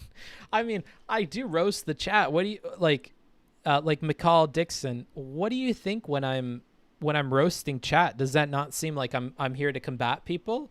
Or does it seem fair because I'm like, hey, look, you're pissing me off, but, like, you know, I really want to, like, help you out here. Like, does that balance it out in your mind, or do you not consider that, like, combat people type of thing, type beat? To be honest, I love Destiny, but when you're both streaming at the same time, it's you all the way. That means a lot. He's a huge creator. He's been doing this for a long time, so compliments like that, dude, that means a lot. Thank you, Alex. I can only watch Destiny for short bursts because I have come to realize 90% of the shit he talks about I actually don't give a fuck about. It's a lot of politics stuff, dude, honestly. We got a VIP in YouTube chat. We most certainly do, Tommy. And then we've got Tommy, just the lone wolf in the Twitch chat. I should say I tend to assume lies when my headspace is bad. I don't hate them or anything. I feel bad now. Aw, well, yeah, I don't jump to lies because I have to know a bunch to know if they're lies, but it's okay to think that people are blowing smoke up your ass. I think you've noticed this stream. I like saying that a lot because it's very vague. Let's see here. I didn't leave in any drama way, so I'm on good terms with those peeps. That's good. It's good you didn't leave in drama. I feel bad for RGR and all of her moderation people because I felt like a lot of her admin team ended up leaving in like a fit of drama. And I feel bad about that because it's not good for anybody involved, you know? That's not good for the admin people that left. That's not good for RGR. That's not good for the relationship between them. That's not good if they come back to the community later. Like, it spoils a lot of things to end on bad terms like that. So I'm happy to hear that wasn't the case with you. Well, considering I'm usually the one getting roasted in chat, ... Yeah. You make it fun? Okay. Roasting chat is just what you do. It would be weird if you did. What was the friend zone stream? The way you move from topic to topic is so natural and entertaining. Thanks. Let's see. What is white nervosa? I don't know what that means. Vosh's rhetoric gets sickening after a while because he's so over verbose. I mean, he is overly verbose, but I don't think like sickeningly so. Like, honestly, I feel like if you guys know who Jangles Science Lad is, I feel like Jangles is more like overly verbose than Vosh is, but I like Vosh's tone bothers me. It's not necessarily the words he uses, though those are definitely a part of it. His tone. He's got a very like holier than thou tone to him that it doesn't vibe with me very well. Any combativeness seems good natured, to be honest. Thanks. I feel like people in online debates have a hard time understanding or trying to understand other people. It feels sometimes like they're actually trying to misunderstand the other side. So when people are saying empathy or I'm trying to understand or perspectives, it's not when I explicitly say, here's an empathic take.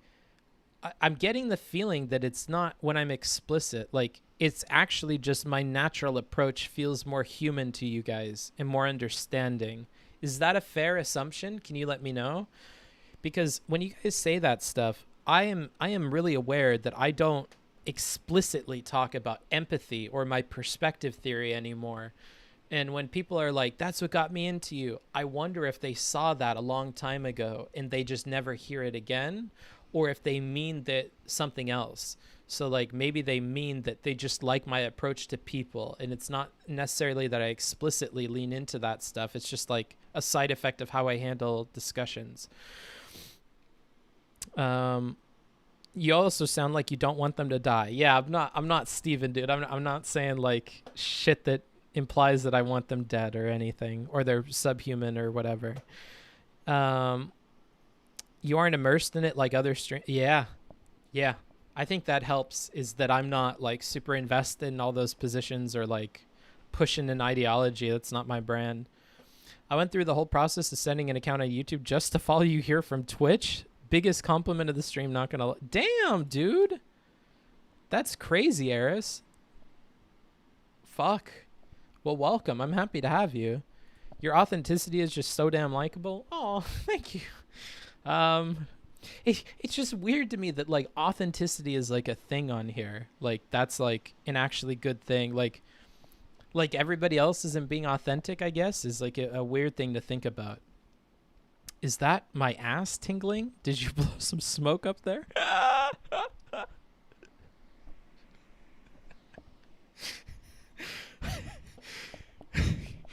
Fuck, I can't read if I'm laughing. YouTube's honestly does a really good job at putting the stream I recommended, and I check YouTube a lot more often than Twitch. Awesome. I'm fucking happy to hear it. I see a lot of people watch the VOD, and I'm happy to see that as well. Like, fuck, man.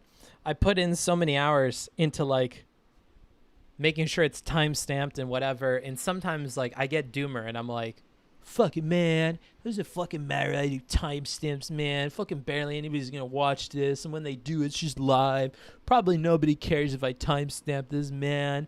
But then all it takes is one commenter under a video to be like, LOL, I got here when he's making timestamps, or thanks for the timestamps, really helped. And that is enough to like keep me going, to keep me like sailing through doing them. But they're so helpful to me too when I like want to look back. Like 50% of it's for me, the other 50% is seeing people comment about it. You feel like an actual real person. Thanks, dude. I for sure think it'll be hard to pinpoint because at least I digest older content a lot, especially at work, and like when you talk about perspective theory. Oh, maybe I should do it more then. You definitely came off more human than anyone I'd seen in debate circles. Destiny and many others all were in a very acquired taste that was hard to... Yeah, should I tell this story? Yeah, why not? We're YouTube exclusive. I tried Destiny 3 different times before I actually started watching him. And all 3 times before that, I was immediately turned off by the assholishness and the way that he handled people. And it wasn't until I watched his JonTron thing that I really saw the value in that approach. But you forget how you responded to it before then, right? Like, that... I never wanted to bring this up in my debates with him about his rhetoric because it's an anecdote and he talks about hating anecdotes, but like I can't imagine there aren't other people like me that just didn't stick with his content for a few times because he was being an asshole. Like, I have to imagine there's more of those people out there. Like you, like me. A real person instead of a brand. Dope. You don't seem terminally online. Well, I am terminally online, but I guess I'm not showing any symptoms. I remember one of the first things I saw you talk about was how Destiny is performative. At first, I thought you were dead wrong. Now, not so much. It's much harder. You know what's funny? Content creators are such big fucking wusses behind the scenes about this. Every content creator I've talked to about this has been like, yeah, he's totally performative and yada, yada, yada. Where are you on your stream talking about it, motherfucker? Because everybody let him get away with that shit for forever and a half. Nobody put up any good arguments for it. That's what pissed me off enough to bring it up on stream, is because like he just got away with it. He gets away with saying that all the time.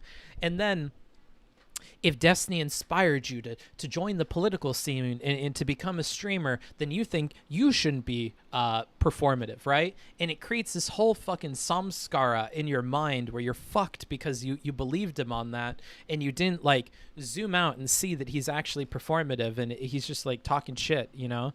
And he means it in a different way. He means that he's not like, you know, having positions for the sake of how they come off on stream, but he does that on Twitter. So, you know, yeah, not to go off on a fucking tangent about that. I don't think about it as empathy. It's about actually listening and not trying to imagine what somebody meant. Okay. Honestly, I wouldn't be here if it wasn't for the timestamp bots. The quality of life is so high. All right, dope. These timestamps are big time PogChamp. Okay. I'll keep doing them. I rewatch a lot of them. I loop. Oh, okay. And YouTube is a better platform for everything but the emotes and stuff. And the culture is basically like you guys getting shit on. So,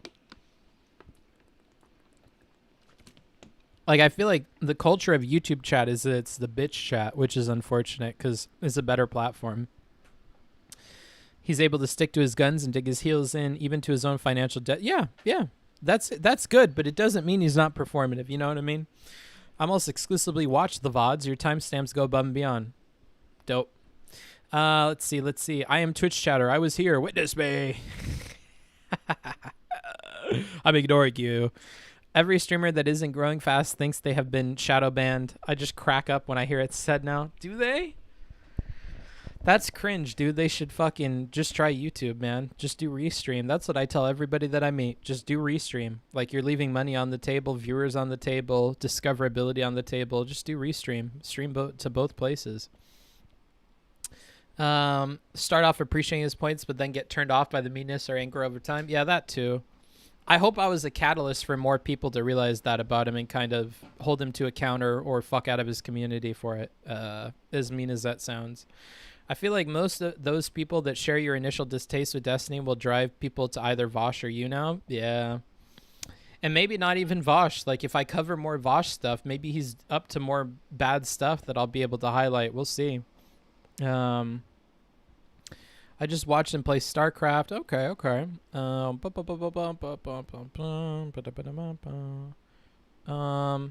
If only YouTube was money, then we'd be Dad's favorite. You know, I don't do Twitch exclusive streams. You guys get YouTube exclusive streams, so I mean, you are one of Dad's favorites. Also, don't talk much, but I wanted to say I appreciate your hard work. My circle of friends were all pretty big Destiny fans and could be kind of stubborn debate bro types. I feel for you, Aaron. There's a lot of those out there, and they're out there because they think it's like the best way of handling things because Destiny does it and he's successful. I think few people recognize that they can't copy that style and make it work, and that it's like really not good if you can't make it work, and most people can't, so it's just generally bad. It's frustrating watching because I know someone who was considered a sociopath and they act the same a lot. I think they just have to figure out how to navigate different than a lot of us who yes, feel in a different way. Yes. So that's why on stream I'll mention, like, even if you don't have the hardware, right? Because I want to be more sympathetic to people that are either like socially inept for whatever reason, or don't have, like, literally don't have the hardware, like literally are sociopaths. I think you can learn it. So that's why I tried to focus on that. Like that McButts guy. Not to say Mr. McButts was a sociopath, but, you know, people that are very them-centric and they can't see outside of that, you know, there's a way to utilize their imagination to do better at that. You should have a conversation with Counterpoints. Yes, it's in the works. We're talking to each other. You might convince him to not talk about shoving brooms in people's orifices. Shoving... Hold on. Did I read that right? Shoving brooms in people's... I did read it right. Okay. I haven't seen this from Connor. Maybe you want to go on the Discord and link that to me, Alex, because I haven't seen that from Connor, but I've heard he's much worse in panels, so I kind of don't doubt it. Maybe that's something I'll bring up when we talk. I stumbled upon you as I burnt out on Destiny, so it wasn't a catalyst, but you took his place as my primary stream. Oh, thank you, Vuvu. Well, I'm happy to be that for you.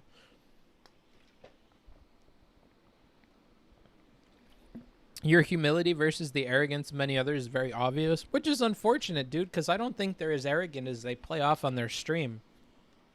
Like, I've found that, especially the debate bro people on Twitch, they're much more passive and much more, like, timid in real life than they are on their stream, which I don't know why they don't incorporate that more. It's more human if they're not like, oh, I know better than all of you, and I'll fucking debate you to the death all the time. Like, I can't imagine that that's a good look for people, but yeah. Booksmarts D&D when? I've considered it. Know this. If there are other people who are willing to roleplay, I will do it. I would do it. I'm open to the idea of D&D. You guys have broken me. I'm into it. Everybody has to be role playing though. We have to be very strictly role playing. Let's see here. I'm skipping over Tommy because this is our YouTube exclusive stream. Like ethical sociopathy. Yeah. That type beat. Do you think Destiny's approach is only good in certain scenarios? And his recent change, thanks to you, will become a different mode he can toggle? Yes. Like, I think Steven's main thing is not that he needs to work on this mode anymore. It's that he needs to know when to deploy it.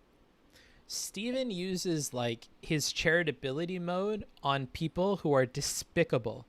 And I think he needs to use that more on the people for whom he has a bias against. So if he's going to talk to a leftist, turn on that mode. Not when you're talking to a fucking Nazi person. Not when you're talking to a fucking Trumple, this, that, and the other thing.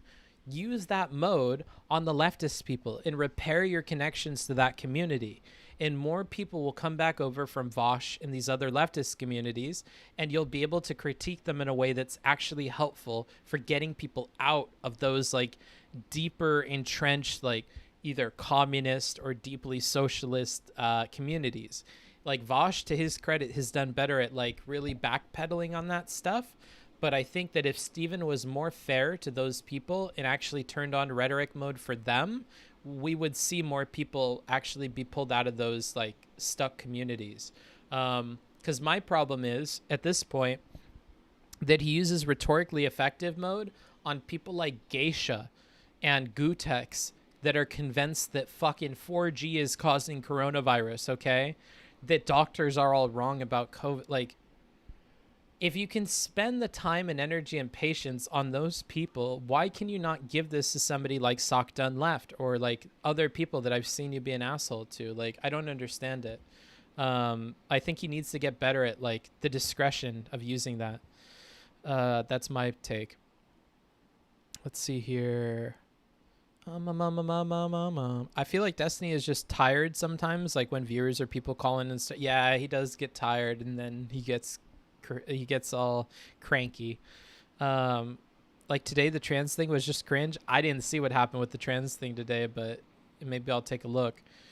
Why was this conversation with infrared better than with actual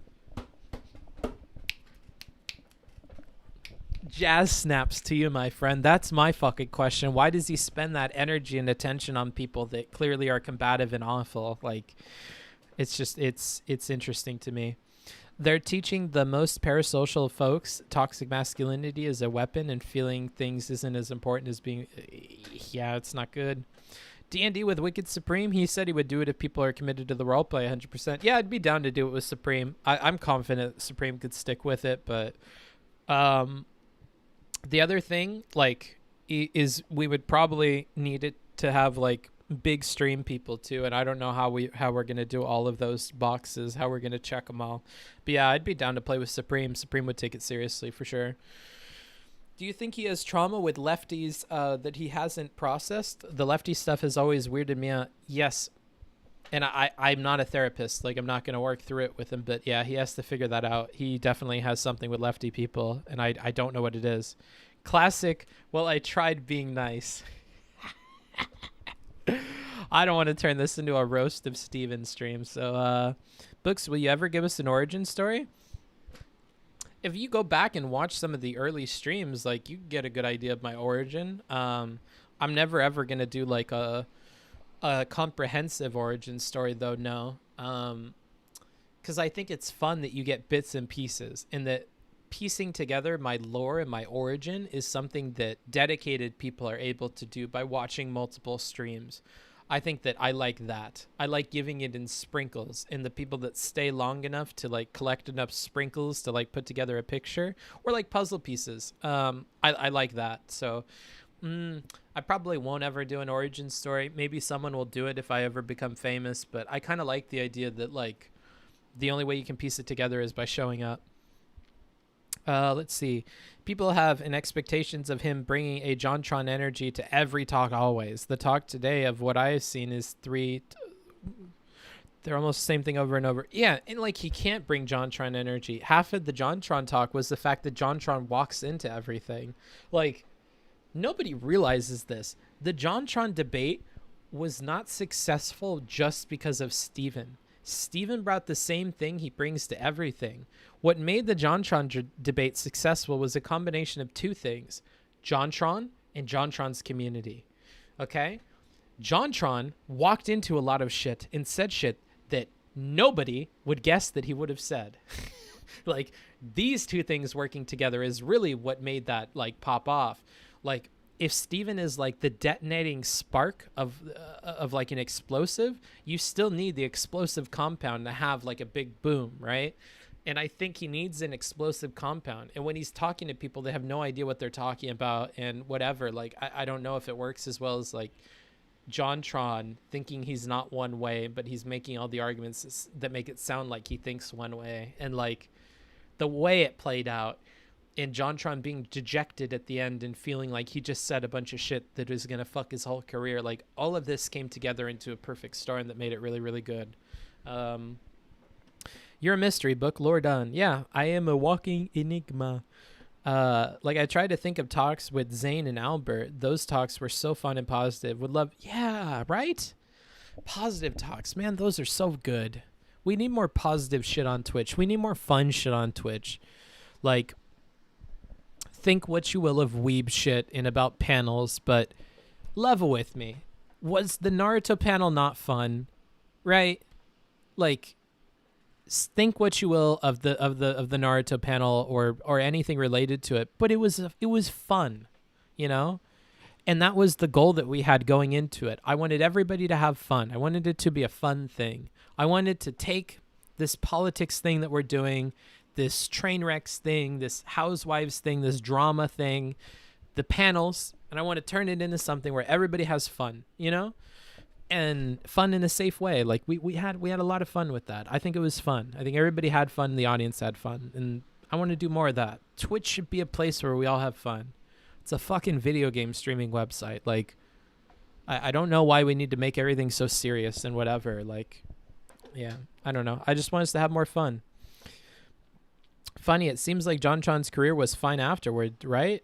I'm not sure. I didn't really follow it. I think he had a big dip in his stuff, right? At least a lot of people went after him about those beliefs.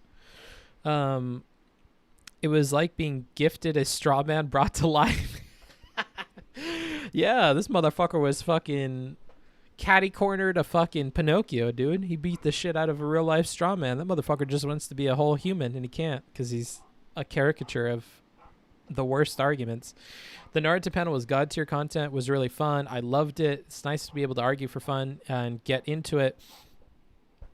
The only thing that was sad was and I shouldn't get sad over this stuff because I know it's going to happen every time I do it. Doing all the edits and making it something that I think is actually like the 100% content that I want it to be, to do that extra 10% of like making it perfect with like the pictures of the different like characters and stuff on the screen takes a lot of time. And I don't even think that video has passed like 1,000 views, but the VOD did, you know? So that's the only thing that kind of bums me out about that stuff is like to add all the things that I think make it perfect means like not having a ton of views on it. And it's just like a sad side thing that it runs through my brain when I think about it. Because I do think it makes a big difference to have all that stuff, but it's not a good business choice. It doesn't make any sense. So I might not be able to keep doing that unless editor people help me for free, basically. The Naruto panel was low-key one of the only enjoyable panels I've seen, even if the topic wasn't in my wheelhouse. Most panels are nightmares. Thanks. I haven't watched it just in case I ever watch Naruto, but your good vibes are really helpful, especially right now. Awesome. One of the problems is also that think back. Destiny talking to Nazis and dunking on people is fun when things are fun. Making fun of JonTron, Destiny, and Vosh team up, the Killstream debates. Oh, true. True. It is really good when it's fun, and all those are really fun. Like, they're fun to watch, dude. They're a fucking hoot. The flex tape shit happened and the memes skyrocketed. Yeah, the flex tape was good. That was a good video. These debates are fun. The leftist debates are different and less fun since it isn't fun in debating. It is more numbers, and my study says A, my study says B. Yeah. And also, and nobody says this, so like nobody echoes me on this, so I don't think it's important to people as much as it is to me. I don't like the idea, for instance, on trans topics, that we're discussing something that really impacts people. That to take the opposition to something like trans people should have the right to have surgery, like, that has very real impacts on people.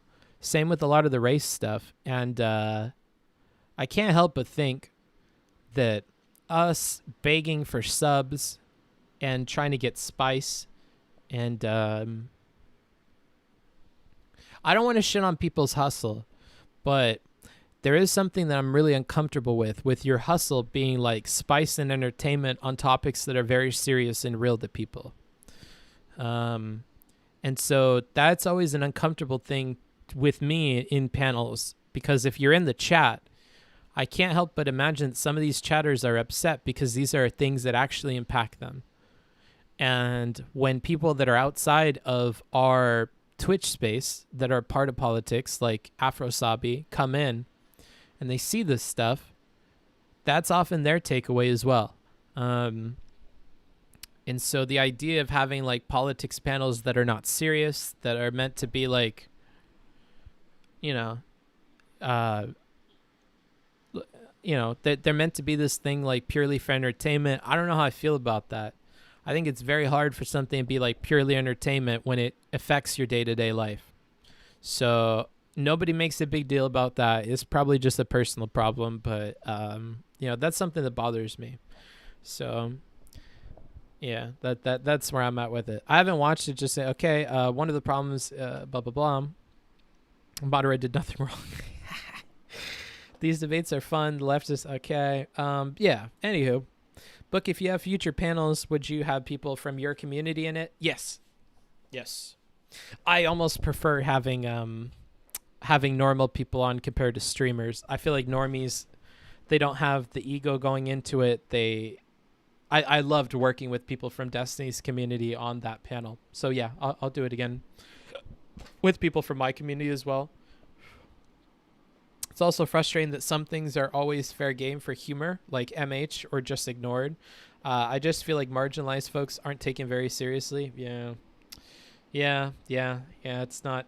I'm really uncomfortable with that stuff. I kind of feel like entertainment can help spread some positive messages too, though. It could. Surely people have become more socially liberal because of Vosh and Steven. Yeah, but I'm talking more so about panels. Some people generally hold the opposition views, and I always viewed the entertainment aspect as a way to gain views and more likely to get the problematic viewers to see. But they don't do a good job of it. Like, I don't know if the balance is very good between entertainment and actually getting like problematic viewers fixed. I feel like if you really want problematic viewers fixed, you really have to give up on entertainment stuff. But maybe I'm a purist. Yeah, the right to exist and the oppression thing is cringe. And then profiting off of it makes it more cringe. I don't feel comfortable with debates surrounding trans issues and vaccines. Yeah, shit like that, dude. I'm not comfortable with it. Sorry, my explanation was poorly worded. No, you're good.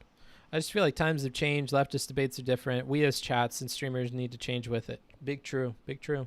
That's how I feel when people talk about foreign policy stuff. Like, yeah, I get the 40th drone strike joke, but is this really helpful or good?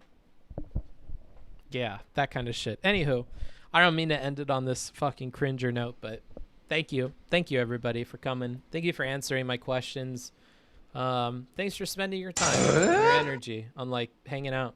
I really, really appreciate it, We had that giant hype train. I know YouTube chat, you probably weren't a part of that, but you guys show up, and your chat is not on the screen.